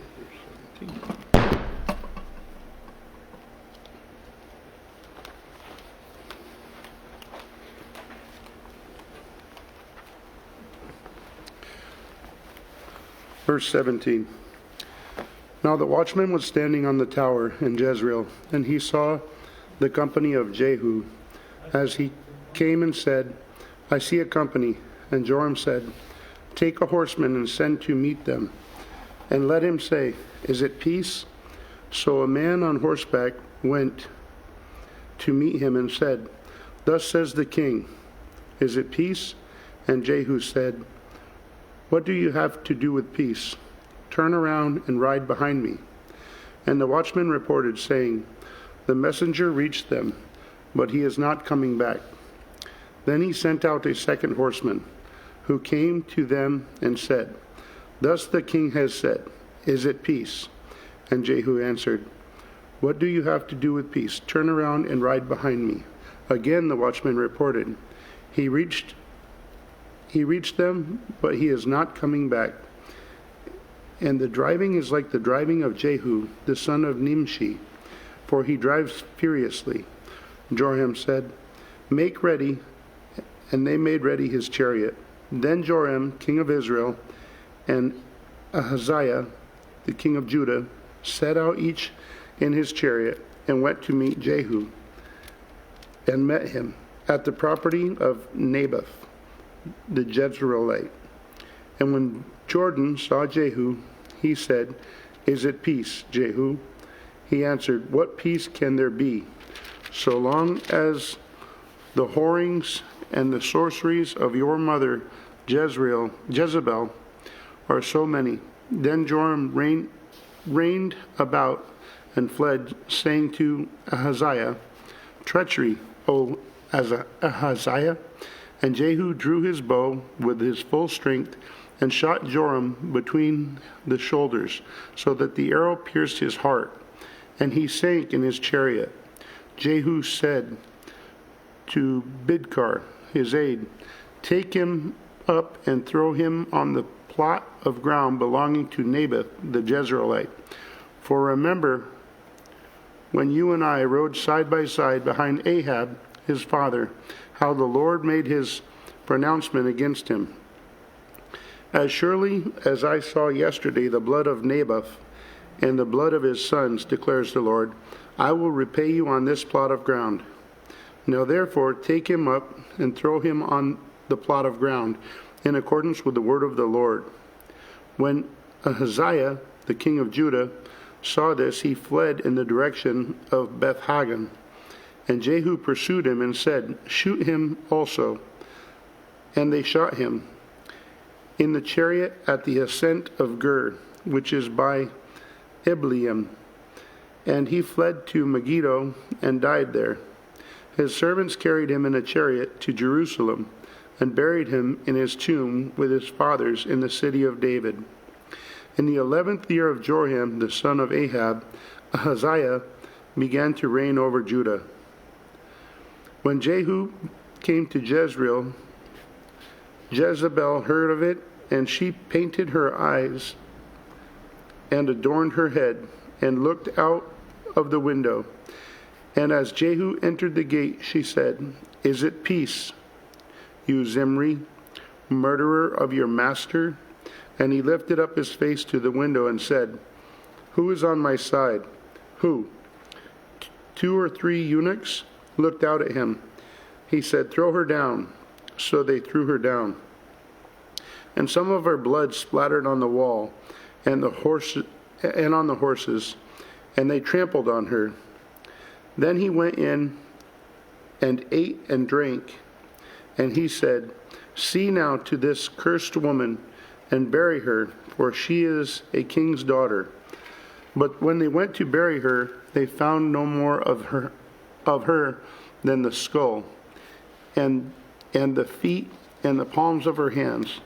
When they came back and told him, he said, "This is the word of the Lord, which he spoke by the servant Elijah, the Tishbite. In the territory of Jezreel, the dog shall eat the flesh of Jezebel, and the corpse of Jezebel shall be as dung in the face of the field in the territory of Jezreel, so that no one can say, 'This is Jezebel.'" Chapter 10. Now Ahab had 70 sons in Samaria. So Jehu wrote letters and sent them to Samaria, to the rulers of the city, to the elders, and to the guardians of the sons of Ahab, saying, "Now then, as soon as this letter comes to you, seeing your master's sons are with you, and there are with you chariots and horses, fortified cities also, and weapons, select the best, fittest of your master's sons, and set him on his father's throne, and fight for your master's house." But they were exceedingly afraid, and said, "Behold, the two kings could not stand before him. How then can we stand?" So he who was over the palace and he who was over the city, together with the elders and the guardians, sent to Jehu, saying, "We are your servants, and we will do all that you tell us. We will not make anyone king. Do whatever is good in your eyes." Then he wrote to them a second letter, saying, "If you are on my side, and if you are ready to obey me, take the heads of your master's sons and come to me at Jezreel tomorrow at this time." Now the king's sons, 70 persons, were with the great men of the city, who were bringing them up. And as soon as the letter came to them, they took the king's sons and slaughtered them, 70 persons, and put their heads in baskets and sent them to him at Jezreel. When the messenger came and told him, "They have brought the heads of the king's sons," he said, "Lay them in 2 heaps at the entrance of the gate until the morning." Then in the morning, when the people went out, he stood and said to all the people, "You are innocent. It was I who conspired against my master and killed him. But who struck down all these? Know then that there shall fall to the earth nothing of the word of the Lord, which the Lord spoke concerning the house of Ahab. For the Lord has done what he said by his servant Elijah." So Jehu struck down all who remained of the house of Ahab in Jezreel, all his great men and his close friends and his priests, until they left none remaining. Then he set out and went to Samaria. On the way, when he was at Beth-Eked of the shepherds, Jehu met the relatives of Ahaziah, king of Judah, and he said, "Who are you?" And they answered, "We are the relatives of Ahaziah, and we came down to visit the royal princes and the sons of the queen mother." He said, "Take them alive." And they took them alive and slaughtered them at the pit of Beth-Eked, 42 persons, and he spared none of them. And when he departed from there, he met Jehonadab, the son of Rechab, coming to meet him. And he greeted him and said to him, "Is your heart true to my heart as mine is to yours? And Jehonadab answered, It is. Jehu said, If it is, give me your hand. So he gave him his hand, and Jehu took him up with him into the chariot. And he said, Come with me, and see my zeal for the Lord. So he had him ride in his chariot, and when he came to Samaria, he struck down all who remained to Ahab and Samaria, till he had wiped them out, according to the word of the Lord that he spoke to Elijah. Then Jehu assembled all the people and said to them, Ahab served Baal a little, but Jehu will serve him much. Now therefore call to me all the prophets of Baal, all his worshippers and all his priests. Let none be missing, for I have a great sacrifice to offer to Baal. Whoever is missing shall not live. But Jehu did it with cunning in order to destroy the worshippers of Baal. And Jehu ordered, Sanctify a solemn assembly for Baal. So they proclaimed it, and Jehu sent throughout all Israel, and all the worshippers of Baal came, so that there was not a man left who did not come. And they entered the house of Baal, and the house of Baal was filled from one end to the other. He said to him who was in charge of the wardrobe, Bring out the vestments for all the worshippers of Baal.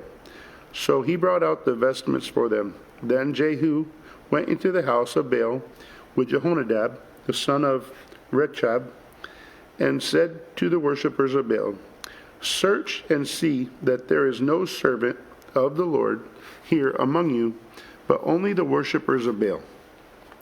Then they went in to offer sacrifices and burnt offerings. Now Jehu had stationed 80 men outside and said, The man who allows any of those whom I give into your hands to escape shall forfeit his life. So as soon as he had made an end of offering the burnt offering, Jehu said to the guard and to the officers, Go and strike them down. Let not a man escape. So when they put them to the sword, the guard and the officers cast them out and went into the inner room of the house of Baal. And they brought out the pillar that was in the house of Baal and burned it. And they demolished the pillar of Baal and demolished the house of Baal and made it a latrine to this day. Thus Jehu wiped out Baal from Israel. But Jehu did not turn aside from the sins of Jeroboam, the son of Nebar, which he made Israel to sin. That is the golden calves that were in Bethel and in Dan. And the Lord said to Jehu, Because you have done well in carrying out what is right in my eyes, and have done to the house of Ahab according to all that was in my heart, your sons, the fourth generation, shall sit on the throne of Israel. But Jehu was not careful to walk in the law of the Lord, the God of Israel, with all his heart. He did not turn from the sins of Jeroboam, which he made Israel to sin. In those days, the Lord began to cut off parts of Israel. Hazael defeated them throughout the territory of Israel, from the Jordan eastward to the land of Gilead, the Gadites and the Reubenites and the Manassites, from Aror, which is by the valley of Arnon, that is Gilead and Bashan. Now the rest of the acts of Jehu and all he did and all his might, are they not written in the book of Chronicles of the kings of Israel? So Jehu slept with his fathers, and they buried him at Samaria. And Jehoahaz the son reigned in his place. The time that Jehu reigned over Israel in Samaria was 28 years. Chapter 11. Now when Athaliah, the mother of Ahaziah, saw that her son was dead, she arose and destroyed all the royal family. But Jehosheba, the daughter of King Joram, sister of Ahaziah, took Joash, the son of Ahaziah, and stole him away from among the king's sons who were being put to death. And she put him and his nurse in a bedroom. Thus they hid from Athaliah, so that he was not put to death. And he remained with her 6 years, hidden in the house of the Lord, while Athaliah reigned over the land.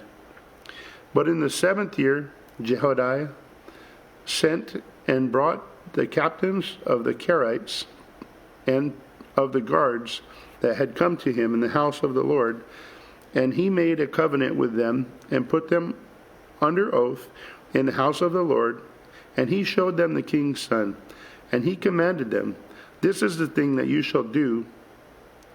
1/3 of you, those who come off duty on the Sabbath and guard the king's house, another third being at the gate, sir, and a third at the gate behind the guards, shall guard the palace. And the 2 divisions of you, which come on duty in force on the Sabbath and guard the house of the Lord on behalf of the king, shall surround the king, each with his weapons in his hand. And whoever approaches the ranks is to be put to death. Be with the king when he goes out and when he comes in." The captains did according to all that Jehoiada the priest commanded, and they each brought his men who were to go off duty on the Sabbath with those who were to come on duty on the Sabbath, and came to Jehoiada the priest, and the priest gave to the captains the spears and shields that had been King David's, which were in the house of the Lord. And the guards stood, every man with his weapons in his hand, from the south side of the house to the north side of the house, around the altar and the house on the behalf of the king. Then he brought out the king's son and put the crown on him and gave him the testimony.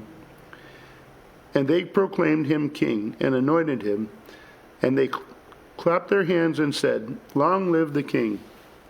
When Athaliah heard the noise of the guard and of the people, she went into the house of the Lord to the people. And when she looked, there was the king standing by the pillar, according to the custom, and the captains and the trumpeters beside the king, and all the people of the land rejoicing and blowing trumpets. And Athaliah tore her clothes and cried, "Treason, treason." Then Jehoiada the priest commanded the captains who were set over the army, "Bring her out between the ranks and put her to death with the sword, anyone who follows her." For the priest said, "Let her not be put to death in the house of the Lord." So they laid hands on her, and she went through the horses' entrance to the king's house, and there she was put to death. And Jehoiada made a covenant between the Lord and the king of the people, that they should be the Lord's people, and also between the king and the people. Then all the people of the land went to the house of Baal and tore it down. His altars and his images they broke in pieces, and they killed Mattan, the priest of Baal, before the altars. And the priest posted watchmen over the house of the Lord, and he took the captains, the Kerites, the guards, and all the people of the land. And they brought the king down from the house of the Lord, marching through the gate of the guards to the king's house. And he took his seat on the throne of the kings. So all the people of the land rejoiced, and the city was quiet after Athaliah had been put to death with the sword at the king's house.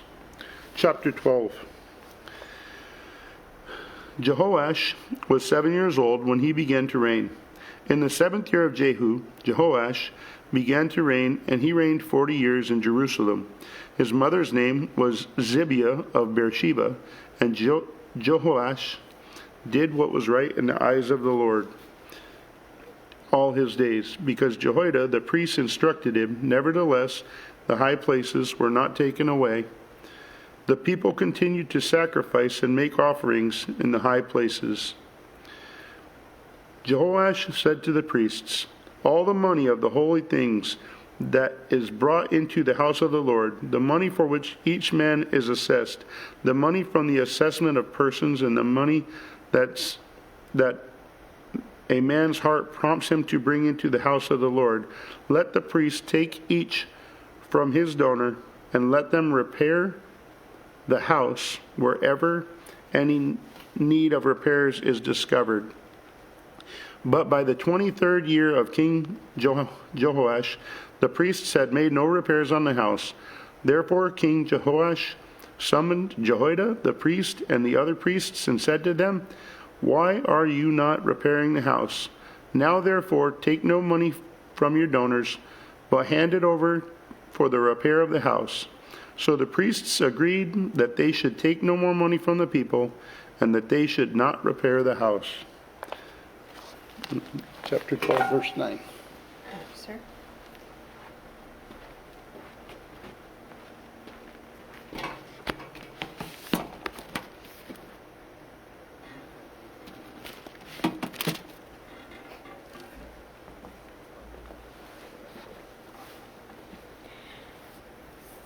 Second Kings 12, chapter 9.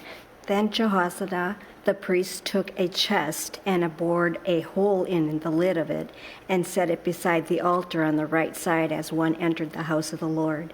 And the priests who guarded the threshold put it in all the money that was brought into the house of the Lord. And whenever they saw that there was much money in the chest, the king's secretary and the high priest came up, and they begged and counted the money that was found in the house of the Lord. Then they would give the money that was weighed out into the hands of the workmen who had the oversight of the house of the Lord. And they paid it out to the carpenters and the builders who worked on the house of the Lord, and to the masons and the stone cutters, as well as to buy timber and quarried stone for making repairs on the house of the Lord, and for any outlay for the repairs of the house. But there were not made for the house of the Lord basins of silver, snuffers, bowls, trumpets, or any vessels of gold or silver from the money that was bought into the house of the Lord. For that was given to the workmen who were repairing the house of the Lord with it. And they did not ask for an accounting from the men into whose hand they delivered the money to pay out to the workmen, for they dealt honestly. The money from the guilt offerings and the money from the sin offerings was not brought into the house of the Lord. It belonged to the priest. At that time, Hazael, king of Syria, went up and fought against Gath and took it. But when Hazael set his face to go up against Jerusalem, Jehoshaphat, king of Judah, took all the sacred gifts that Jehoshaphat and Jehoram and Azariah, his fathers, the king of Judah, had dedicated, and his own sacred gifts, and all the gold that was found in the treasures of the house of the Lord and the king's house. And he sent these Hazael, king of Syria. Then Hazael went away from Jerusalem. 19. Now the rest of the acts of Josiah and all that he did, are they not written in the book of the Chronicles of Kings of Judah? His servants arose and made a conspiracy and struck down Joshua in the house of Milo on the way that goes down to Selah. It was Jazakar, the son of Shimeth, that Joazabad, the son of Shomer, his servants, who struck him down so that he died. And they buried him with his fathers in the city of David. And Amazah, his son, resigned in his place. Chapter 13. In the 23rd year of Joshua, the son of Isaiah, king of Judah, Jehoshaphat, the son of Jeha, began to reign over Israel and Samaria, and he reigned 17 years. He did what was evil in the sight of the Lord and followed the sins of Jeroboam, the son of Nebat, which he made Israel to sin. He did not depart from them. And the anger of the Lord was kindled against Israel, and he gave them continually into the hand of Hazael, king of Syria, and into the hand of Ben-Hadad, the son of Hazael. Then Jehoshaphat sought the favor of the Lord, and the Lord listened to him, for he saw the oppression of Israel, how the king of Syria oppressed them. Therefore the Lord gave Israel a savior, so that they escaped from the hand of the Syrians, and the people of Israel lived in their homes as formerly. Nevertheless, they did not depart from the sins of the house of Jeroboam, which he made Israel to sin, but walked in them. And the Asherah also remained in Samaria. For there was not left to Jehoshaphat an army of more than 50 horsemen and 10 chariots and 10,000 footmen, for the king of Syria had destroyed them and made them like the dust at threshing.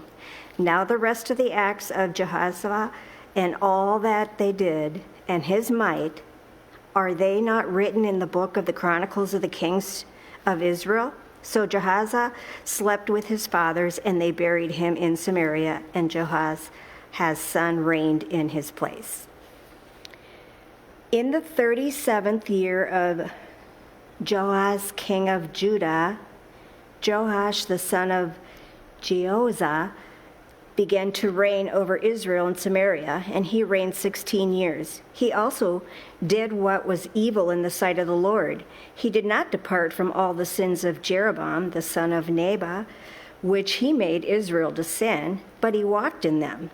Now the rest of the acts of Joshua and all that he did, and the might with which he fought against Amaziah, king of Judah, are they not written in the book of Chronicles of the Kings of Israel? So Joshua slept with his fathers, and Jeroboam sat on his throne, and Joash was buried in Samaria with the kings of Israel.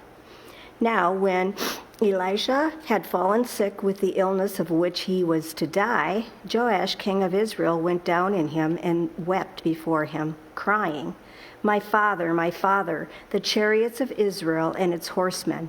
And Elisha said to him, take a bow and arrows. So he took a bow and arrows. Then he said to the king of Israel, draw the bow, and he drew it. And Elisha laid his hands on the king's hands, and he said, open the window eastward. And he opened it. Then Elisha said, shoot, and he shot. And he said, the Lord's arrow of victory, the arrow of victory over Syria. For you shall fight the Syrians in the Aphek until you have made an end of them. And he said, take the arrows. And he took them. And he said to the king of Israel, strike the ground with them. And he struck 3 times and stopped. Then the man of God was angry with him and said, you should have struck 5 or 6 times, when you would have struck down Syria until you had made an end of it. But now you will strike down Syria only 3 times. So Elisha died, and they buried him. Now bands of Moabites used to invade the land in the spring of the year. And as a man was being buried, behold, a marauding band, I don't even know what that is, was seen, and the man was thrown into the grave of Elisha. And soon as the man touched the bones of Elisha, he received and stood on his feet. Now Hazael, king of Syria, oppressed Israel all the days of Jehoshaphat. But the Lord was gracious to them and had compassion on them, and he turned toward them. Because of his covenant with Abraham, Isaac, and Jacob, would not destroy them, nor has he cast them from his presence until now. When Hazael, king of Syria, died, Ben-Hadad, his son, became king in his place. When Joash, the son of Jehoahaz, took again from Ben-Hadad, the son of Hazael, the cities that he had taken from Jehoahaz, his father, in the war. 3 times Joash defeated him and recovered the cities of Israel. Chapter 14. In the second year of Joash, the son of Joahaz, king of Israel, Amaziah, the son of Joaz, king of Judah, began to reign. He was 25 years old when he began to reign, and he reigned 29 years in Jerusalem. His mother's name was Jehoiadan of Jerusalem, and he did what was right in the eyes of the Lord, yet not like David his father. He did in all things as Joshua his father had done. But the high places were not removed. The people still sacrificed and made offerings in the high places. And as soon as the royal power was firmly in his hand, he struck down his servants, who had struck down the king his father. But he did not put to death the children of the murderers, according to what is written in the book of the law of Moses, where the Lord commanded, "Fathers shall not be put to death because of their children, nor shall children be put to death because of their fathers, but each one shall die for his own sin." He struck down 10,000 Edomites in the Valley of Salt and took Selah by storm and called it Joktheel, which is its name to this day. Then Amaziah sent messengers to Joshua, the son of Joaz, son of Jehu, king of Israel, saying, "Come, let us look one another in the face." And Jehoash, king of Israel, sent word to Amaziah, king of Judah, a thistle of Lebanon, sent to a cedar on the Lebanon, saying, "Give your daughter to my son for a wife." And a wild beast of Lebanon passed by and trampled down the thistle. You have indeed struck down Edom, and your heart has lifted you. Be content with glory and stay at home, for why should you provoke trouble so that you fall, and you and Judah with you?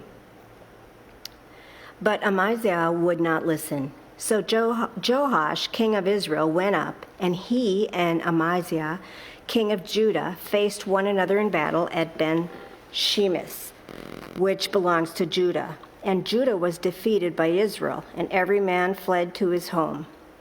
And Joash, king of Israel, captured Amaziah, king of Judah, the son of Jeshua, son of Ahijah, at Beth-Shemesh, and came to Jerusalem and broke down the wall of Jerusalem for 400 cubits, but the Ephraim gate to the corner gate. And he seized all the gold and silver and all the vessels that were found in the house of the Lord and in the treasures of the king's house, also hostages, and he returned to Samaria.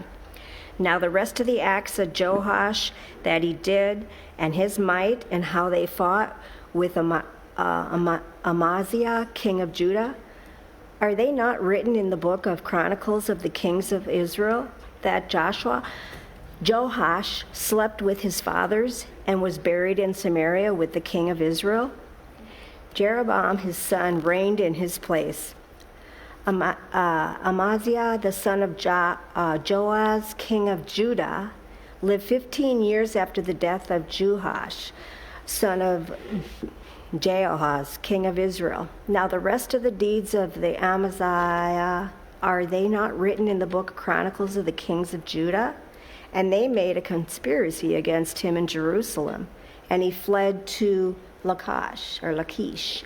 But they sent him to Lachish and put him to death there. And they brought him on horses, and he was buried in Jerusalem with his fathers in the city of David. And all the people of Judah took Azariah, who was 16 years old, and made him king instead of his father Amaziah. He built Elath and restored to Judah after king slept with his father. In the 15th year of Amaziah, the son of Joash, king of Judah, Jeroboam, the son of Joash, king of Israel, began to reign in Samaria, and he reigned 41 years. And he did what was evil in the sight of the Lord. He did not depart from all the sins of Jeroboam, the son of Nebat, which he made Israel to sin. He restored the border of Israel from Lebo Hamath as far as the sea of Arabah, according to the word of the Lord, or the word of the Lord.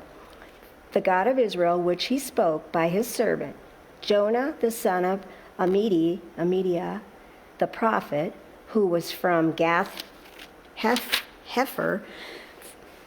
For the Lord saw that the affliction of the Israel was very bitter, for there was none left, bond or free, and there was none to help Israel.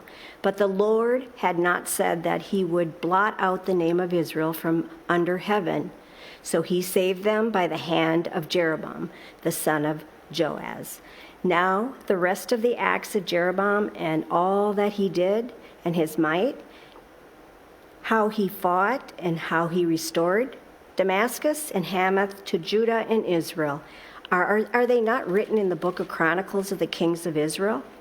And Jeroboam slept with his fathers, the king of Israel, and Zechariah his son reigned in his place. Chapter 15. In the 27th year of Jeroboam, king of Israel, Azariah the son of Amaziah, king of Judah, began to reign. He was 16 years old when he began to reign, and he reigned 52 years in Jerusalem. His mother's name was Jecoliah of Jerusalem, and he did what was right in the eyes of the Lord, according to all that his father Amaziah had done. Nevertheless, the high places were not taken away. The people still sacrificed and made offerings on the high places, and the Lord touched the king so that he was a leper to the day of his death, and he lived in a separate house. And Jotham, the king's son, was over the household, governing the people of the land. Now the rest of the acts of Azariah and all that he did, are they not written in the book of the Chronicles of the kings of Judah? And Azariah slept with his fathers, and they buried him with his fathers in the city of David, and Jotham, his sons, reigned in his place. In the 38th year of Azariah, king of Judah, Zechariah, the son of Jeroboam, reigned over Israel in Samaria 6 months. And he did what was evil in the sight of the Lord, as his father has done. He did not depart from the sins of Jeroboam, the son of Nebat, which he made Israel to sin. Shalom, the son of Jabesh, conspired against him and struck him down at Elibam and put him to death and reigned in his place. Now the rest of his deeds of Zechariah, behold, they are written in the book of Chronicles of the kings of Israel. This was the promise of the Lord that he gave to Jael. Your sons shall sit on the throne of Israel to the 4th generation, and so it came to pass. Shalom, the son of Jabesh, began to reign in the 39th year of Uzziah, king of Judah, and he reigned 1 month in Samaria. Then Menahem, the son of Gadai, came up from Tirzah and came into Samaria, and he struck down Shalom, the son of Jabesh, in Samaria, and put him to death and reigned in his place. Now the rest of his deeds of Shalom and the conspiracy that he made, behold, they are written in the book of Chronicles of the kings of Israel. At that time, Menahem sacked Tiphsah and all who were in it and its territory from Tirzah on, because they did not open it for him or to him. Therefore he sacked it, and he ripped open all the women in it who were pregnant. In the 39th year of Azariah, king of Judah, Menahem, the son of Gadai, began to reign over Israel, and he reigned 10 years in Samaria. And he did what was evil in the sight of the Lord. He did not depart all his days from all the sins of Jeroboam, the son of Nebat, which he made Israel to sin. Pul, the king of Assyria, came against the land, and Menahem gave Pul the 1,000 talents of silver, that he might help him to confirm his hold on the royal power. Menahem exacted the money from Israel, that is, from all the wealthy men, 50 shekels of silver from every man, to give to the king of Syria. So the king of Assyria turned back and did not stay there in the land. Now the rest of the deeds of Menahem and all he did, are they not written in the book of Chronicles of the kings of Israel? And Menahem slept with his fathers, and Pekah his son reigned in his place.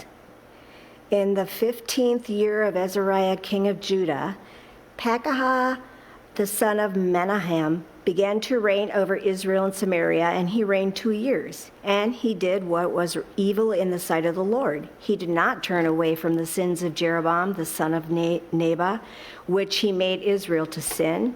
And Pekah the son of Remaliah, his captain, conspired against him with 50 men of the people of Gilead, and struck him down in Samaria in the citadel of the king's house with the Argog and the area. He put him to death and reigned in his place. Now the rest of the deeds of Pekah and all that he did, behold, they are written in the book of Chronicles of the kings of Israel.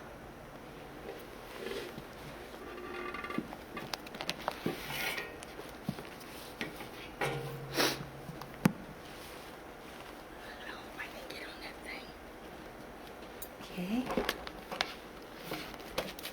You're going to sit or you're going to stand? There's a light here too, if you need a light.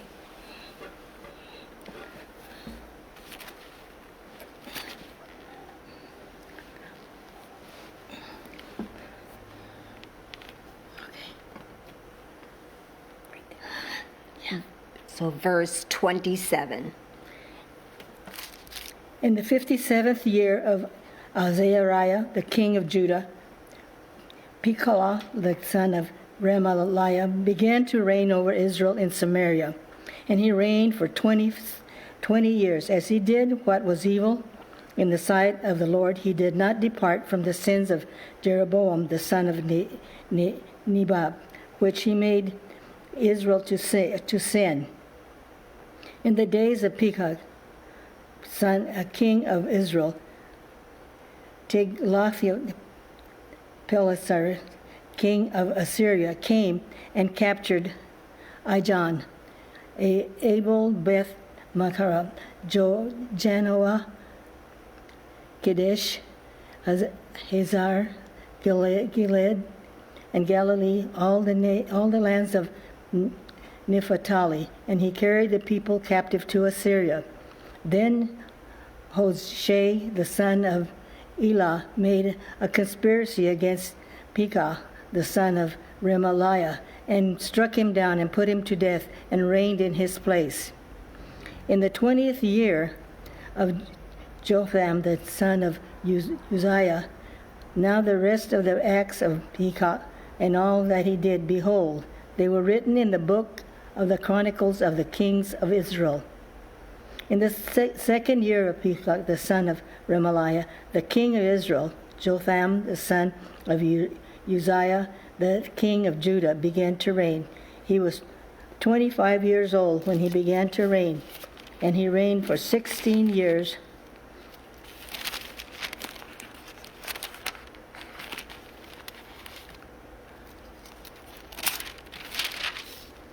In Jerusalem. His mother's name was Jerusha, the daughter of Zadok, and he did what was right in the eyes of the Lord, according to all that his father Uzziah had done. Nevertheless, the high places were not removed. The people still sacrificed and made offerings on the high places. He built the upper gate of the house of the Lord. Now the rest of the acts in Jotham and all that he did, as are not written in the book of the Chronicles of the kings of Judah. In those days the Lord began to send Rezin, the king of Syria, and Pekah, the son of Remaliah, against Judah. Jotham slept with his fathers and was buried with his fathers in the city of David his father, and Uzzah his son reigned in his place. In the 17th year of Pekah, the son of Remaliah. Uzzah, the son of Jotham, the king of Judah, began to reign. Uzzah was 20 years old, and he began to reign, and he reigned for 16 years in Jerusalem. And he did not do what was right in the eyes of the Lord his God, as his father David had done. But he walked in the ways of the kings of Israel. He even buried his son as an offering. He even burned his son as an offering, according to the despicable practices of the nations whom the Lord drove out before the people of Israel. And he sacrificed and made offerings on the high places and on the hills and under every green tree. Then Rezin, king of Syria, and Pekah, the son of Remaliah, king of Israel, came up to wage war on Jerusalem. And they besieged Uzzah, but could not conquer him. At that time, Rezin, the king of Syria, discovered Elath for Syria and drove the men of Judah from Elath. And the Ammonites came to Elath, where they dwell to this day. Uzzah sent messengers to Tiglath-Pileser, king of Assyria, saying, I am your servant and your son. Come up and rescue me from the hand of the king of Assyria and from the hand of the king of Israel, who are attacking me. Uzzah also took the silver and gold that was found in the house of the Lord and in the treasures of the king's house, and sent a present to the king of Assyria. And the king of Assyria listened to him. The king of Assyria marched up against Damascus and took it, carrying its people captive to Kir, and he killed Rezin. After King Uzzah went to Damascus to meet Tiglath-Pileser, king of Assyria, he saw the altar that was at Damascus, and King Uzzah sent to Uriah the priest a model of the altar and its pattern, exact in all its details. And Uriah the priest built the altar in accordance with all that the king Uzzah had sent from Damascus. So Uriah the priest made it before King Uzzah arrived from Damascus. And when the king came from Damascus, the king viewed the altar. Then the king drew near to the altar and went up on it. He went up on it and burned his burnt offering and his grain offering, and poured his drink offering, and threw the blood of his peace offering on the altar. And the bronze altar that was before the Lord he removed from the house, from the front of the house, from the place between his altar and the house of the Lord, and put it on the north side of his altar. And King Uzzah commanded Uriah the priest, saying, on the great altar burn the morning burnt offerings and the evening grain offering, and the king's burnt offering and his grain offering, with the burnt offering of all the people of the land, and their grain offering and their drink offering, and throw on it all the blood of the burnt offering and all the blood of the sacrifice. But the bronze altar shall be for me to inquire by. Uriah the priest did all this as King Uzzah commanded. And King Uzzah cut off the frames of the stands, and removed the basin from them. And he took down the sea from off the bronze oxen that was under it, and put it on a stone pedestal. And the covered way for the Sabbath had been built inside the house, and the outer entrance for the king he caused to go around the house of the Lord, because of the king of Assyria. Now the rest of the acts of Uzzah that he did are not written in the books of the chronicles of the kings of Judah. And Uzzah slept with his fathers and was buried with his fathers in the city of David, and Hezekiah his son reigned in his place. Chapter 17. Hoshea reigns in Israel. In the 20th year of Azal, the king of Judah, Hoshea, the son of Elah, began to reign in Samaria over Israel, and he reigned for 9 years, and he did what was evil in the sight of the Lord, yet not as the kings of Israel who were before him. Against him came up Shalmaneser, king of Assyria, and Hoshea became his vassal and paid him tribute. But the king of Syria found treachery in Hoshea, and he had sent messengers to So, the king of Egypt, and offered no tribute to the king of Israel. He offered no tribute to the king of Assyria, as he had done year by year. Therefore the king of Assyria shut him up and bound him in prison. Then the king of Assyria invaded all the land and came to Samaria, and for 3 years he besieged it. In the 9th year of Hoshea, the king of Assyria captured Samaria, and he carried the Israelites away to Assyria and placed them in Halah and on the harbor, the river of Goshen, and the cities of the Medids. And this occurred because the people of Israel had sinned against the Lord their God, who had brought them out of the land of Egypt from under the hand of Pharaoh, the king of Egypt, and had feared other gods and walked in the customs of the nations, whom the Lord drove out before the people of Israel, and in the customs that the kings of Israel had practiced. And the people of Israel did secretly against the Lord their God things that were not right. They built for themselves high places in all their towns, from watchtowers to fortified city.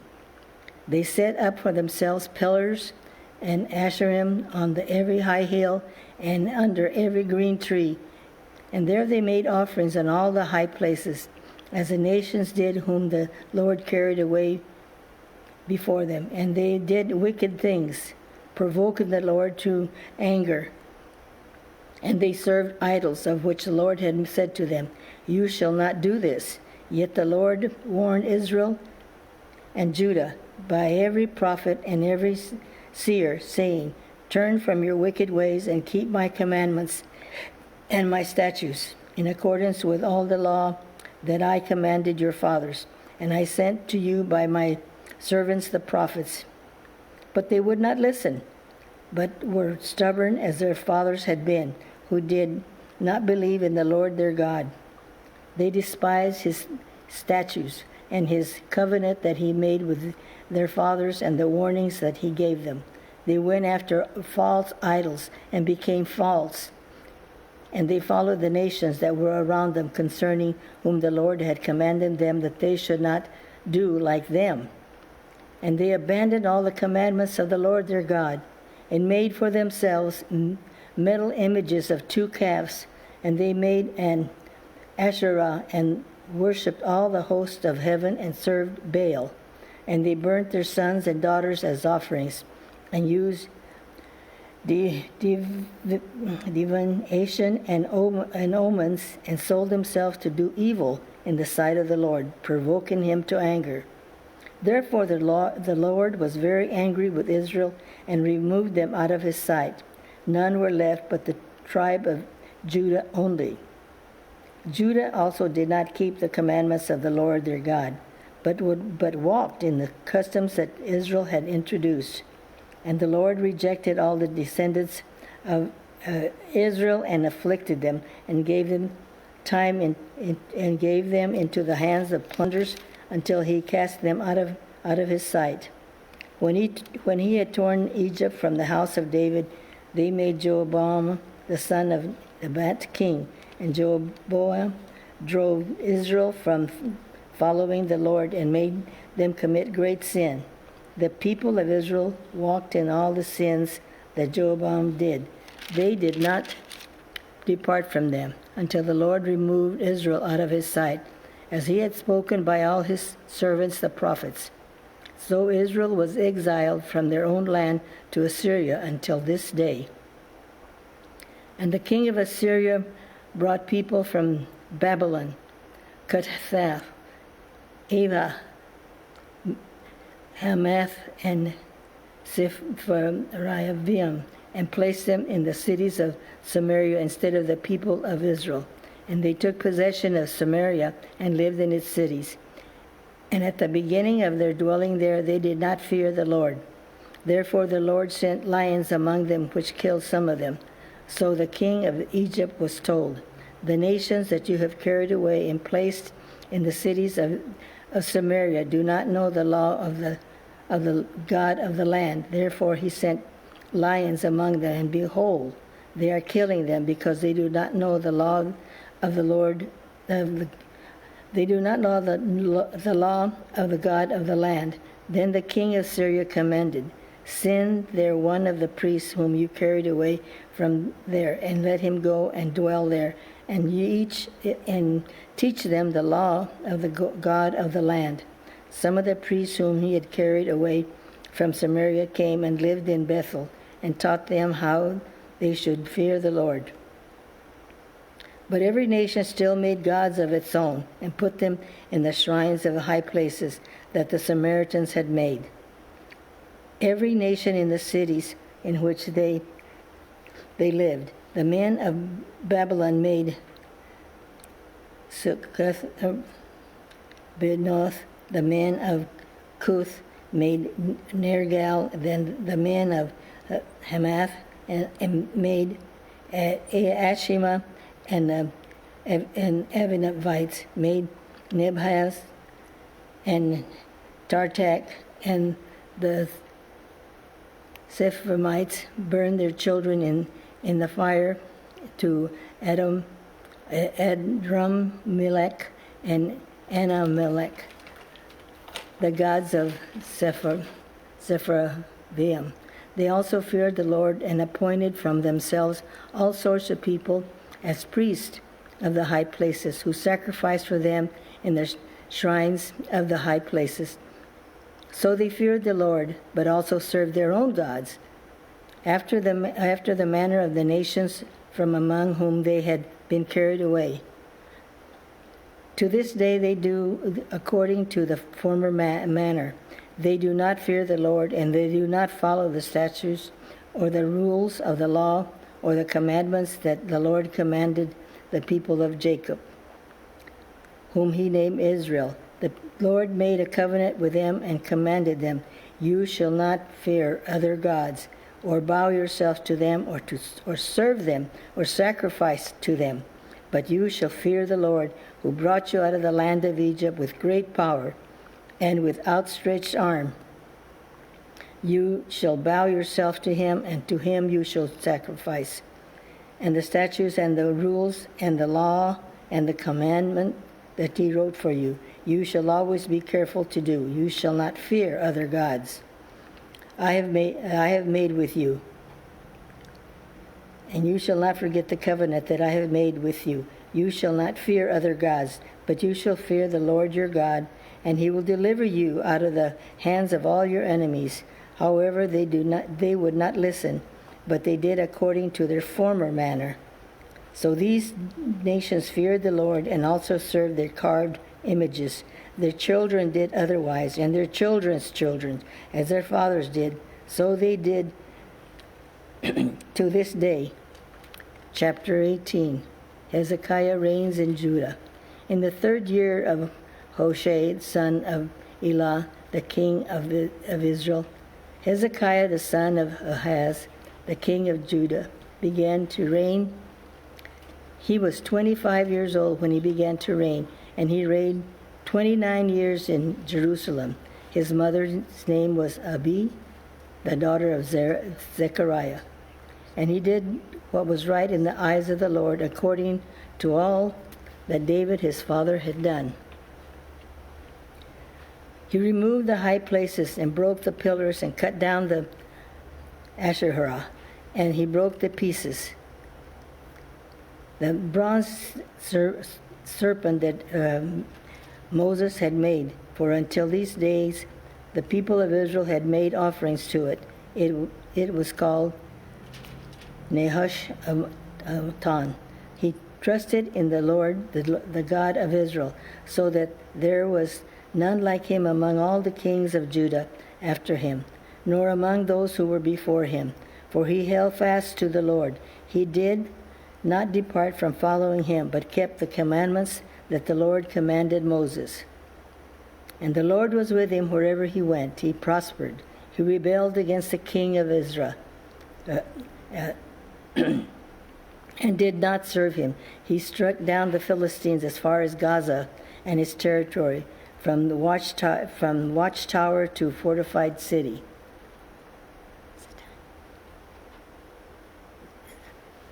Is it your time? Yeah. Okay. I'm on verse 9. On the 18, okay?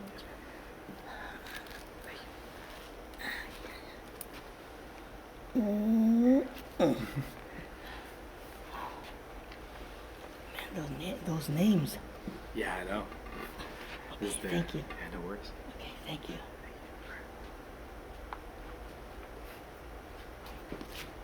Good luck with those names. Thank you. Okay. Verse 9.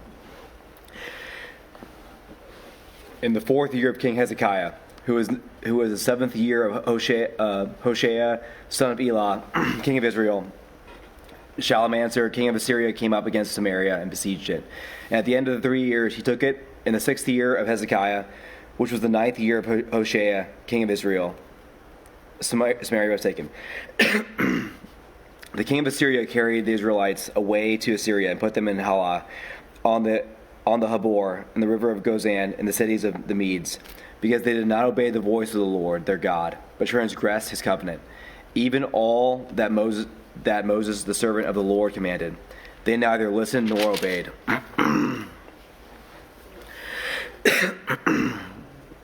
In the 14th year of King Hezekiah, Sennacherib, king of Assyria, came up against all the fortified cities of Judah and took them. And Hezekiah, king of Judah, sent to the king of Assyria at Lachish, saying, I have done wrong, withdraw from me. I have done wrong, withdraw from me. Whatever you impose on me, I will bear. And the king of Assyria acquired of Hezekiah, king of Judah, 300 talents of silver and 30 talents of gold. And Hezekiah gave him all the silver that was found in the house of the Lord and in the treasuries of the king's house. At that time, Hezekiah stripped the gold from the doors of the temple of the Lord and from the doorposts that Hezekiah, king of Judah, had overlaid, and gave them to the king of Assyria. And the king of Assyria sent the Tartan of Rabsaris and the Rabshakeh with a great army from Lachish to King Hezekiah at Jerusalem. And they went up and came to Jerusalem. When they arrived, they came and stood by the conduit at the upper pool, which is on the highway to the washer's field. And when they called for the king, there came out to them Eliakim, son of Hilkiah, who was over the household, and Shebna, the secretary, and Joah, son of Asaph, the recorder. And the Rabshakeh said to him, say to Hezekiah, thus is the great king, the king of Assyria, oh, what do you rest this trust of yours? On what do you rest this trust of yours? Do you think that mere words are strategy and power for war? And whom do you now trust that you rebelled against me? Behold, you are trusting now in Egypt, that broken reed of a staff, which will pierce the hand of any man who leans on it. Such is Pharaoh, king of Egypt, to all who trust in him. But if you say to me, we trust in the Lord our God, is it not he whose high places and altars Hezekiah had removed, saying to Judah and Jerusalem, you shall worship before this altar in Jerusalem? Come now, make a wager with my master, the king of Assyria. I will give you 2,000 horses, if you're able on your part to set riders on them. How then can you repulse a single captain among the least of my master's servants, when you trust in Egypt for chariots and for horsemen? Moreover, it is without the Lord that I have come against this place to destroy it? Or is it without the Lord that I've come against this place to destroy it? The Lord said to me, go up against this land and destroy it. Then Eliakim, son of Hilkiah, and Shebna and Joah said to Rabshakeh, please speak to your servants in Aramaic, for we understand it. Do not speak to us in the language of Judah, within the hearing of the people who are on the wall. But the Rabshakeh said to him, Has my master sent me to speak these words to your master and to you, and not to the men sitting on the wall, who are doomed with you to eat their own dung and to drink their own urine?" Then the Rabshakeh stood and called out in a loud voice in the language of Judah, "Hear the word of the king of Assyria. Hear the word of the great king, the king of Assyria. Thus says the king, do not let Hezekiah deceive you, for he will not be able to deliver you out of my hand. Do not let Hezekiah make you trust in the Lord by saying, the Lord will surely deliver us, and this city will not be given into the hand of the king of Assyria. Do not listen to Hezekiah, for thus is the king of Assyria. Make your peace with me, and come out to me. Then each of you will eat his own vine, and each of his own fig tree, and each one of you will drink the water of his own cistern, until I come and take you away to a land like your own land, a land of grain and wine, a land of bread and vineyards, a land of olive trees and honey, that you may live and not die. And do not listen to Hezekiah when he misleads you by saying, the Lord will deliver us. Has any of the gods of the nations ever delivered his hand out of the hand of the king of Assyria? Where are the gods of Hamath and Arpad? Where are the gods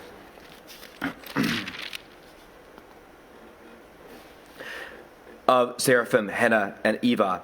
Have they delivered Samaria out of my hand? Who among the gods of the lands has delivered their lands out of my hand, that the Lord should deliver Jerusalem out of my hand? But the people were silent and answered him not a word, for the king's command was, do not answer him. Then Eliakim, the son of Hilkiah, who was over the household, and Shebna the secretary, and Joah, the son of Asaph, the recorder, came to Hezekiah with their clothes torn, and told them the words of the Rabshakeh. As soon as King Hezekiah heard it, he tore his clothes and covered himself with sackcloth and went into the house of the Lord. And he went to Eliakim, who was over the household, and Shebna the secretary, and the senior priests, covered with sackcloth to the prophet of Isaiah, the son of Amos. They said to him, thus says Hezekiah, this day a day of distress, of rebuke, and of disgrace. Children have come to the point of birth, and there is no strength to bring them forth. It may be that the Lord your God heard all the words of the Rabshakeh, whom his master the king of Assyria has sent to mock the living God, and will rebuke the words that the Lord your God has heard. Therefore lift up your prayer to the remnant that is left, for the remnant that is left. When the servants of King Hezekiah came to Isaiah, Isaiah said to them, say to your master, thus says the Lord, do not be afraid because of the words that you have heard, with which the servants of the king of Assyria have reviled me. Behold, I will put a spirit in him, so that he will hear a rumor and return to his own land, and I will make him fall by the sword in his own land.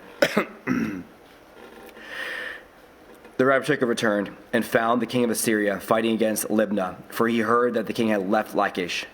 Now the king heard concerning Tirhakah, king of Cush, behold, he has set out to fight against you. So he sent messengers again to Hezekiah, saying, thus shall you speak to Hezekiah, king of Judah. Do not let your God, in whom you trust, deceive you by promising that Jerusalem will not be given into the hand of the king of Assyria. Behold, you have heard what the kings of Assyria have done to all the lands, devoting them to destruction. And shall you be delivered? Have the gods of the nations delivered them, the nations that my fathers destroyed, Gozan, Haran, Resaph, and the people of Eden who were in Tilasar? Where is the king of Hamath, the king of Arpad, the king of the city of Seraphim, the king of Hena, or the king of Eva? Hezekiah received the letter from the hand of the messengers and read it. And Hezekiah went up to the house of the Lord and spread it before the Lord. And Hezekiah prayed before the Lord and said, O Lord, God of Israel, enthroned above the cherubim, you are the God, you alone, of all the kingdoms of the earth. You have made heaven and earth. Incline your ear, O Lord, and hear. Open your eyes, O Lord, and see, and hear the words of Sennacherib, which he has sent to mock the living God. Truly, O Lord, the kings of Assyria have laid waste the nations and their lands, and have cast their gods into the fire. For they were not gods, but the work of men's hands, wood and stone. Therefore they were destroyed. Now, O Lord our God, save us, please, from this hand, so that all the kings of the earth may know that you, O Lord, are God alone. Then Isaiah, son of Amos, sent to Hezekiah, saying, thus is the Lord, the God of Israel. Your prayer to me about Sennacherib, king of Assyria, I have heard. This is the word of the Lord spoken concerning him. She despises you, she scorns you, the virgin daughter of Zion. She wags her head behind you, the daughter of Jerusalem. Who have you mocked and reviled? Against whom have you raised your voice and lifted your eyes to the heights? Against the Holy One of Israel. By your messengers you have mocked the Lord, and you have said, with my many chariots I've gone up to the heights of the mountains, to the far recesses of Lebanon. I felled its tallest cedars, its choicest cypresses. I entered its farthest lodging place, and its most fruitful forest. I dug wells, I drank foreign waters. I dried up with the sole of my foot all the streams of Egypt. Have you not heard that I had determined it long ago?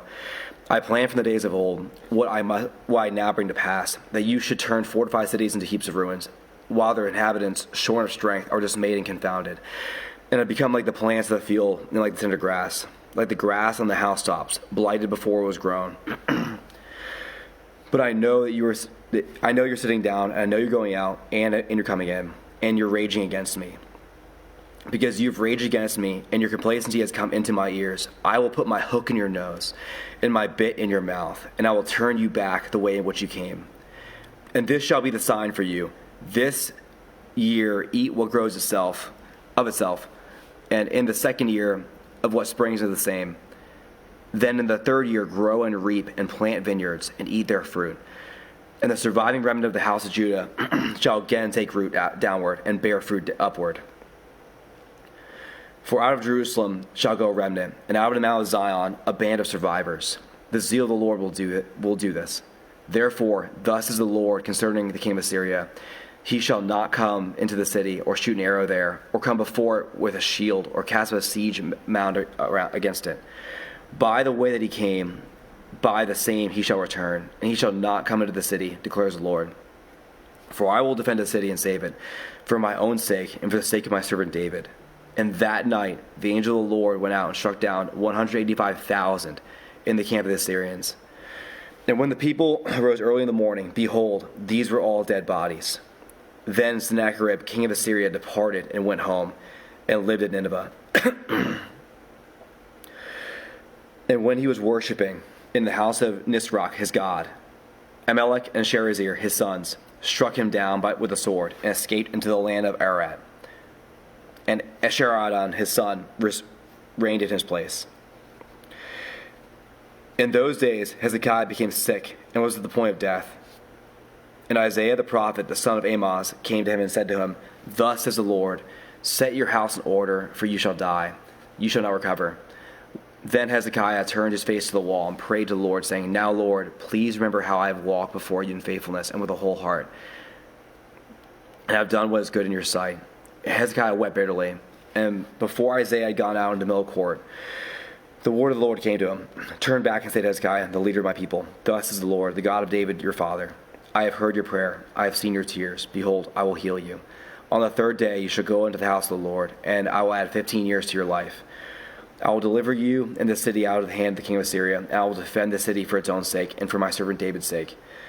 And Isaiah said, Bring a cake of figs, and let them take it and lay it on the boil, and that he might recover. Hezekiah said to Isaiah, What shall be the sign that the Lord will heal me, and that I shall go up to the house of the Lord on the third day? And Isaiah said, This shall be the sign to you from the Lord, that the Lord will do the thing that he has promised. Shall the shadow go forward 10 steps, or go back 10 steps? And Hezekiah answered, It is an easy thing for the shadow to lengthen 10 steps. Rather, will the shadow go back 10 steps. And Isaiah the prophet called to the Lord, and he brought the shadow back 10 steps, by which it had gone down the steps to Ahaz. At that time, Merodach-Baladan, the son of Baladan, king of Babylon, sent envoys with letters and a present to Hezekiah, for he heard Hezekiah had been sick. And Hezekiah welcomed them, and he showed them all the treasure in his house, the silver, the gold, the spices, the precious oil, his armory, and all that was found in his storehouses. There was nothing in his house or in all his realm that Hezekiah did not show them. Then Isaiah the prophet came to King Hezekiah and said to him, What did these men say? And from where have they come to you? And Hezekiah said, They have come from a far country, from Babylon. And he said, What have they seen in your house? And Hezekiah answered him, They have seen all that is in my house, and there is nothing in my storehouse that I did not show them. Then Isaiah said to Hezekiah, Hear the word of the Lord. Behold, the days are coming when all that is in your house, and which your fathers have stored up until this day shall be carried off to Babylon. Nothing shall be left, says the Lord. And some of your own sons who will come from you, whom you will father, will be taken away, and they shall be eunuchs in the palace of the king of Babylon. Then Hezekiah said to Isaiah, the word of the Lord that you have spoken is good. For he thought, why not, if there will be peace and security in my days? The rest of the deeds of Hezekiah and all his might, and how he made the pool and the conduit, and brought water into the city, are they not written in the book of the Chronicles of the kings of Judah? And Hezekiah slept with his fathers, and Manasseh his son reigned in his place. Manasseh will be 12 years old. Was 12 years old when he had begun to reign, and he reigned 55 years in Jerusalem. His mother's name was Hephzibah, and he did what was evil in the sight of the Lord, according to the despicable practices of the nations, whom the Lord drove out before the people of Israel. For he rebuilt the high places that Hezekiah his father had destroyed, and he erected altars for Baal, and made an Asherah, as Ahab king of Israel had done, and worshipped all the host of heaven and served them. And he built altars in the house of the Lord, which the Lord had said, in Jerusalem I will put my name. And he built altars for all the hosts of heaven in the two courts of the house of the Lord. And he burned his son as an offering, and used fortune-telling and omens, and dealt with mediums and with necromancers. He did much evil in the sight of the Lord, provoking him to anger. And the carved image of Asherah that he had made, he had set in the house of which the Lord said to David and to Solomon his son, in this house and in Jerusalem, where I have chosen out of all the tribes of Israel, I'll put my name forever. And I will not cause the feet of Israel to wander any more out of the land that I gave to their fathers, if only they will be careful to do according to all that I've commanded them, and according to the law that my servant Moses commanded them. But they did not listen. And Manasseh led them astray to do more evil than the nations that had done, whom the Lord destroyed before the people of Israel. And the Lord said by the servants of the prophets, because Manasseh, king of Judah, has committed these abominations, and has done things more evil than all that the Amorites did, who were before him, and has made Judah also to sin with his idols. Therefore, thus is the Lord, the God of Israel, behold, I am bringing upon Jerusalem and Judah such disaster that the ears of everyone who hears it will tingle. And I will stretch over Jerusalem the measuring line of Samaria, and the plumb line of the house of Ahab, and I will wipe Jerusalem as one wipes a dish, wiping it and turning it upside down. I will forsake the remnant of my heritage, and I will give them into the hand of their enemies. And they shall become a prey and a spoil among their enemies, because they have done what is evil in my sight, and have provoked me to anger, since the day their fathers came out of Egypt, even to this day. Moreover, Manasseh shed very much innocent blood, till he had filled Jerusalem from one end to the other, besides the sin that he had made Judah to sin, so that they did what was evil in the sight of the Lord. Now the rest of the acts of Manasseh, and all that he did, and all the sin that he committed, are they not written in the books of the Chronicles of the kings of Judah? And Manasseh slept with his fathers, and was buried in the garden of his house, in the garden of Uzzah, and Ammon his son reigned in his place.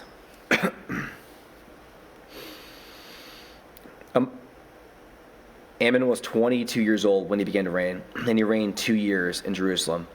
His mother's name was Meshullemeth, the daughter of Haruz of Jorba, and he did what was evil in the sight of the Lord, as Manasseh his father had done. He walked in the way in which his father had walked and served, the idols that his father served and worshipped them. He abandoned the Lord, the God of his fathers, and did not walk in the way of the Lord. And the servants of Ammon conspired against him, and put the king to death in his house. But the people of the land struck down all those who had conspired against King Ammon. And the people of the land made Josiah, his son, king in his place. Now the rest of the acts of Ammon that he did, are they not written in the book of the Chronicles of the kings of Judah? And he was buried in his tomb in the garden of Uzzah, and Josiah, his son, reigned in his place. Josiah was 8 years old when he began to reign, and he reigned 31 years in Jerusalem. His mother's name was Jedidiah, and the daughter of Adiah of Bozkath. And he did what was right in the eyes of the Lord, and he walked all the way of David's father, and he did not turn aside to the right or to the left. In the 18th year of King Josiah, the king sent Shaphan, son of Azaliah, son of Meshullam, the secretary, to the house of the Lord, saying, Go up to Hilkiah, the high priest, that he may count the money that has been brought into the house of the Lord, which the keepers of the threshold have collected from the people, and let it be given to the hand of the workmen who have the oversight of the house of the Lord, and let them give it to the workmen repairing the house, that is, the carpenters, the builders, and the masons, and let them use it for buying timber and quarried stone for the repair of the house. But no accounting shall be asked from them for the money that is delivered into their hand, for they deal honestly.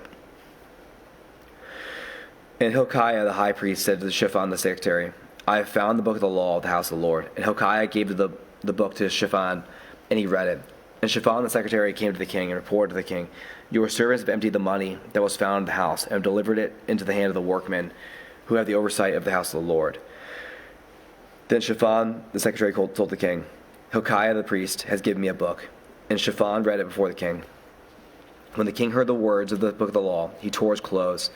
And the king commanded Hilkiah the priest, and Eliakim the son of Shaphan, and Achbor the son of Micaiah, and Shaphan the secretary, and Ashiah the king's servant, saying, Go inquire of the Lord for me, for the people, and for all Judah, concerning the words of the Lord that have been found.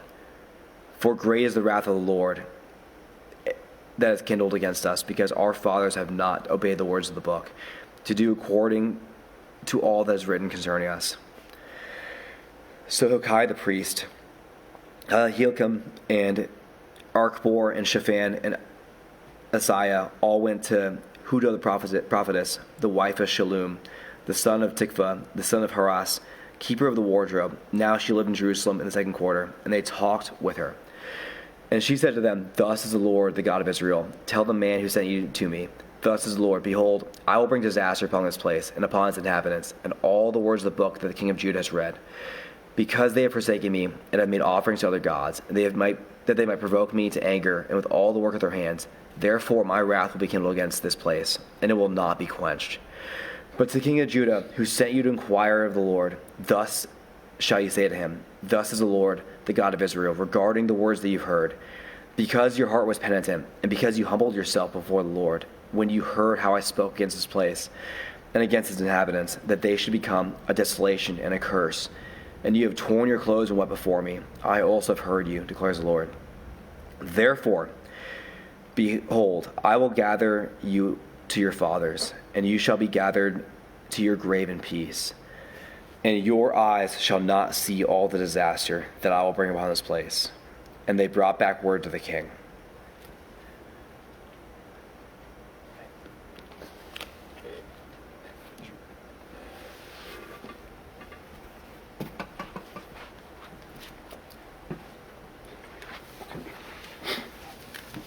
Second Kings 23. Then the king sent, and all the elders of Judah and Jerusalem were gathered to him.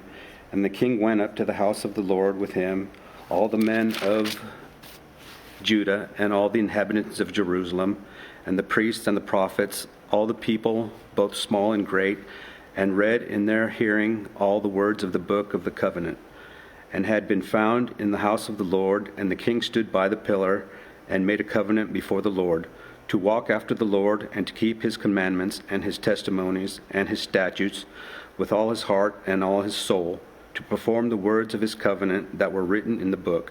And all the people joined the covenant. And the king commanded Hilkiah, the high priest, and the priests of the second order, and the keepers of the threshold, to bring out the temple of the Lord, all the vessels made for Baal, for Asherah, and for all the hosts of heaven. He burned them outside Jerusalem in the fields of Kidron, and carried their ashes to Bethel. And he deposed the priests whom the king of Judah had ordained to make offerings in the high places at the cities of Judah and around Jerusalem, those also who burned incense to Baal, to the sun and to the moon and constellations and all the hosts of heavens. And he brought out the Azarah from the house of the Lord outside Jerusalem to the brook Kidron, and burned it at the brook Kidron, and beat it to dust, and cast the dust of it upon the graves of the common people, and broke down the houses of the male cult prostitutes, and when in the house of the Lord were the women woven hangings for the Asherah, and he brought all the priests out of the cities of Judah, and defiled the high places where the priests had made offerings, from Geba to Beersheba. And he broke down the high places of the gates that were at the entrance of the gate of Joshua, the governor of the city, which were on one's left at the gate of the city. However, the priests of the high places did not come up for the altar of the Lord in Jerusalem, but they ate unleavened bread among their brothers, and he defiled Tophah, which is in the valley of the son of Hinnom, that no one might burn his son or his daughter as an offering to Molech. And he removed the horses that the kings of Judah had dedicated to the sun at the entrance of the house of the Lord, by the chamber of Nahum, Methilah, and Chamberlain, which was in the precincts. And he burned the chariots of the sun with fire, and the altars on the roof of the upper chamber of Ahaz, which the kings of Judah made, and the altars that Manasseh had made in the 2 counts of the house of the Lord, pulled down and broken pieces, and cast the dust of them into the brook Kidron. And the king defiled the high places that were east of Jerusalem, to the south of the Mount of Corruption, which Solomon the king of Israel had built, for Assoreth, the abomination of the Sidonians, and for Chemosh, the abomination of Moab, and for Milcom, the abomination of the Ammonites. And he broke in pieces the pillars, and cut down the Asherim, and filled their places with the bones of men. Moreover, the altar of Bethel and high places erected by Jeroboam the son of Nebat, who made Israel to sin, that altar with the high place be pulled down and burned, reducing it to dust. He also burned the Asherah, which as Josiah turned, he saw the tombs there on the mount. And he sent and took the bones out of the tomb, and buried them on the altar, and defiled it, according to the word of the Lord that the man of God proclaimed, who had predicted these things. Then he said, "What is the monument that I see?" And the men of the city told him, "It is the tomb of the man of God who came from Judah and predicted these things that you have done against the altar at Bethel." And he said, "Let him be, let no man move his bones." So they let his bones alone, with the bones of the prophet who came out of Samaria. And Josiah removed all of the shrines also of the high places that were in the cities of Samaria, where kings of Israel had made provoking to the Lord to anger. He did to them according to all that he had done in Bethel.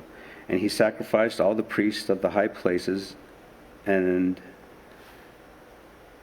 were there on the altars, and burned human bones on them, and he returned to Jerusalem.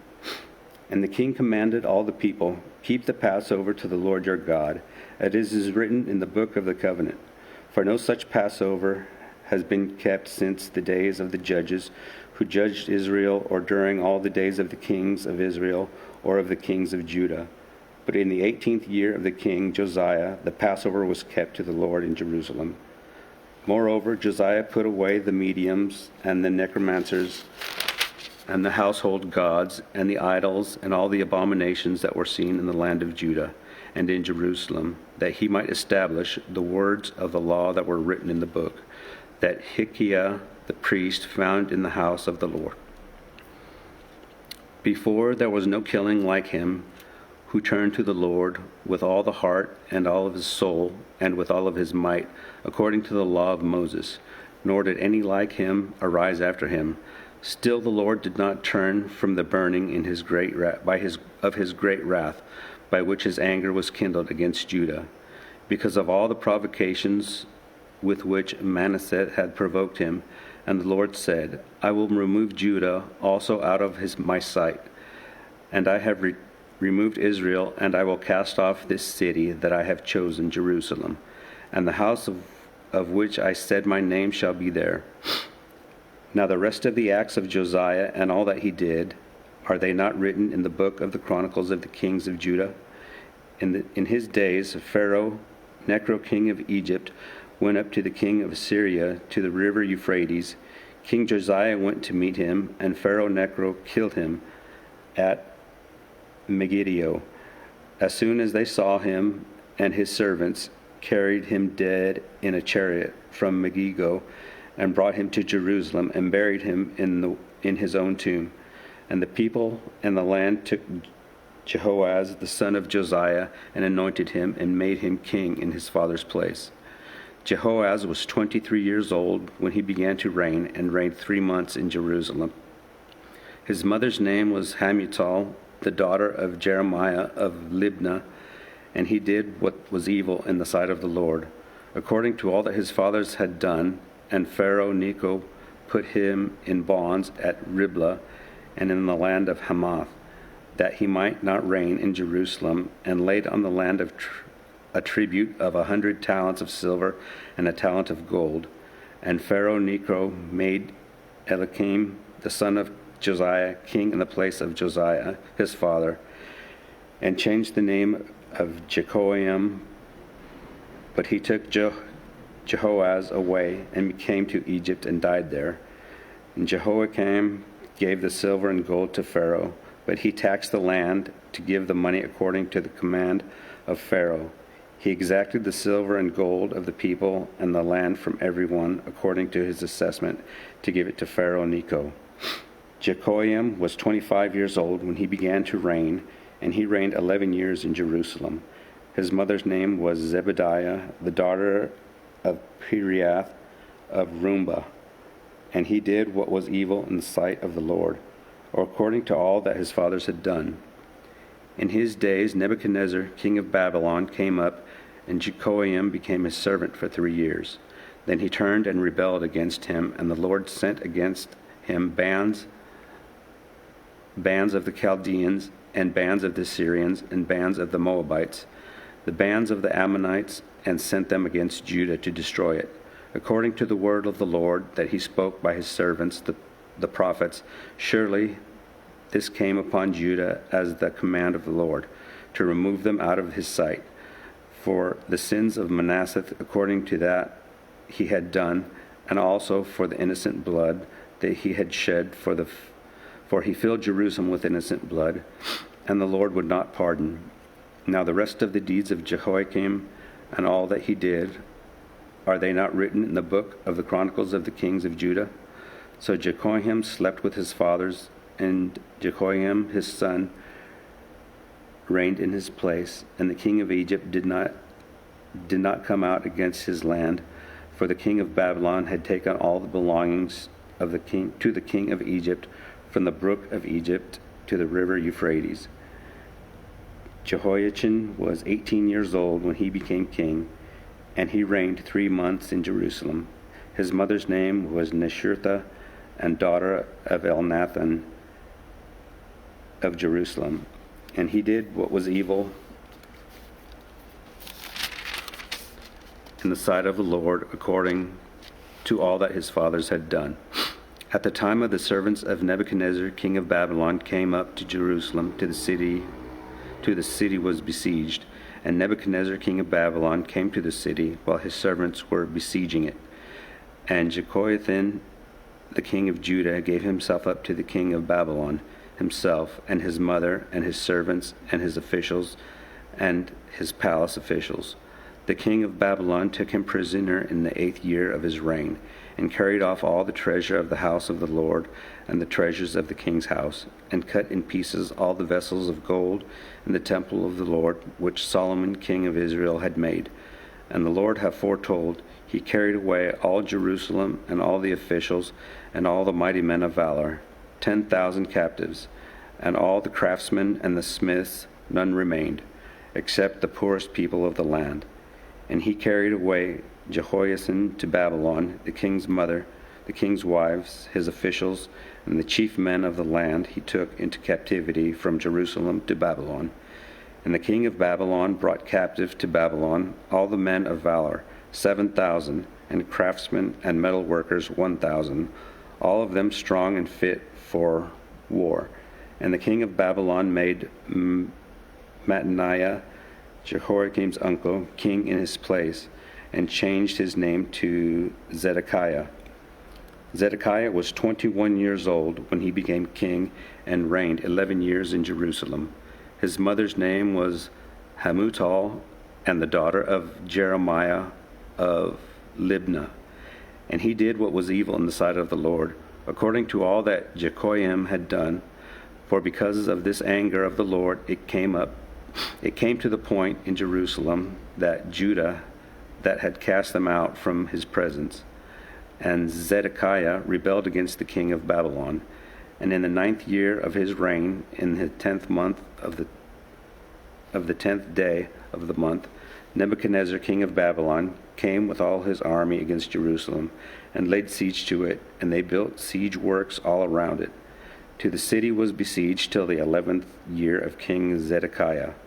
On the 9th day of the 4th month, the famine was so severe to the city that there was no food for the people of the land. Then a breach was made in the city, and all the men of the war fled by night by the way of the gate between the two walls by the king's garden.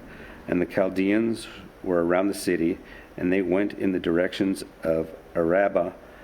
But the army of the Chaldeans pursued the king and overtook him in the plains of Jericho. And all his army was scattered from him. Then they captured the king and brought him up to the king of Babylon at Riblah, and they passed sentence on him. They slaughtered the sons of Zedekiah before his eyes, and they put out the eyes of Zedekiah and bound him in chains and took him to Babylon. In the 5th month of the 7th day of the month, that was the 19th year of King Nebuchadnezzar, king of Babylon, Nebuzaradan, the captain of the bodyguard, a servant of the king of Babylon, came to Jerusalem, and he burned the house of the Lord, and the king's house, and all the houses of Jerusalem. Every great house he burned down, and all the army of the Chaldeans who were with the captain of the guard broke down the walls around Jerusalem. And the rest of the people who were left in the city, and the deserters who had deserted to the king of Babylon, together with the rest of the multitude, Nebuzaradan, the captain of the guard, carried into exile. But the captain of the guard left some of the poorest of the land to be vine dressers and plowwomen, and the pillars of bronze that were in the house of the Lord, and stands, the bronze sea, that were in the house of the Lord. The Chaldeans broke in pieces and carried the bronze to Babylon.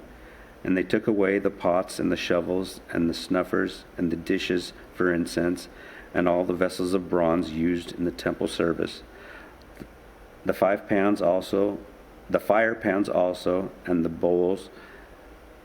What was of gold, the captain of the guard took away as gold, and what was of silver, as silver. As for the 2 pillars, the one sea and the one stands, and Solomon had made for the house of the Lord. The bronze of all those vessels were beyond weight. The height of one pillar was 18 cubits, and on it was a capital of bronze. The height of the capital was 3 cubits. The lattice work and pomegranates, all of bronze, were all around the capital, and the second pillar that had the same with the lattice work. And the captain of the guard took Sariah, the chief priest, and Zephaniah, the second priest, and the 3 keepers of the household, and the 3 keepers of the threshold. And from the city he took an officer who had been in command of the men of war, and 5 men, the king's council, who were found in the city, and the secretary of the commander of the army, who mustered the people of the land, and 60 men of the people of the land, who were found in the city. And Nebuzaradan, the captain of the guard, took them and brought them to the king of Babylon at Riblah. And the king of Babylon struck them down and put them to death at Riblah in the land of Hamath. So Judah was taken into exile out of its land. And over the people who remained in the land of Judah, whom Nebuchadnezzar, king of Babylon, had left, he appointed Geldiash, the son of Kiram, and the son of Shaphan, governor.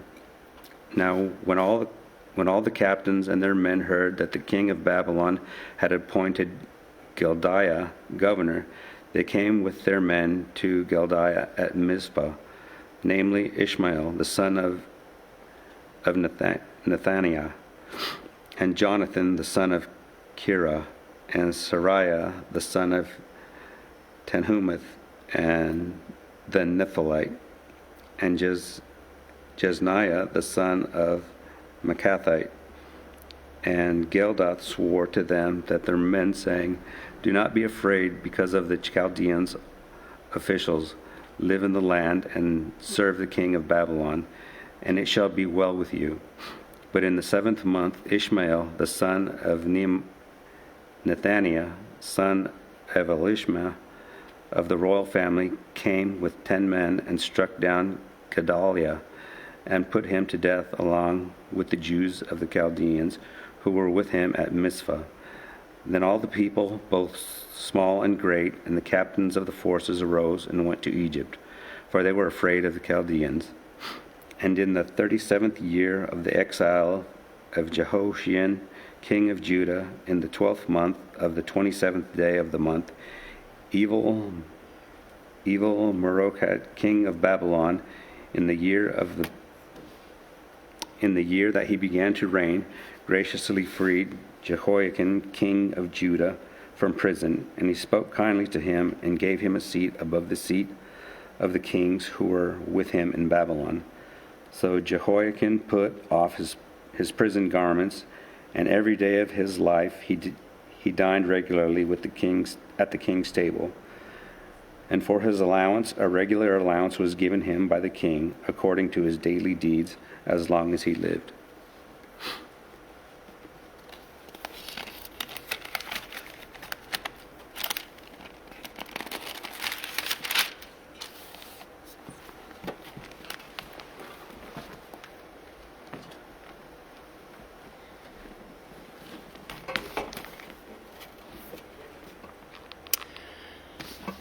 First Chronicles. Adam, Seth, Enosh, Kenan, Malilel, Jared, Enoch, Methuselah, Lamech, Noah, Shem, Ham, and Japheth. The sons of Japheth: Gomer, Magog, Madai, Javan, Tubal, Meshech, and Tiras. The sons of Gomer: Ashkenaz, Riphath, and Togarmah. The sons of Javan: Elijah, Tarshish, Kittim, and Rodanam. The sons of Ham: Cush, Egypt, Put, and Canaan. The sons of Cush: Seba, Havilah, Sabta, Ramah, and Sebtekah. The sons of Ramah: Sheba and Denan. Cush fathered Nimrod. He was the first on the earth to be a mighty man. Egypt fathered Ludum, Anamim, Lehabim, Nephutim, Phatherism, Casluim, from who the Philistine came, and Caphorim.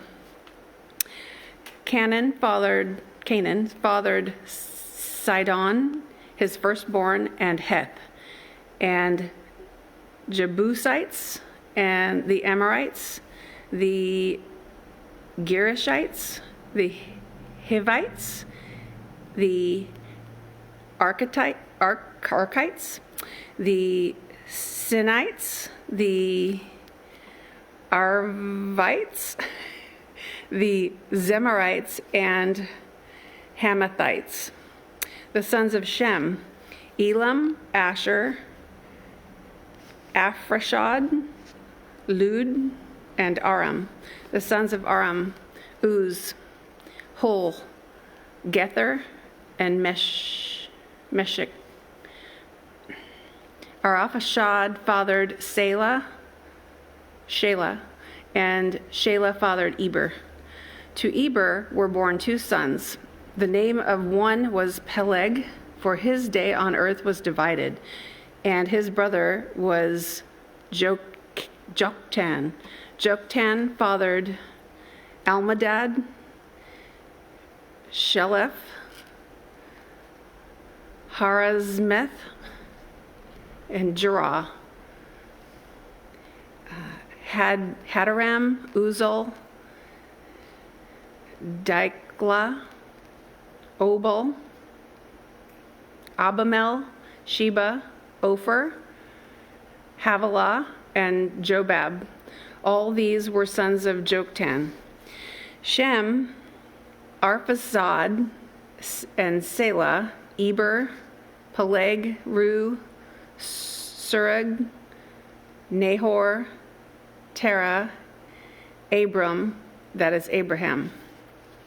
From Abraham to Jacob, the sons of Abraham, Isaac and Ishmael, these are their genealogies. The firstborn of Ishmael, Neboith, and Kedar, Adbeel, Mibsam, Mishma, Duma, Massa, Hadad, Tema, Jetur, Naphish, and Kedema. These are the sons of Ishmael. The sons of Keturah, Abraham's concubine. She bore Zimran, Jokshan, Midian, Ishbak, and Shua. The sons of Jokshan, Sheba, and Dedan. The sons of Midian, Epher, Hanok, Abida, and Eldah. All these were descendants of Keturah. Abraham fathered Isaac, the son of Isaac, Esau, and Israel. The sons of Esau, Eliphaz, Reuel, Jush, Jalam, and Korah. The sons of Eliphaz, Teman, Omar, Zepho, Gatam, Kenaz, and Timnah, all Amalek. The sons of Reuel, Nathan, Zerah, Shema, and Mizah. The sons of Ser, Lotan, Shabal, Zibeon, Anna, Dishon, Ezer, Dishon. The sons of Lotan, Hori, and Hemam. And Lotan's sister was Timnah. The sons of Shobal, Avon,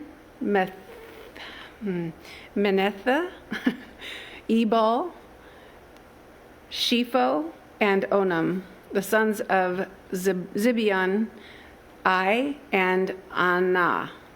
The sons of Anah, Dishon. The son of Dishon, Hemdan, Eshban, Ithran, and Sharon. The son of Ezer, Bilhan, Zavan, and Akan. The sons of Dishon, Uz, and Aran.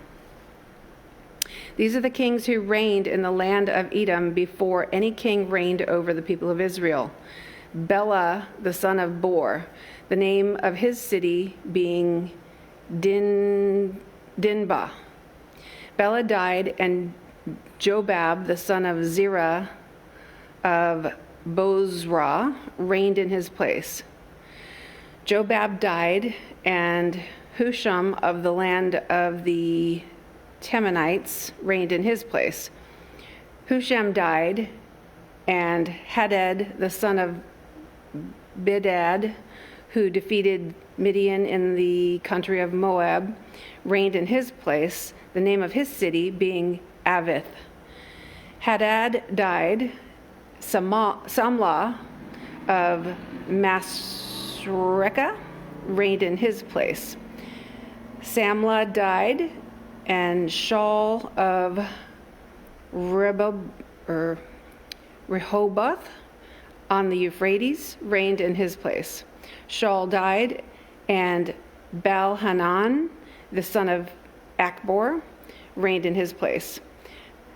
Baal-Hanan died, and Hadad reigned in his place, the name of his city being Pai, and his wife was named Mehetabel, the daughter of Matred, the daughter of Mezahab, and Hadad died. The chiefs of Edom were chiefs Timnah, Alva, Jetheth, Obidamah, Elah, Pinon, Kenaz, Teman, Mitzbar, Magadel, and Iram. These are the chiefs of Edom. These are the sons of Israel: Reuben, Simeon, Levi, Judah, Issachar, Zebulun, Dan, Joseph, Benjamin, Naphtali, Gad, and Asher. The sons of Judah: Onan, and Salah. These three Bathshua the Canaanite bore to him. Now Judah's firstborn, was evil in the sight of the Lord, and he put him to death. His daughter-in-law, Tamar, also bore him Perez and Zerah.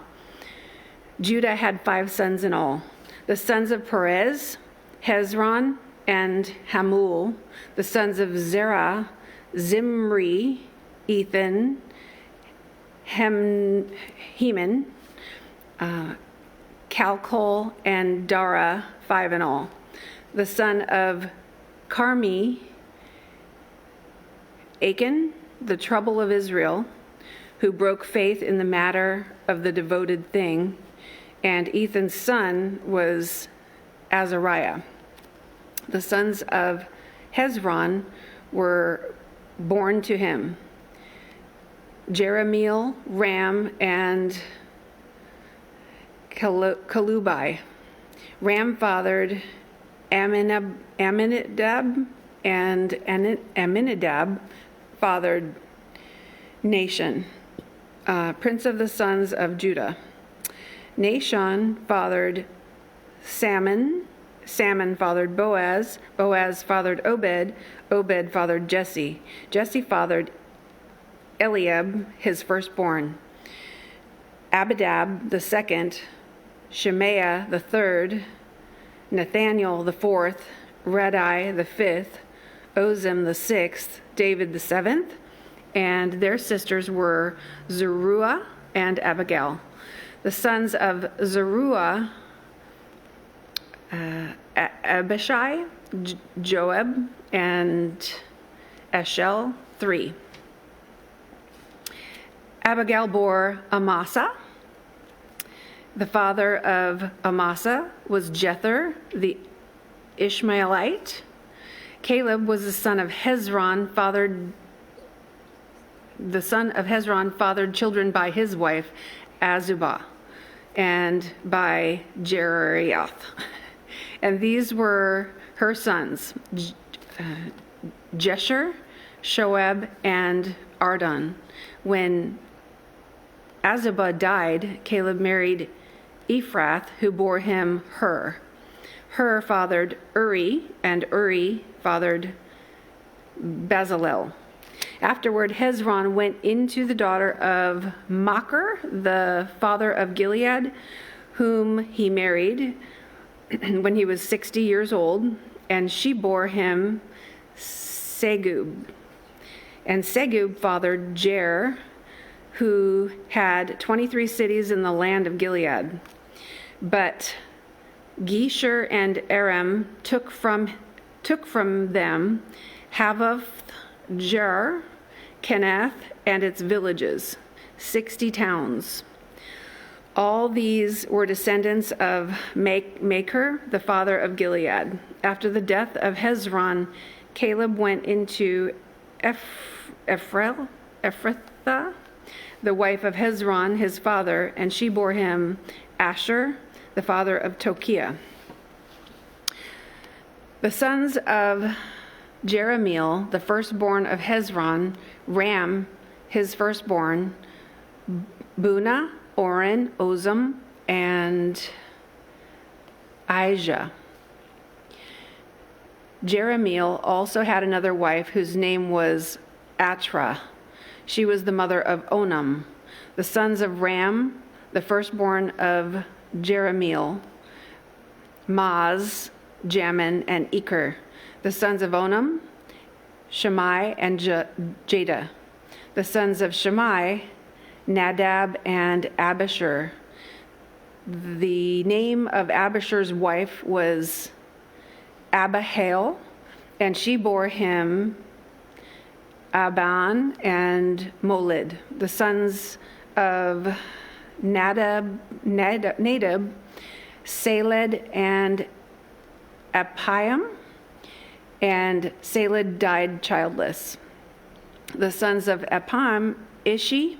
The son of Ishi, Shishan. The son of Shishan, Alai. The sons of Jada, Shammai's brother, Jether and Jonathan, and Jether died childless. The sons of Jonathan, Peleth and Zazah. These were the descendants of Jerahmeel. Now, Sheshan had no sons, only daughters, but Sheshan had an Egyptian slave whose name was Jerah. So Sheshan gave his daughters in marriage to Jerah, his slave, and she bore him Attai.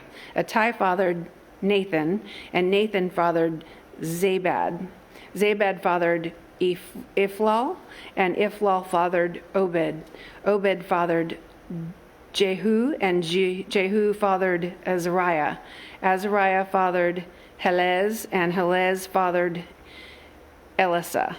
Elisa fathered Sismai, and Sismai fathered Shallum. Shallum fathered Jechemiah, and Jechemiah fathered Elishma. The sons of Caleb, the brother of Jerahmeel, Marishah, his firstborn, who fathered Ziph. The son of Marishah, Hebron. The sons of Hebron, Korah, Tapu, Rechem, and Shema. Shema fathered Raham, the father of Jorkim, and Rechem fathered Shammai. The son of Shammai, Moan, and Moan fathered Beth-zur. Ephah also Caleb's concubine bore Haran, Moza, and Gazez. And Haran fathered Gazez. The sons of Jadai, Regim, Gotham, Geshan, Pelet, Ephah, and Saph. Makkah, Caleb's concubine, bore Sheber and Tirhanan. She bore Shaph, the father of Madman, Shiva, the father of Macbenah, and the father of Gibeah, and the daughter of Caleb was Aksah. These were the descendants of Caleb. The sons of Hur, the firstborn of Ephrath, Shobal, the father of Kiriath Jearim, Salma, the father of Bethlehem, and Hariph, the father of Beth Gader. Shobal, the father of Kiriath Jearim, had other sons. Harith, half of the Methuloth, and clans of Kiriath Jearim, the Ithrites, the Puthites, the Shumathites, and the Mishrites. From these came the Zorathites, and the Estholites. The sons of Salma, Bethlehem, the Netophilites,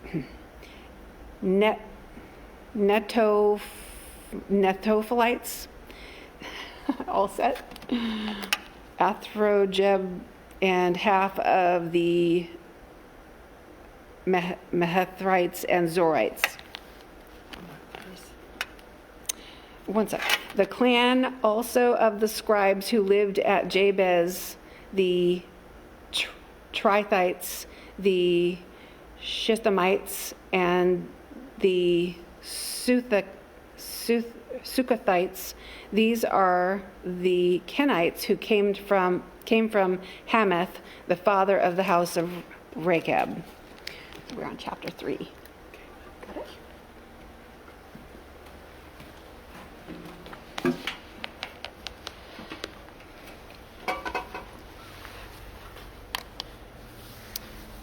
First Chronicles chapter 3.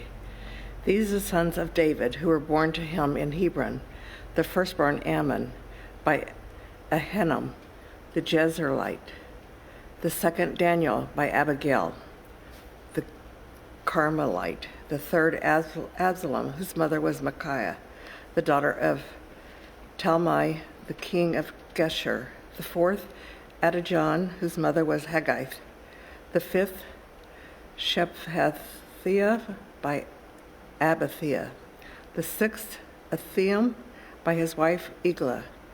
6 were born to him in Hebron, where he reigned for 7 years and 6 months. Then he reigned 36 years in Jerusalem. Those who were born to him in Jerusalem: Shema, Shobab, Nathan, and Solomon. 4 by Bathsheba, the daughter of Amilah, then Ibhar, Ishmael, Elpieth, Nogag, Nephtheg, Japhia, Elisham, Elida, and Eliphet, 9. All these were David's sons, besides the son of the concubines, and Tamar was their sister. The son of Solomon was Rehoboam, Abijah his son, Asa his son, Jehoshaphat his son, Joram his son, Ahaziah his son, Joash his son, Amaziah his son, Azariah his son, Jotham his son, Ahaz his son, Hezekiah his son, Manasseh his son, Amon his son, Josiah his son. The sons of Josiah: Jonathan the firstborn, the second Jehoiakim, the third Zedekiah, the fourth Shallum.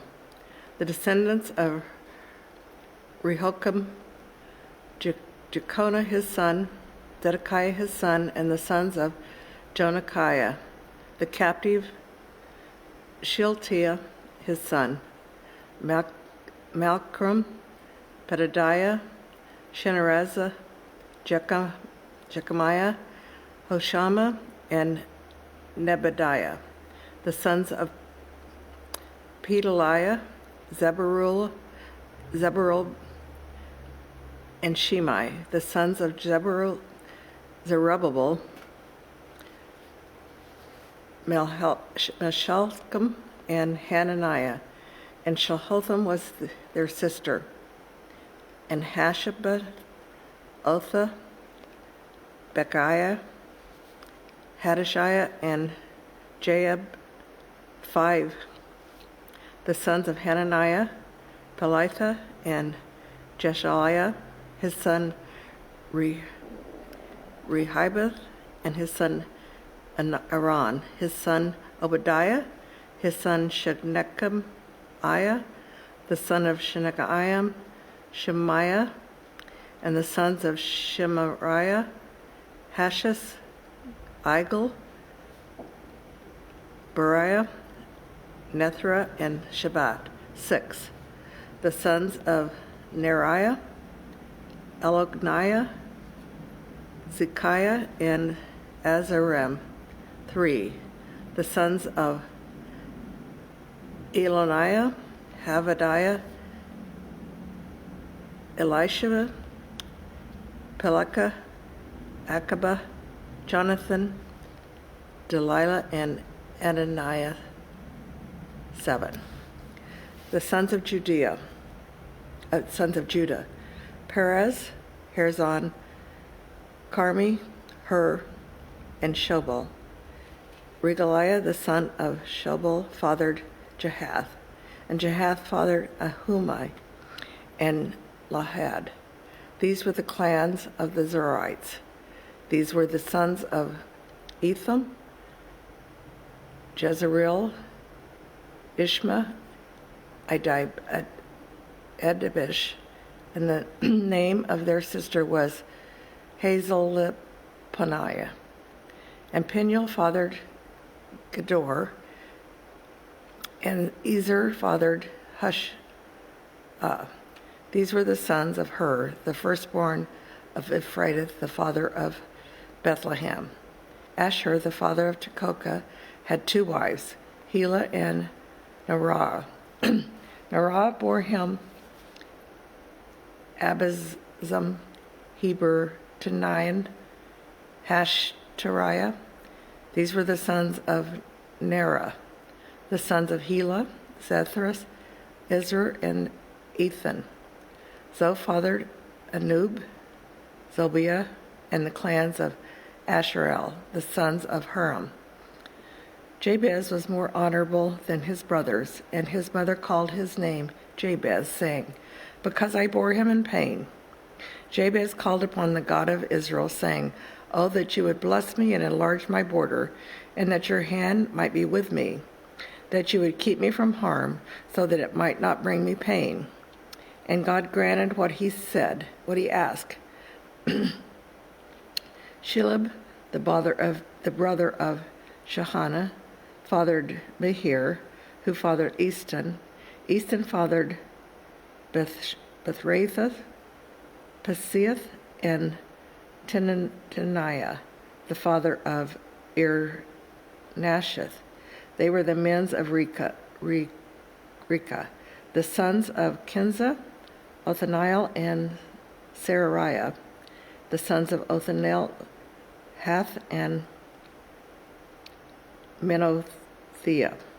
Menothea fathered Oprah, and Seraiah fathered Joab, the father of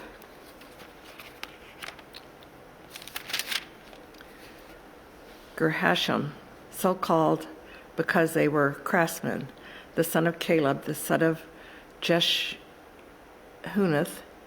Ero, Elah, and Naam, the son of Elah, Kinza, the son of Jehalabel, Zith, Zippath, Tyra, and Asherel, the sons of Ezra, Jeter, Mered, Ether, and Jalon. These are the sons of Bithinia, the daughter of Pharaoh, who Merid married, and she conceived and bore Miriam, Shemaiah, and Ishbad, the father of Eshtermoah. And his Judahite wife bore him Jared, the father of Kedor, Heber, the father of Soko, and Jekuathia, the father of Zonah, The sons of the wife of Hodai, the sister of Nahum, were the fathers of Keliah the Garment and Eshtimoa the Acholite. The sons of Sheman, Ammon, Reba, Ben Hanan, and Tilon. The sons of Ishai, Zoeth, and Ben Zoeth. The sons of Shelah, the sons of Judah.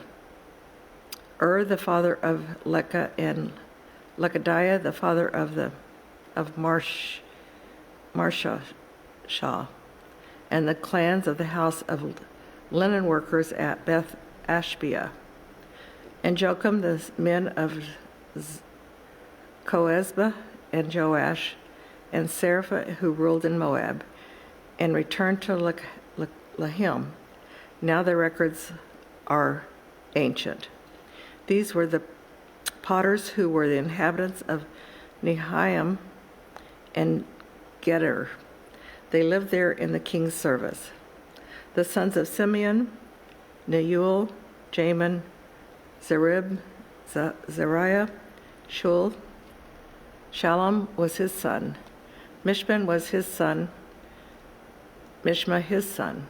The sons of Mishma, Hamuel his son, Zachor his son, Shimei his son. Shimei had 16 sons and 6 daughters, but his brothers did not have many children, nor did all their clan multiply like the men of Judah.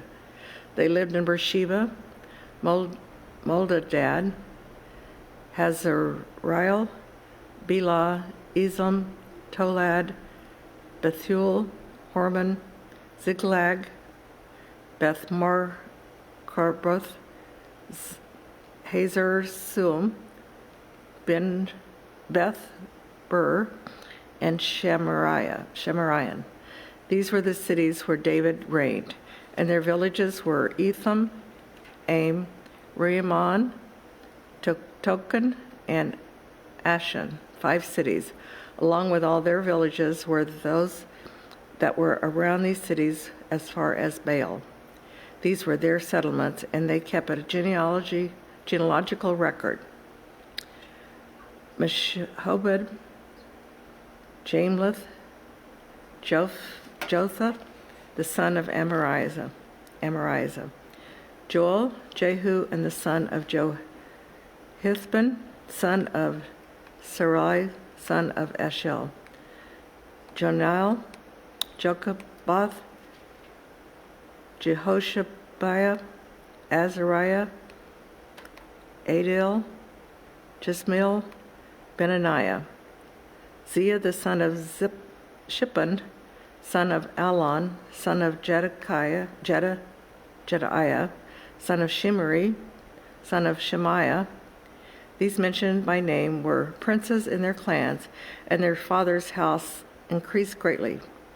They journeyed to the entrance of Kedar, to the east side of the valley, to seek pasture for their flock, where they found rich, good pasture, and the land was very broad, quiet, and peaceful. For the former inhabitants belonged to Ham.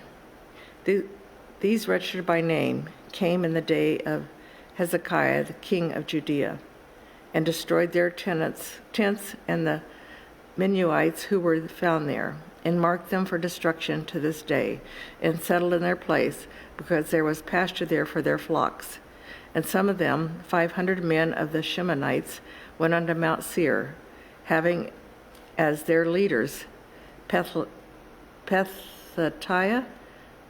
Neriah, Repiah, and Uzal, the sons of Ishiah. And they defeated the remnant of the Amalekites who had escaped, and they had lived there to this day. The sons of Reuben, the firstborn of Israel, for he was the firstborn, but because he defiled his father's couch, his birthright was given to the sons of Joseph, the son of Israel, so that he could not be enrolled as the oldest son. Though Judah became strong among his brothers, and a chief came from him, yet the birthright belonged to Joseph, the son of Reuben, the firstborn of Israel. Hanok, Palu, Hezron, and Carmi, the son of Joel, Shemaiah his son, Gog his son, Shimei his son, Micaiah his son, Reachiah his son, Baal his son, Berai his son, whom Tiglath-Pileser, king of Assyria, carried away into exile. He was chief of the Reubenites, and his kinsmen by their clans, when the genealogy of their generations was recorded, the chief Jeriel and Zechariah, and Bela the son of Ahazah, son of Shema, son of Joel, who lived in Aurora, as far as Debo and Baal-Menon. He also lived to the east as far as the entrance of the desert, this side of the Euphrates, because their livestock had multiplied in the land of Gilead. In the days of Saul, they waged war against the Hagarites who fell into their hand, and they lived in their tents throughout all the region east of Gilead.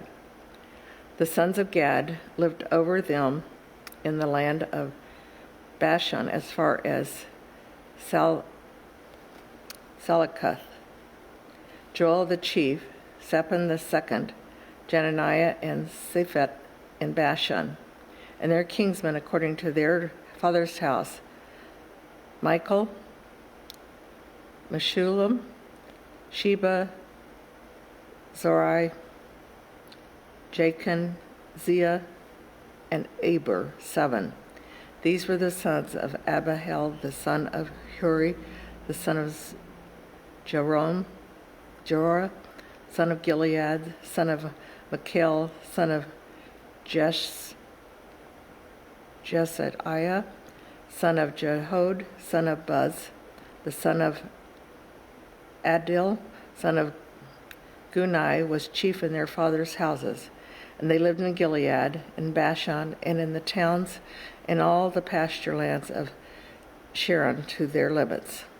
All these were recorded in the genealogies in the days of Jotham, king of Judea, and in the days of Jeroboam, king of Israel.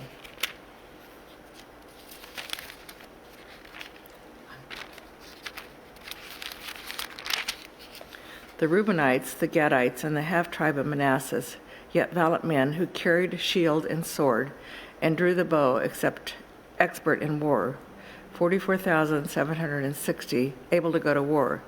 They waged war against the Hagarites, Jetur, Nashpish, and Nodab, and they were prevalent over them.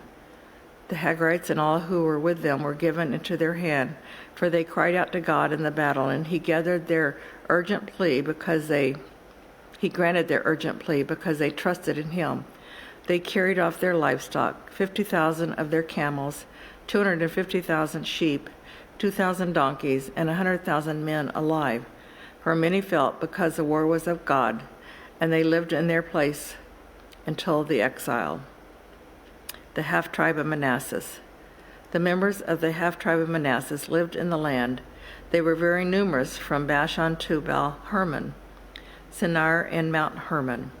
These were the heads of their fathers' houses: Epher, Ishai, Elai, Azarel, Jeremiah,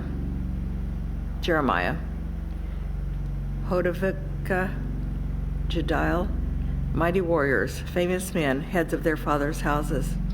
But they broke faith with the God of their fathers and whored after the gods of the people of the land, whom God had destroyed before them.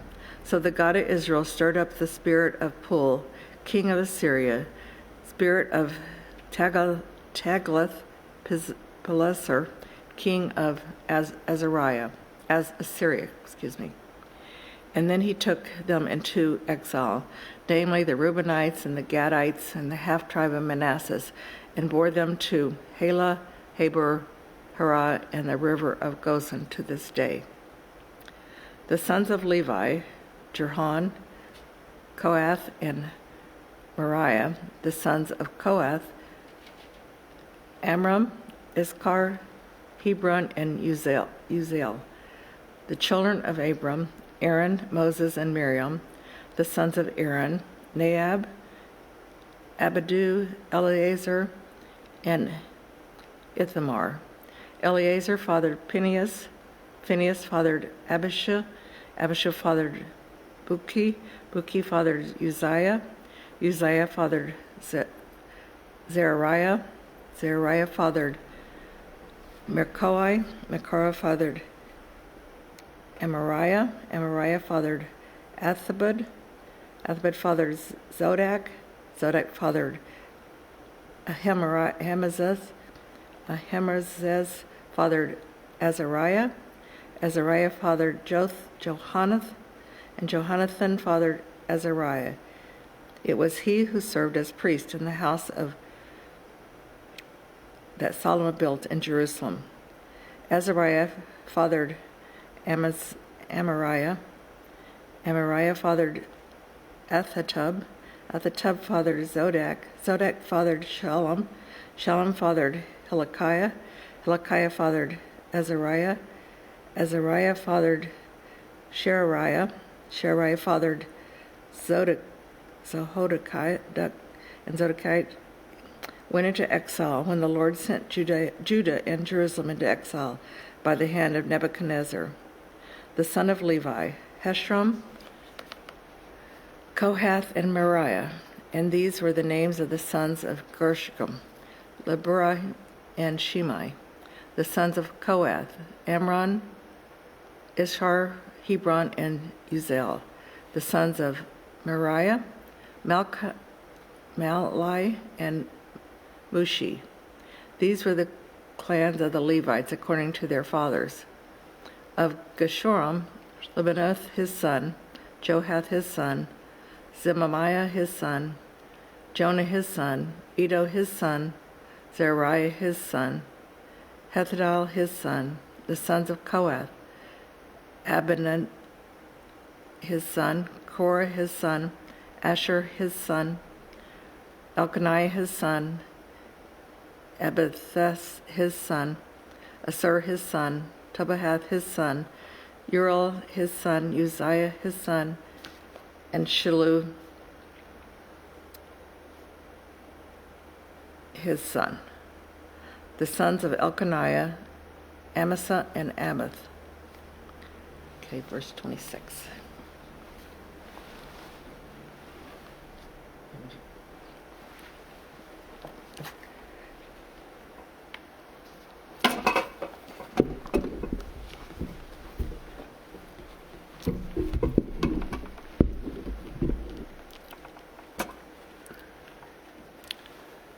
First Chronicles chapter 6, verse 26.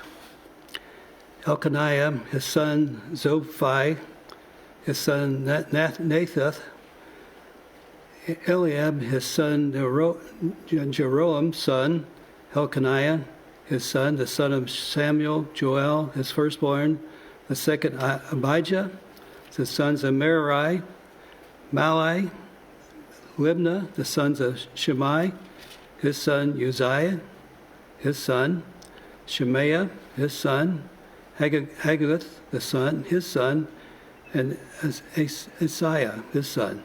These are the men whom David put in charge of service of the song of the house of the Lord after the ark rested there.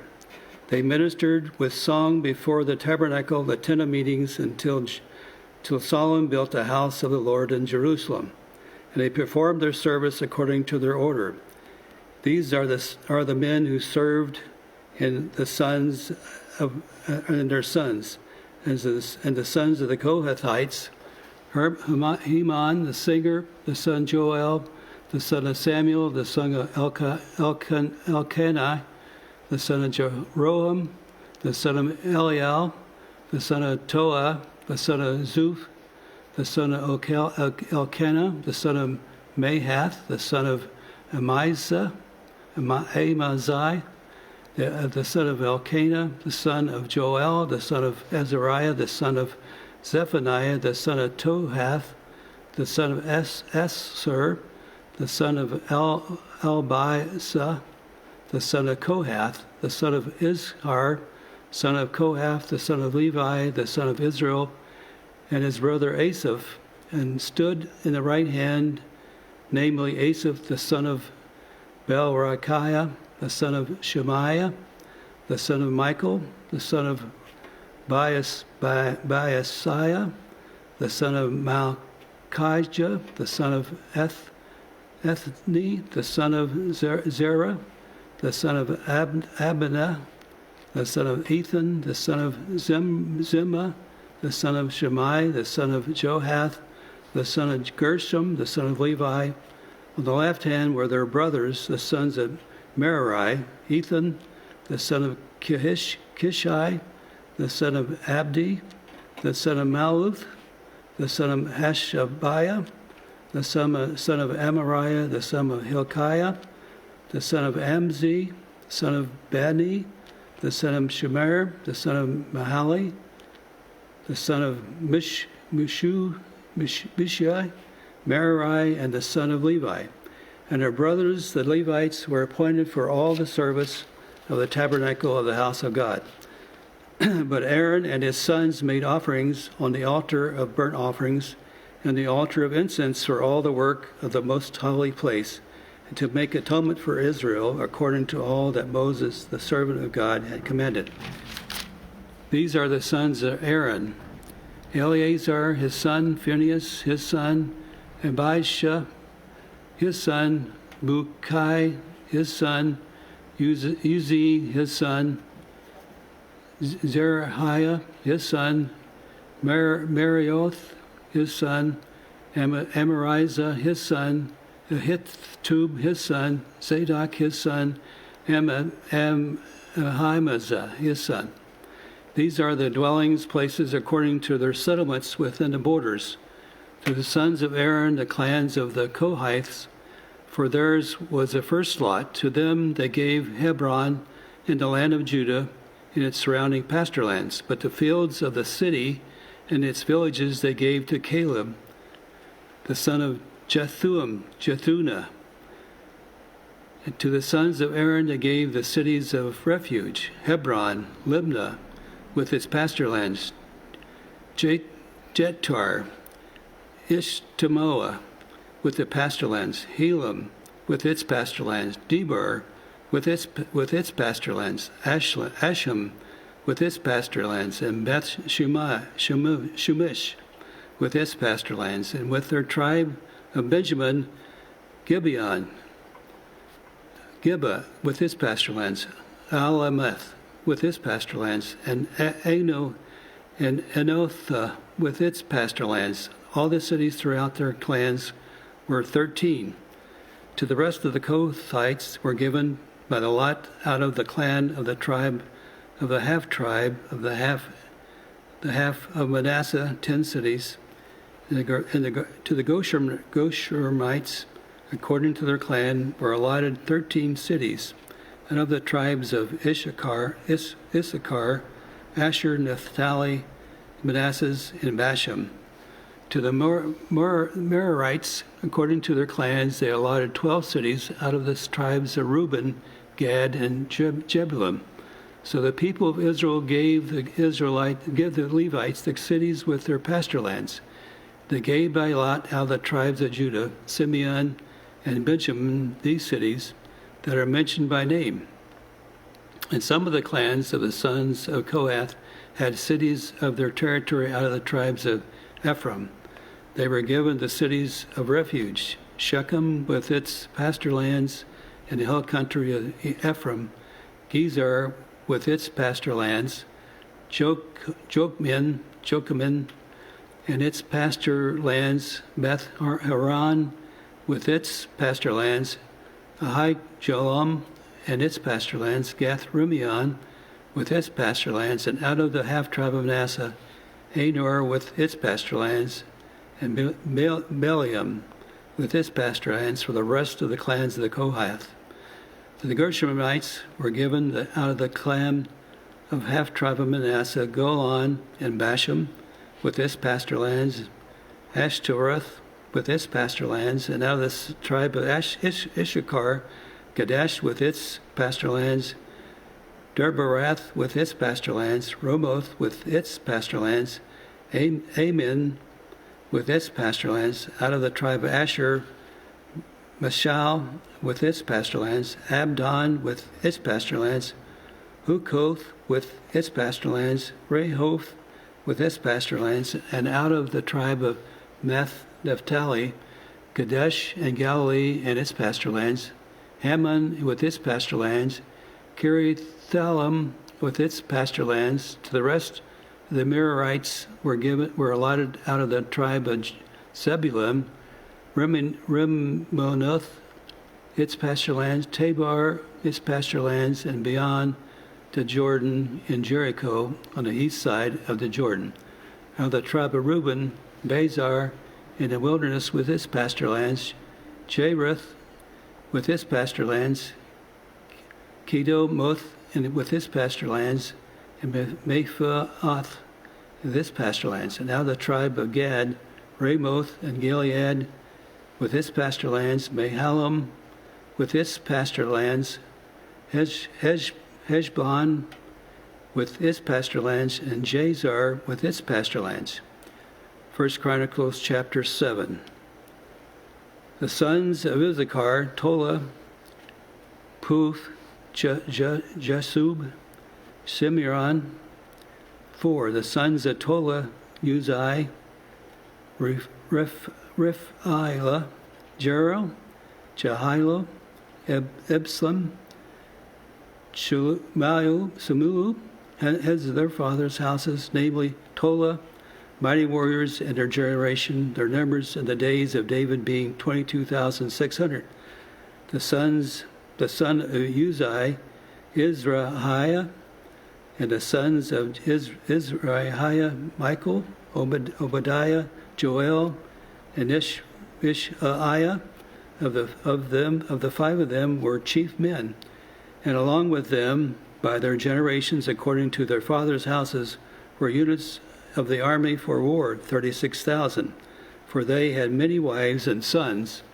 Their kinsmen belonging to the clans of Issachar were in all 87,000 mighty warriors enrolled by genealogies. Verse 6, the sons of Benjamin, Bela, Becher, Jediah. 3, the sons of Bela, Zebon, Uziel, Jeremoth, and Eri. 5, heads of fathers' houses, mighty warriors, and their enrollment by genealogy was 22,034. The sons of Bechar, Zemira, Joash, Eleazar, Enai, Omri, Jeremoth, Abijah, Anathoth, and Eliamuth. All these were the sons of Bechar, and their enrollment by genealogy according to their genealogies, generations as heads of their fathers' houses, mighty warriors was 20,200. The sons of Jediel, Belhan, and his son Belhan, Jeshu, Benjamin, Ehud, Cheniamna, Jetham, Tarishish, Ahishahar. All these were the sons of Jediel, according to the heads of their father's house. Mighty warriors, 17,200 able to go to war. And the Shupans and Hupan were the sons of Husham, the son of Aher. Verse 13, the sons of Naphtali, Jehiel, Zael, Gunai, Jezer, Shulam, the sons of Bela. The sons of Manasseh, Azrael, who is his Aramean concubine, bore her Machor, the father of Gilead, and Machor took wife for Hupan, for Shupan, the name of his sister Micah, and the name of the second was Zophihad, and Zophihad had daughters, and Micah, his wife Machor, bore a son, and she called his name Perez. And the name of his brother was Sheresh. And the sons were Elam and Racham. The son of Ulam, Bedan. These were the sons of Gilead, the sons of Machir, the sons of Manasseh, and the sister Hammolethchath, bore Ishtad, Abazar, Malai, the sons of Shemadiah, were Ahim, Shechem, Micah, and Anikim. The sons of Ephraim, the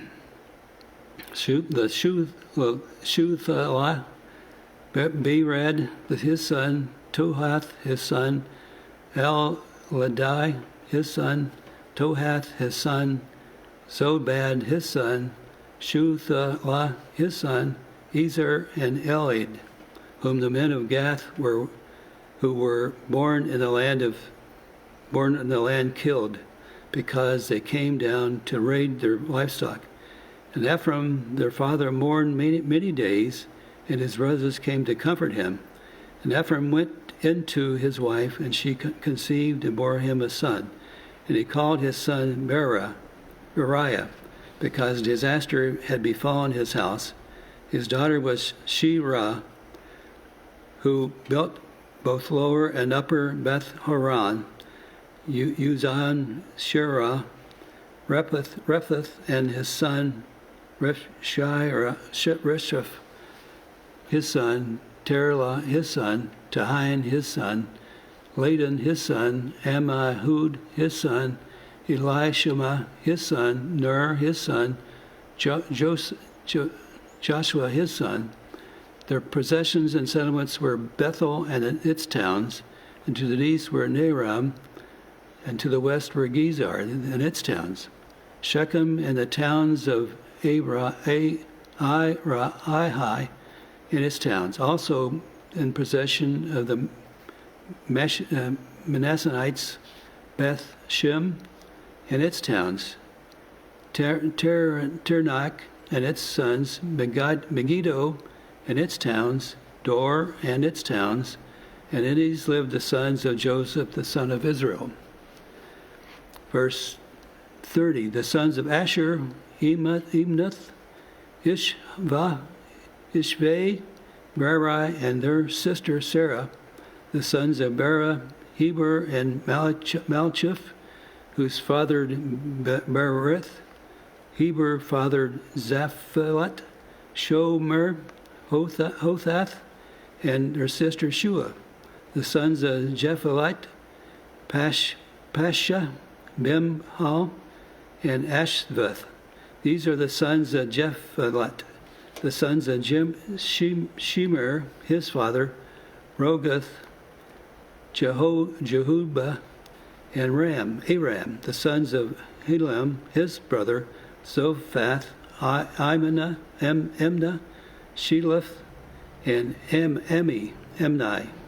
The sons of Jophaph, Shu, Har Nefer, Shula, Beri, Imra, Bezar, Hud, Shuma, Silsha, Itham, and Berea. The sons of Jether, Jethunah, Pishka, and Era. The sons of Eula, Era, Nethel, and Rizlah. And these were the men of Asher, heads of fathers' houses, appointed mighty warriors, chiefs of the princes. Their numbers enrolled by genealogies for service in war was 26,000 men. Chapter 8, verse 1, Benjamin fathered Bela, his firstborn Ashbel, the second Ahira, the third, Nohath, the fourth, and Rapha, the fifth. And Bela his son Adar, Jerah, Abihud, Abishu, Naaman, Ahoah, Bera, Shepharimphim, and Huram. These are the sons of Ehud, and they were the heads of the fathers' houses on the inhabitants of Geba. And they were carried into the exile by Mathanite, Naaman, Ahijah, and Gera, and that is Heglab, who fathered Uzai and Ahihud, and Sheraharim fathered sons in the country of Moab after they had sent away Husham and Berah, his wife. They fathered sons by Hodash, his wife, Jobab, Ziba, Mesha, Malcolm, Jeuz, Sekiah, and Merith. These were the sons, heads of fathers' houses, also fathered sons of Husham, Abitub, Ephab, the sons of Ephal, Eber, Misham, Shemad, who built Oned and Lud with the town of his towns. And Beriah and Shema, they were heads of fathers' houses of the inhabitants of Hijoam, who caused the inhabitants of Gath to flee. And Ahio, Shalshak, and Jeremoth, Zebadadai, Arab, Eder, Michael, Ishpath, and Johath were sons of Beriah, Zobadiah, Meshulam, Hezkai, Heber, Ishmael, Ishiah, and Jobab were the sons of Ephpal. 1 Chronicles chapter 8, verse 19.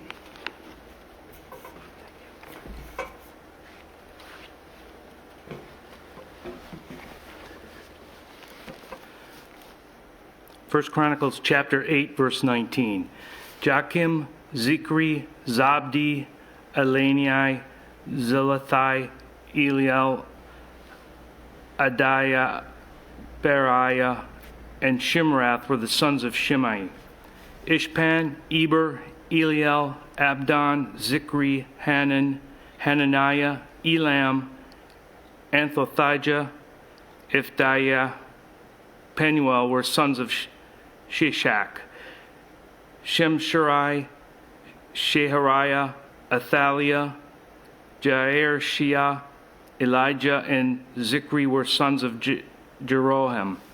These were the heads of the fathers' houses according to their generations, chief men. These lived in Jerusalem.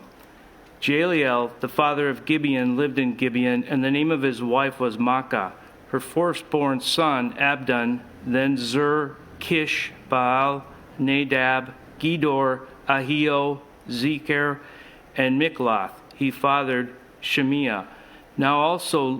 These also lived opposite their kinsmen in Jerusalem with their kinsmen. Ner was the father of Kish, Kish of Saul, Saul of Jonathan, Malchishua, Adinab, and Eshbal.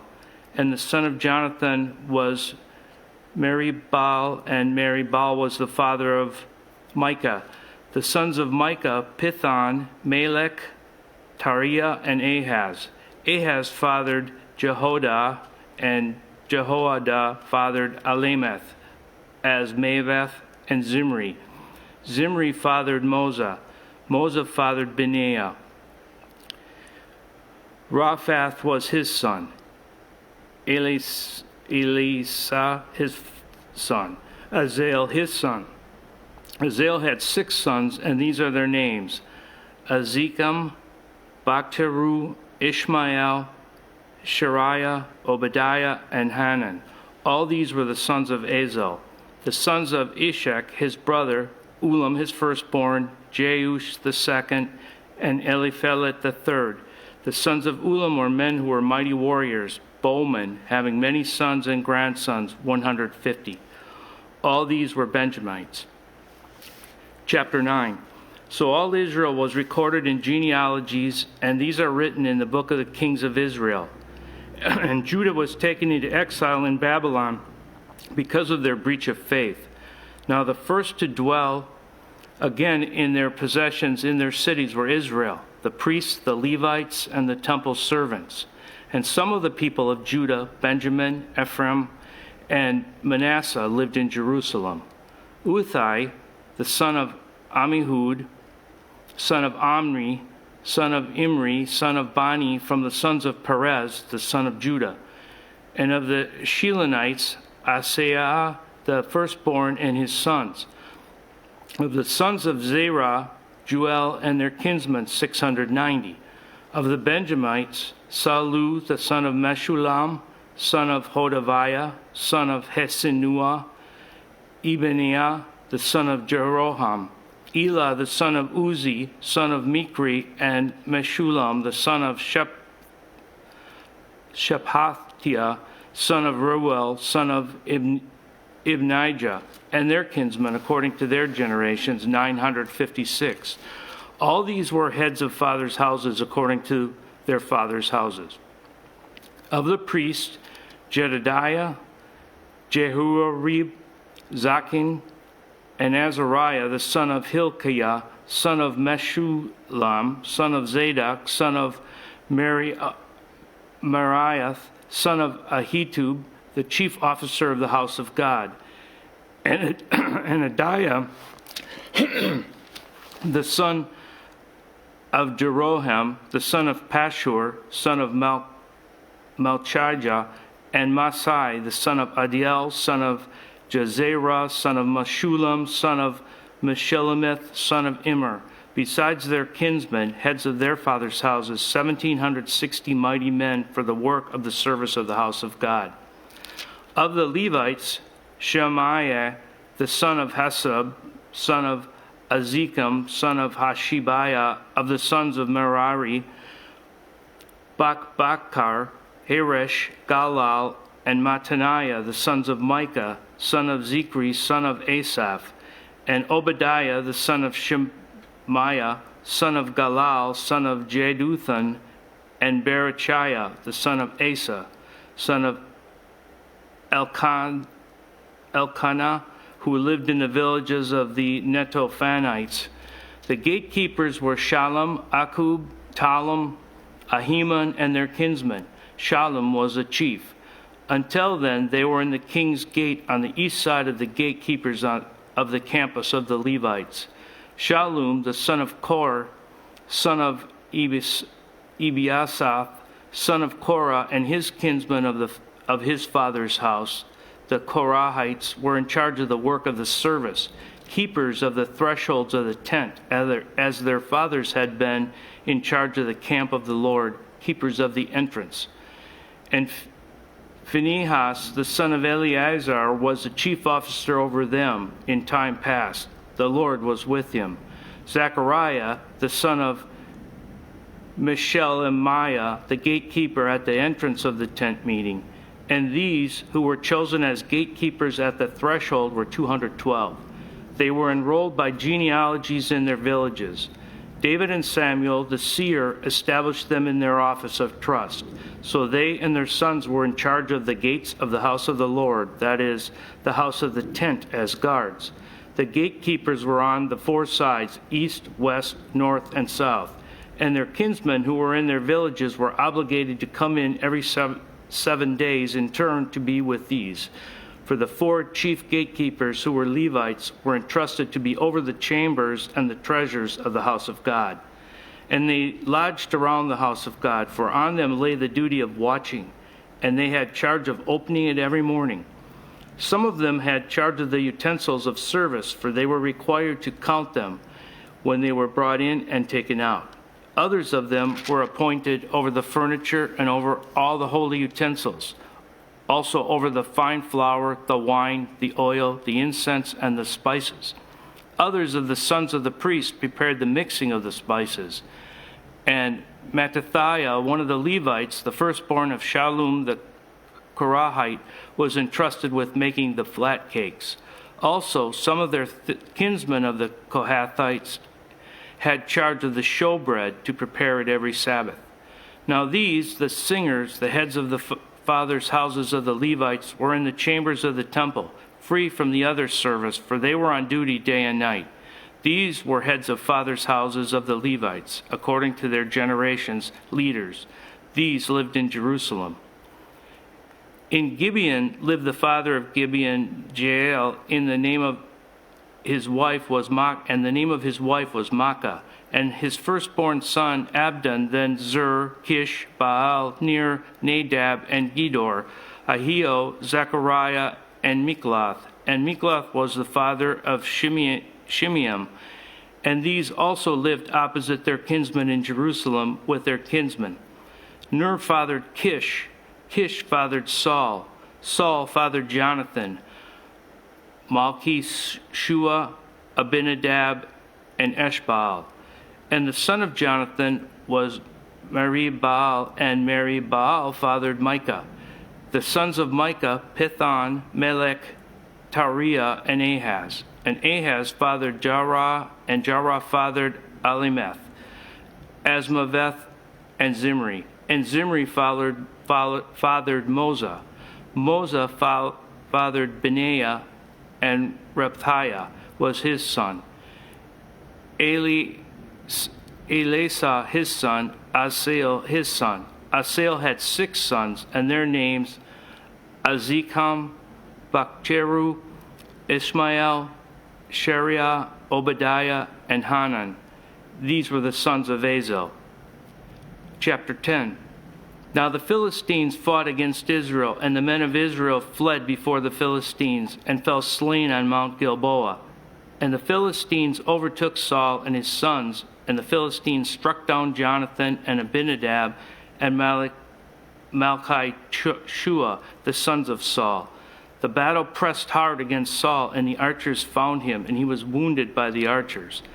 Then Saul said to his armor-bearer, "Draw your sword and thrust me through with it, lest these uncircumcised come and mistreat me." But his armor-bearer would not, for he feared greatly. Therefore Saul took his own sword and fell upon it. And when his armor-bearer saw that Saul was dead, he also fell upon his sword and died.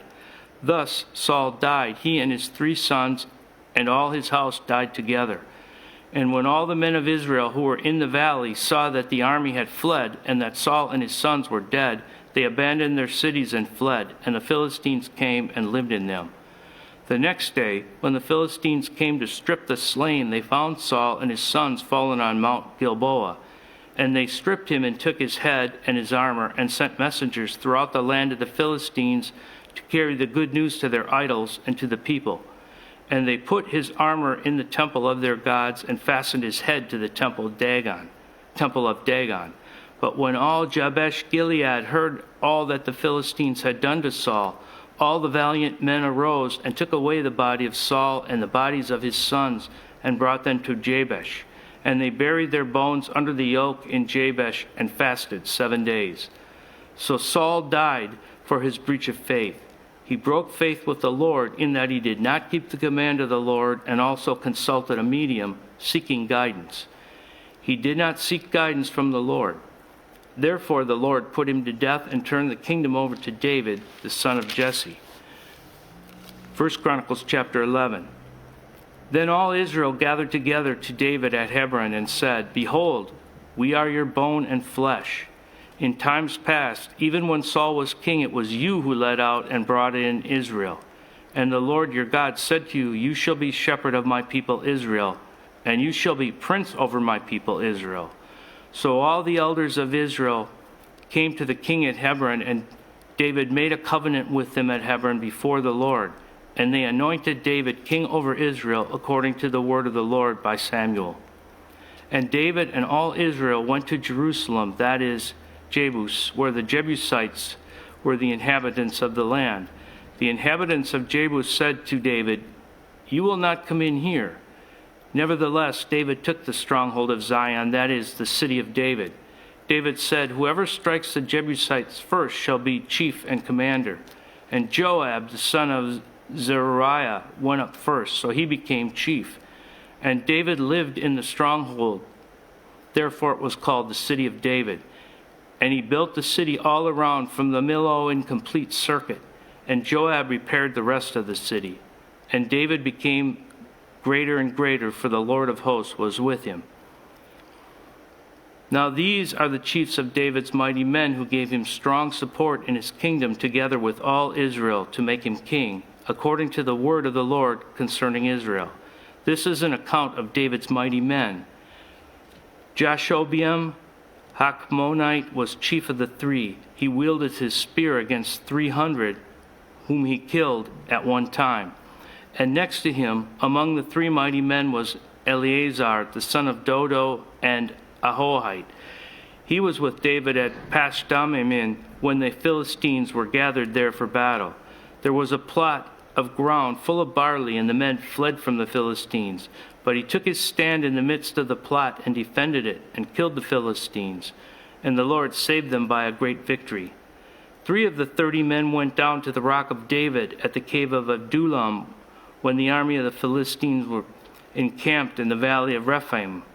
David was then in the stronghold, and the garrison of the Philistines was then at Bethlehem. And David said longingly, "Oh, that someone would give me water to drink from the well of Bethlehem that is by the gate." Then the 3 mighty men broke through the camp of the Philistines and drew water out of the well at Bethlehem that was by the gate, and took it and brought it to David. But David would not drink it. He poured it out to the Lord and said, "Far be it from me before my God that I should do this. Shall I drink the lifeblood of these men? For at the risk of their lives they brought it." Therefore he would not drink it. These things did the 3 mighty men. Now Abishai, the brother of Joab, was chief of the 30, and he wielded his spear against 300 men and killed them, and won a name beside the 3. He was the most renowned of the 30 and became their commander, but he did not attain to the 3. And Benaiah, the son of Jehoiada, was a valiant man of Kabzeel, doer of great deeds. He struck down 2 heroes of Moab. He also went down and struck down a lion in the pit on a day when snow had fallen. And he struck down an Egyptian, a man of great stature, 5 cubits tall. The Egyptian had in his hand a spear like a weaver's beam, but Benaiah went down to him with a staff and snatched the spear out of the Egyptian's hand and killed him with his own spear. These things did Benaiah, the son of Jehoiada, and won a name beside the 3 mighty men. He was renowned among the 30, but he did not attain to the 3. And David set him over his bodyguard. The mighty men were Asahel, brother of Joab, Elhanan, the son of Dodo of Bethlehem, Shamath of Herod, Helez the Pelonite, Ira the son of Ikkesh of Tekoa, Abiezer of Anthoth,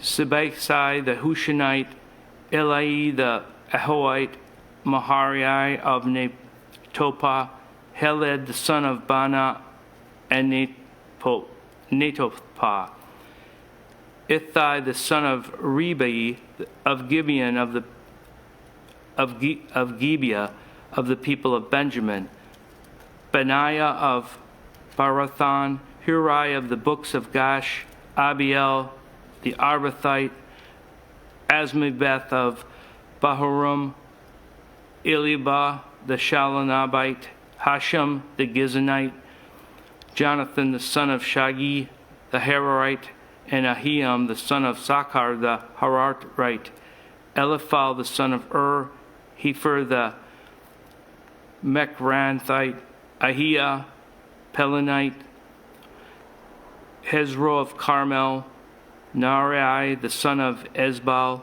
Joel the brother of Nathan, Mibhar the son of Hagri, Zalak the Ammonite, Nahari of Beeruth, the armor-bearer of Joab, the son of Zeruiah, Ira the Ithrite, Gareb the Ithrite, Uriah the Hittite, Zabad the son of Alai, Adina the son of Shisa the Reubenite, a leader of the Reubenites, and 30 with him, Hanan the son of Makkah, and Josaphat the Mithnite, Uzziah the Ashterathite, and Shammah and Jael the sons of Hatham the Arorite, Jediel the son of Shimri, and Joha his brother, the Tizite,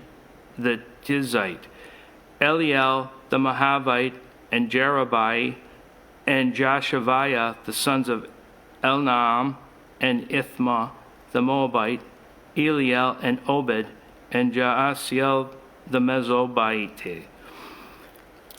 Now these are the men who came to David at Ziklag, Ziklag, while he could not move about freely because of Saul, the son of Kish. And they were among the mighty men who helped him in war. They were bowmen and could shoot arrows and sling stones with either the right or the left hand. They were the Benjamites, Saul's kinsmen. The chief was Ahiezer and Joash, both sons of Shema of Gibeah, and Jeziel and Pelet, the sons of Asmaveth, Berakah, Jehu of Anathoth, Ishmaiah of Gibeon, a mighty man among the 30 and a leader over the 30, Jeremiah, Jahaziel, Johanan, Jozabad of Gerdarah, Eleuzai, Jeremoth, Bealiah, Shemaiah,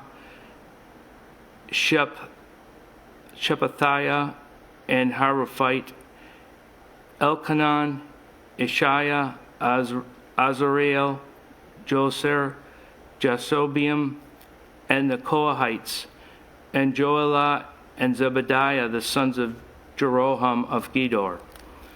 From the Gadites, there went over to David at the stronghold in the wilderness mighty and experienced warriors, expert with shield and spear, whose faces were like the faces of lions, who were swift as gazelles upon the mountains. Ezer the chief, Obadiah second, Eliab third, Mishmanah fourth, Jeremiah fifth, Attai sixth, Eliel seventh, Johanan eighth, Elzabad ninth, Jeremiah 10th, Machbanai 11th. These Gadites were officers of the army. The least was a match for 100 men, and the greatest for 1,000. These are the men who crossed the Jordan in the first month, when it was overflowing all its banks, and put to flight all those in the valleys to the east and to the west. And some of the men of Benjamin and Judah came to the stronghold to David. David went out to meet them and said to them, "If you have come to me in friendship to help me, my heart will be joined to you. But if to betray me to my adversaries, although there is no wrong in my hands, then may the God of our fathers see and rebuke you." Then the Spirit clothed Amasai, chief of the 30, and he said, "We are yours, O David, and with you, O son of Jesse. Peace, peace to you, and peace to your helpers, for your God helps you." Then David received them and made them officers of his troops. Some of the men of Manasseh deserted to David when he came with the Philistines for the battle against Saul. Yet he did not help them, for the rulers of the Philistines took counsel and sent him away, saying, "At peril to our heads he will desert to his master Saul." As he went to Ziklag, these men of Manasseh deserted to him: Abna, Jozabad, Jediel, Michael, Zobad, Elihu, and Zilethai, chiefs of thousands in Manasseh. They helped David against the band of raiders, for they were all mighty men of valor and were commanders in the army. For from day to day men came to David to help him, until there was a great army like an army of God. These are the numbers of the divisions of the armed troops who came to David, to Hebron, to turn the kingdom of Saul over to him according to the word of the Lord. This is 1 Chronicles 12, verse 23.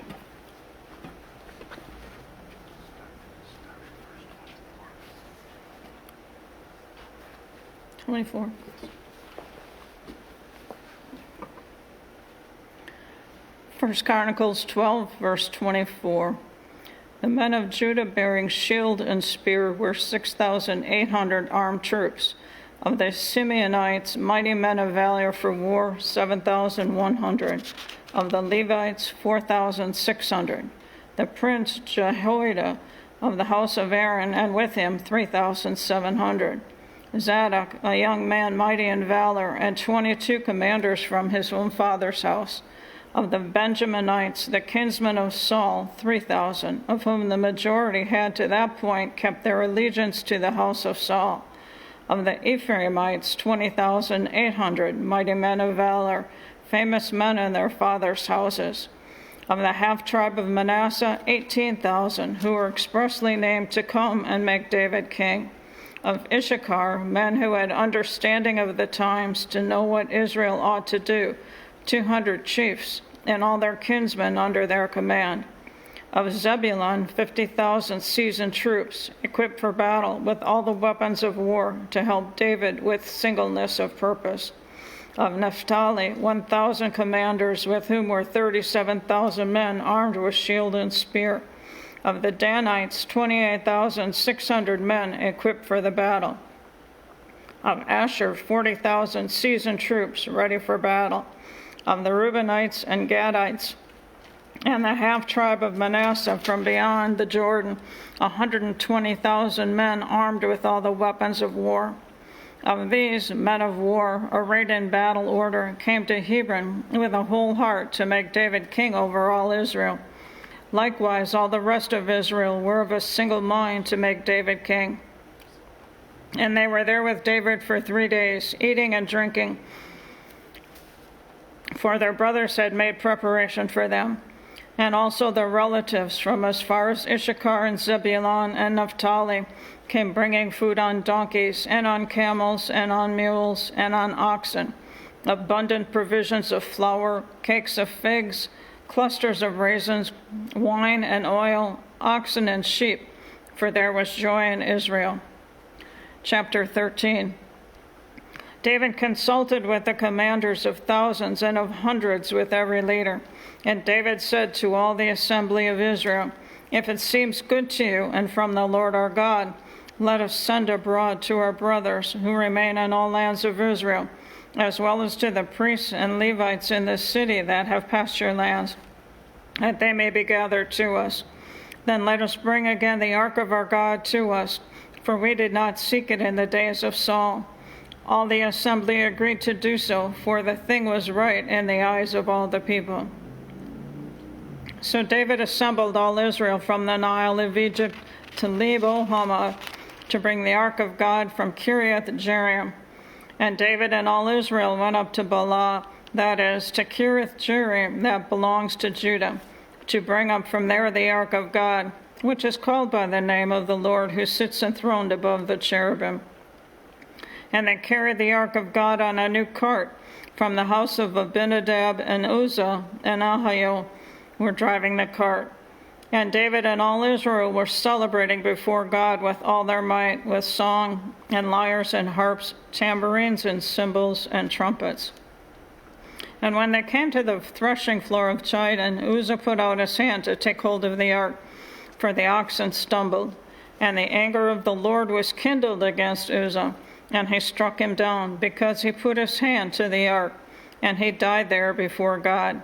And David was angry, because the Lord had broken out against Uzzah. And that place is called Perez Uzzah to this day. And David was afraid of God that day, and he said, "How can I bring the ark of God home to me?" So David did not take the ark home into the city of David, but took it aside to the house of Obed-Edom the Gittite. And the ark of God remained with the household of Obed-Edom in his house 3 months. And the Lord blessed the household of Obed-Edom and all that he had. Chapter 14. And Hiram the king of Tyre sent messengers to David, and cedar trees, also masons and carpenters, to build a house for him. And David knew that the Lord had established him as king over Israel, and that his kingdom was highly exalted for the sake of his people Israel. And David took more wives in Jerusalem, and David fathered more sons and daughters. These are the names of the children born to him in Jerusalem: Shammua, Shabab, Nathan, Solomon, Ibhar, Elishua, Elpilet, Nego, Nepheg, Shaphia, Elishma, Belida, and Eliphelet. When the Philistines heard that David had been anointed king over all Israel, all the Philistines went to search for David. But David heard of it and went out against them. Now the Philistines had come and made a raid in the valley of Rephaim. And David inquired of God, "Shall I go up against the Philistines? Will you give them into my hand?" And the Lord said to him, "Go up, and I will give them into your hand." And he went up to Baal Perazim, and David struck them down there. And David said, "God has broken through my enemies by my hand like a bursting flood." Therefore, the name of that place is called Baal Perazim. And they left their gods there. And David gave command, and they were burned. And the Philistines yet again made a raid in the valley. And when David again inquired of God, God said to him, You shall not go up after them. Go around and come against them opposite the balsam trees. And when you hear the sound of marching in the tops of the balsam trees, then go out to battle. For God has gone out before you to strike down the army of the Philistines. And David did as God commanded him, and they struck down the Philistine army from Gibeon to Gezer. And the fame of David went out into all the lands, and the Lord brought the fear of him upon all nations. Chapter 15. David built houses for himself in the city of David, and he prepared a place for the ark of God, and pitched a tent for it. Then David said that no one but the Levites may carry the ark of God, for their Lord had chosen them to carry the ark of the Lord and to minister to him forever. And David assembled all Israel at Jerusalem to bring up the ark of the Lord to its place, which he had prepared for it. And David gathered together the sons of Aaron and the Levites, of the sons of Kohath, Uriel the chief, and with 120 of his brother, the sons of Merari, Ashiah the chief, with 220 of his brothers, of the sons of Gershom, Joel the chief, with 130 of his brothers, of the sons of Eliphazim, Shemaiah the chief, with 200 of his brothers, the sons of Hebron, Eliel the chief, with 80 of his brothers, of the sons of Uziel, Aminabad the chief, with 112 of his brothers. Then David summoned the priests Zadok and Abiathar, and the Levites Uriel, Ashiah, Joel, Shemaiah, Eliel, and Abinadab, and said to them, You are the heads of the fathers' houses of the Levites.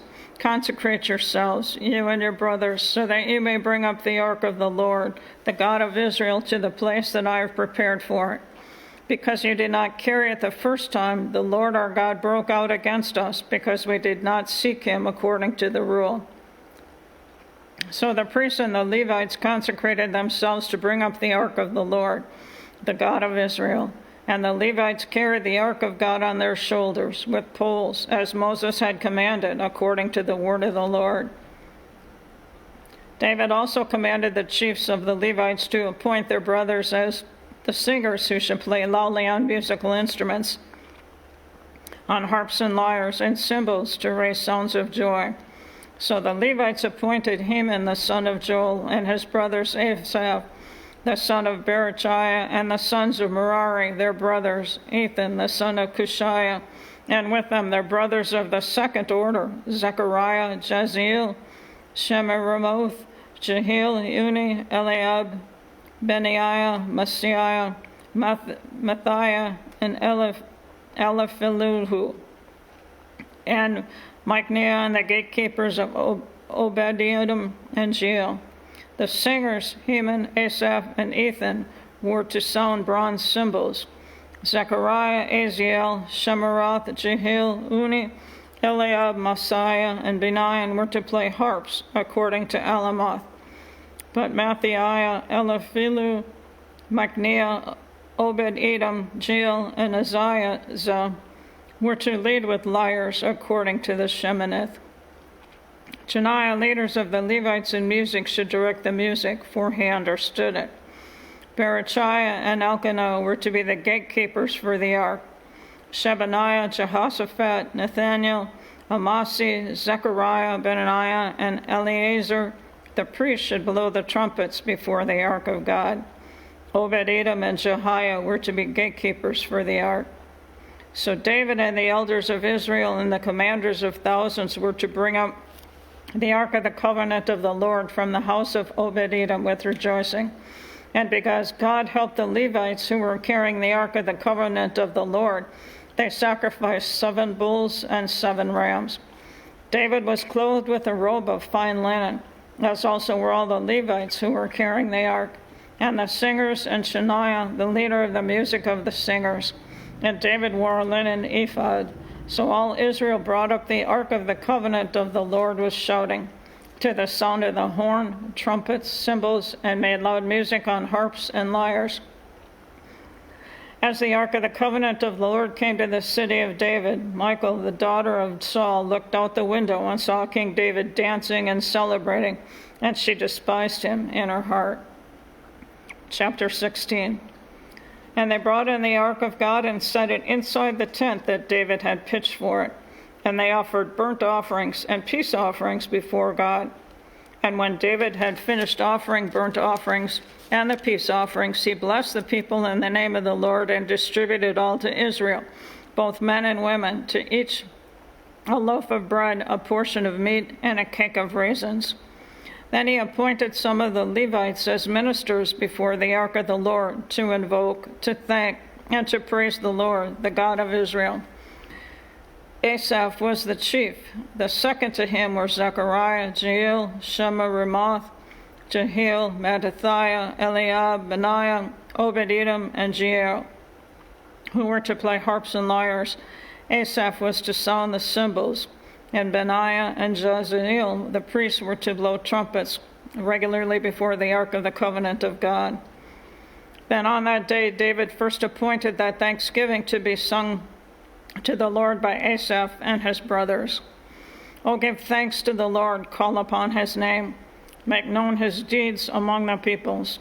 Sing to him, sing praises to him, tell of all his wondrous works. Glory in his holy name. Let the hearts of those who seek the Lord rejoice. Seek the Lord in his strength. Seek his presence continually. Remember the wondrous works that he has done, his miracles and the judgments he uttered. O offspring of Israel, his servant, children of Jacob, his chosen ones. He is the Lord our God. His judgments are in all the earth.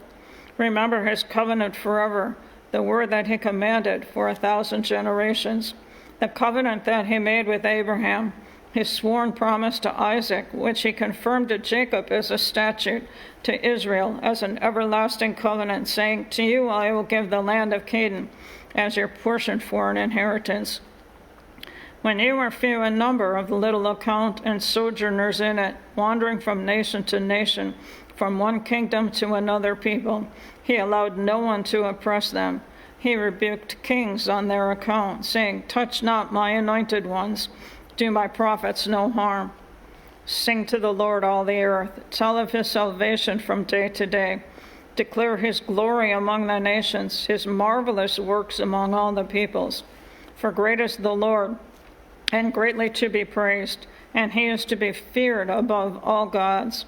For all the gods of peoples are worthless idols, but the Lord made the heavens. Splendor and majesty are before him. Strength and joy are in his place. Ascribe to the Lord, O families of the peoples. Ascribe to the Lord glory and strength. Ascribe to the Lord the glory due his name. Bring an offering and come before him. Worship the Lord in the splendor of holiness. Tremble before him, all the earth. Yes, the world is established, it shall never be moved. Let the heaven be glad, and let the earth rejoice, and let them say among the nations, the Lord reigns. Let the sea roar and all that fills it. Let the field exult and everything in it. Then shall the trees of the forest sing for joy before the Lord, for he comes to judge the earth. Oh, give thanks to the Lord, for he is good, for his steadfast love endures forever. Say also, save us, O God of our salvation, and gather and deliver us from among the nations, that we may give thanks to your holy name and glory in your praise. Blessed be the Lord, the God of Israel, from everlasting to everlasting. And then all the people said, Amen, and praised the Lord. So David left Asaph and his brothers there before the ark of the covenant of the Lord to minister regularly before the ark as each day required. And also Obed-Edom and his 68 brothers, while Obed-Edom, the son of Jeduthun, and Hosa were to be gatekeepers. And they left Zadok the priest and his brothers the priests before the tabernacle of the Lord in the high place that was at Gibeon to offer burnt offerings to the Lord on the altar of burnt offerings regularly morning and evening. to do all that is written in the law of the Lord that he commanded Israel. With them were Heman and Jeduthun, and the rest of those chosen and expressly named to give thanks to the Lord, for his steadfast love endures forever. Heman and Jeduthun had trumpets and cymbals for the music and instruments for sacred song. The sons of Jeduthun were appointed to the gate. Then all the people departed, each to his house, and David went home to bless his household. Chapter 17. Now when David lived in his house, David said to Nathan the prophet, "Behold, I dwell in a house of cedar, but the ark of the covenant of the Lord is under a tent." And Nathan said to David, "Do all that is in your heart, for God is with you." But that same night the word of the Lord came to Nathan, "Go and tell my servant David, thus says the Lord, it is not you who will build me a house to dwell in, for I have not lived in a house since the day I brought up Israel to this day, but I have gone from tent to tent and from dwelling to dwelling. In all places where I have moved with Israel, did I speak a word with any of the judges of Israel, whom I commanded to shepherd my people, saying, Why have you not built me a house of cedar? Now therefore, thus shall you say to my servant David, Thus said the Lord of hosts, I took you from the pasture, from following sheep to be prince over my people Israel, and I have been with you wherever you have gone, and I've cut off all your enemies from before you. And I will make for you a name like the name of the great ones of the earth, and I will appoint a place for my people Israel, and will plant them, that they may dwell in their own place and be disturbed no more. And violent men shall waste them no more, as formerly, from the time that I appointed judges over my people Israel. And I will subdue all your enemies. Moreover, I declare to you that the Lord will build you a house. When your days are fulfilled to walk with your fathers, I will raise up your offspring after you, one of your own sons, and I will establish his kingdom. He shall build a house for me, and I will establish his throne forever. I will be to him a father, and he shall be to me a son. I will not take my steadfast love from him, as I took it from him who was before you. But I will confirm him in my house and in my kingdom forever, and his throne shall be established forever. In accordance with all these words, and in accordance with his vision, Nathan spoke to David. 1 Chronicles 17, verse 15.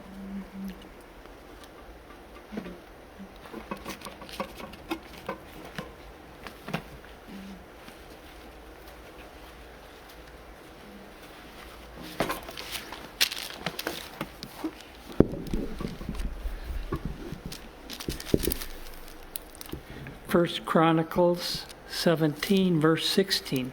Then King David went in and sat before the Lord and said, Who am I, O Lord God? And what is my house that you have brought me thus far? And this was a small thing in your eyes, O God. You also have spoken of your servant's house for a great while to come, and have shown me future generations. O Lord God, and what more can David say to you for honoring your servant? For you now, your servant, for your servant's sake, O Lord, and according to your own heart, you have done all this greatness in making known all these great things. There is none like you, O Lord, and there is no God beside you, according to all that we have heard with our ears. And who is like your people Israel, the one nation that earth, whom God went to redeem, to be his people, making for yourself a name for great and awesome things, in driving out nations before your people, whom you redeemed from Egypt. And you made your people Israel to be your people forever, and you, O Lord, became their God. And now, O Lord, let the word that you have spoken concerning your servant and concerning his house be established forever, and do as you have spoken. And your name will be established and magnified forever, saying, the Lord of hosts, the God of Israel, is Israel's God, and the house of your servant David will be established before you. For you, my God, have revealed to your servant that you will build a house for him. Therefore, your servant has found courage to pray before you. And now, O Lord, you are God, and you have promised this good thing to your servant. Now, you have been pleased to bless this house for your servant, that it might continue forever before you. For it is you, O Lord, who have blessed, and it is blessed forever. 18, 1 Chronicles 18. After this, David defeated the Philistines and subdued them, and he took Gath and its villages out of the hand of the Philistines. And he defeated Moab, and the Moabites became servants to David and brought tribute. David also defeated Hadadezer, king of Zobah Hamath, and as he went to set up his monument at the river Euphrates. And David took from him 1,000 chariots, 7,000 horsemen, and 20,000 foot soldiers. And David hamstrung all of the chariots' horses, but left enough for 100 chariots. And when the Syrians of Damascus came and to help Hadadezer, king of Zobah, David struck down 22,000 men of the Syrians. Then David put garrisons in Syria and Damascus, and the Syrians became servants to David, brought tribute, and the Lord gave victory to David wherever he went. And David took the shields of the gold that were carried by the servants of Hadadezer and brought them to Jerusalem.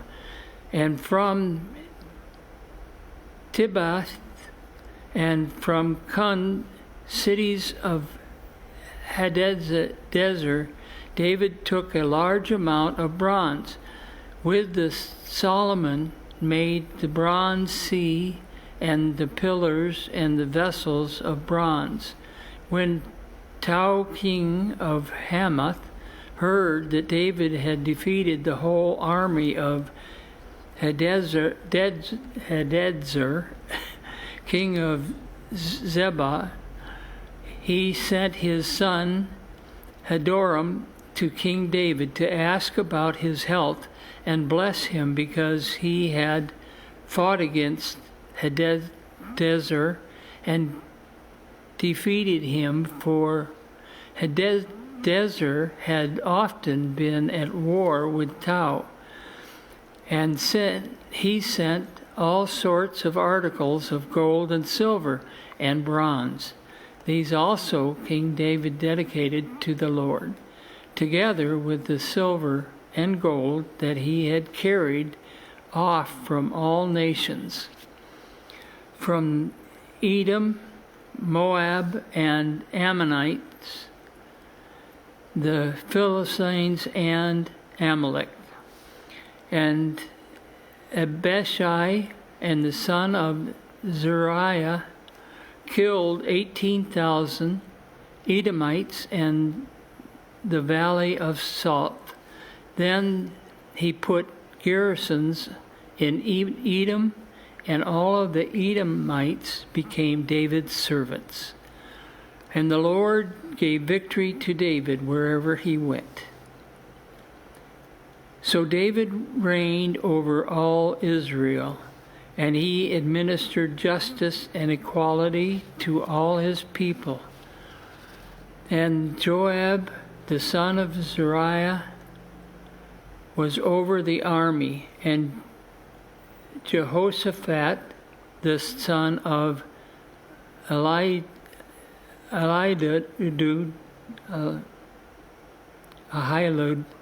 was recorder. The Zodak, the son of Ahitub, and Ahimelech, the son of Abiathar, were priests, and Shevsah was secretary, and Benaiah, the son of Jehoiada, was over the Cherethites and the Philites. And David's sons were the chief officials, the service of the king. 1 Chronicles 19. Now after this, Nahash, the king of the Ammonites, died, and his son reigned in his place. And David said, I will deal kindly with Hunan, the son of Nahash, for his father dealt kindly with me. So David sent messengers to console him concerning his father.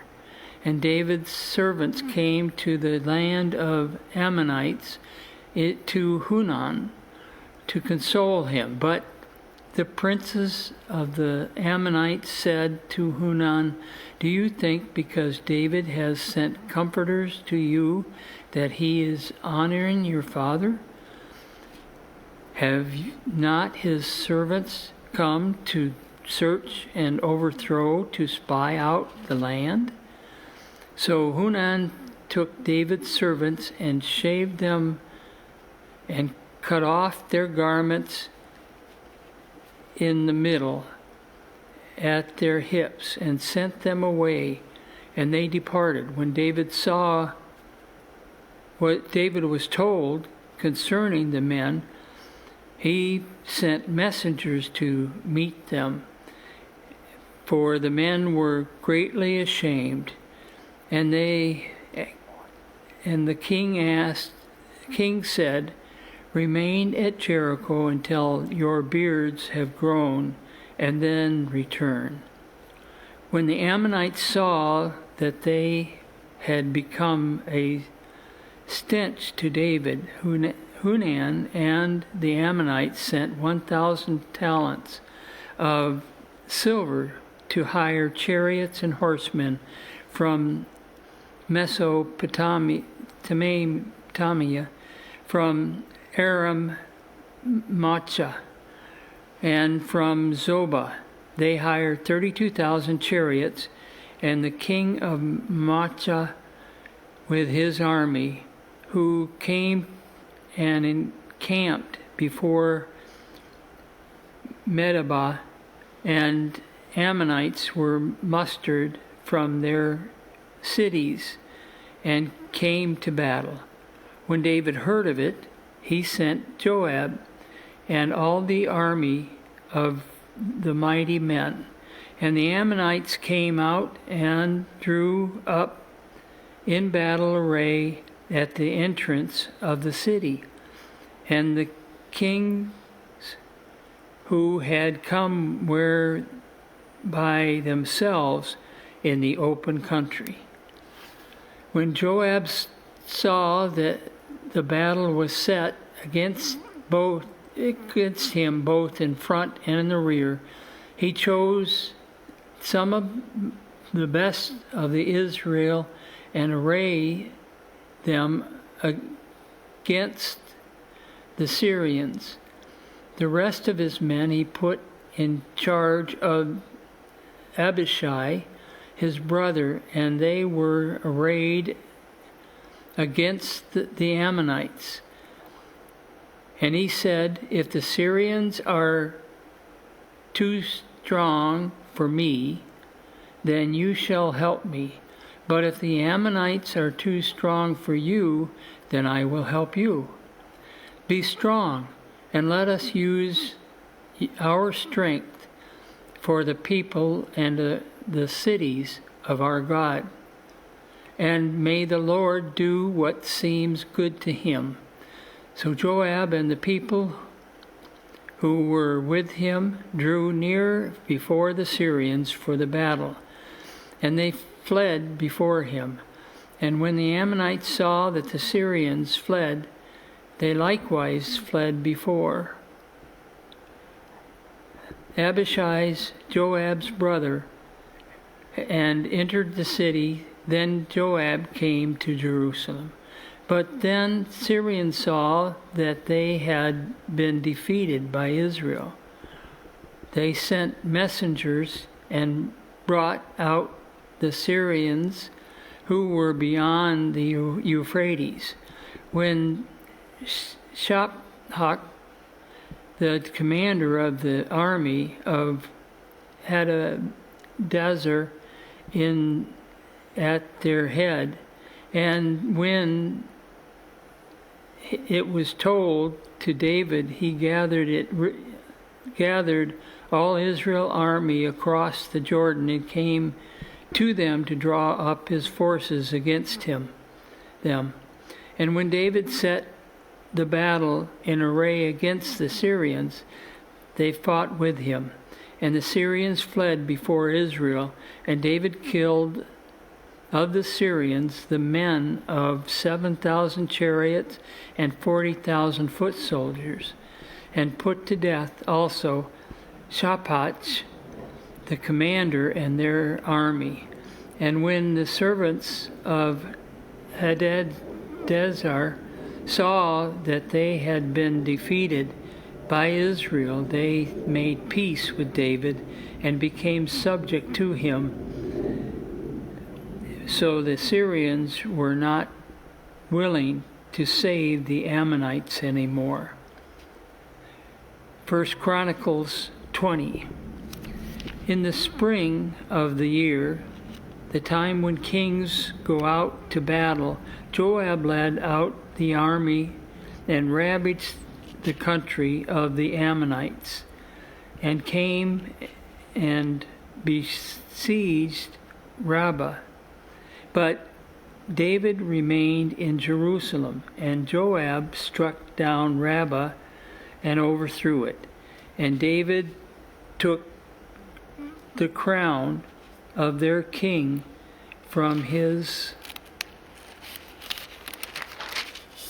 head. He found that the weight of the talent of gold, and in it was precious stone, and it was placed on David's head, and he brought out the spoil of the city, a very great amount. And he brought out the people who were in it and set them to labor with saws and iron picks and axes. And thus David did to all the cities of the Ammonites. Then David and all the people returned to Jerusalem. After this, there arose war with the Philistines at Gezer. Then Sibbecai, the Hushathite, struck down Sippai, who was one of the descendants of the giants. The Philistines were subdued, and there was again war with the Philistines, and Elhanan, again, the son of Jair, struck down Lami, the brother of Goliath, and the Gittite. The shaft and the spear, whose spear was like a weaver's beam.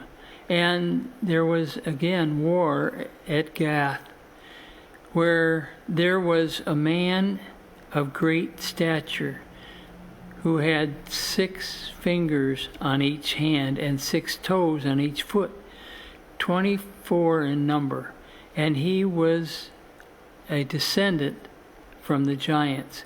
And when he taunted Israel, Jonathan, the son of Shimei, David's brother, struck him down. There were descended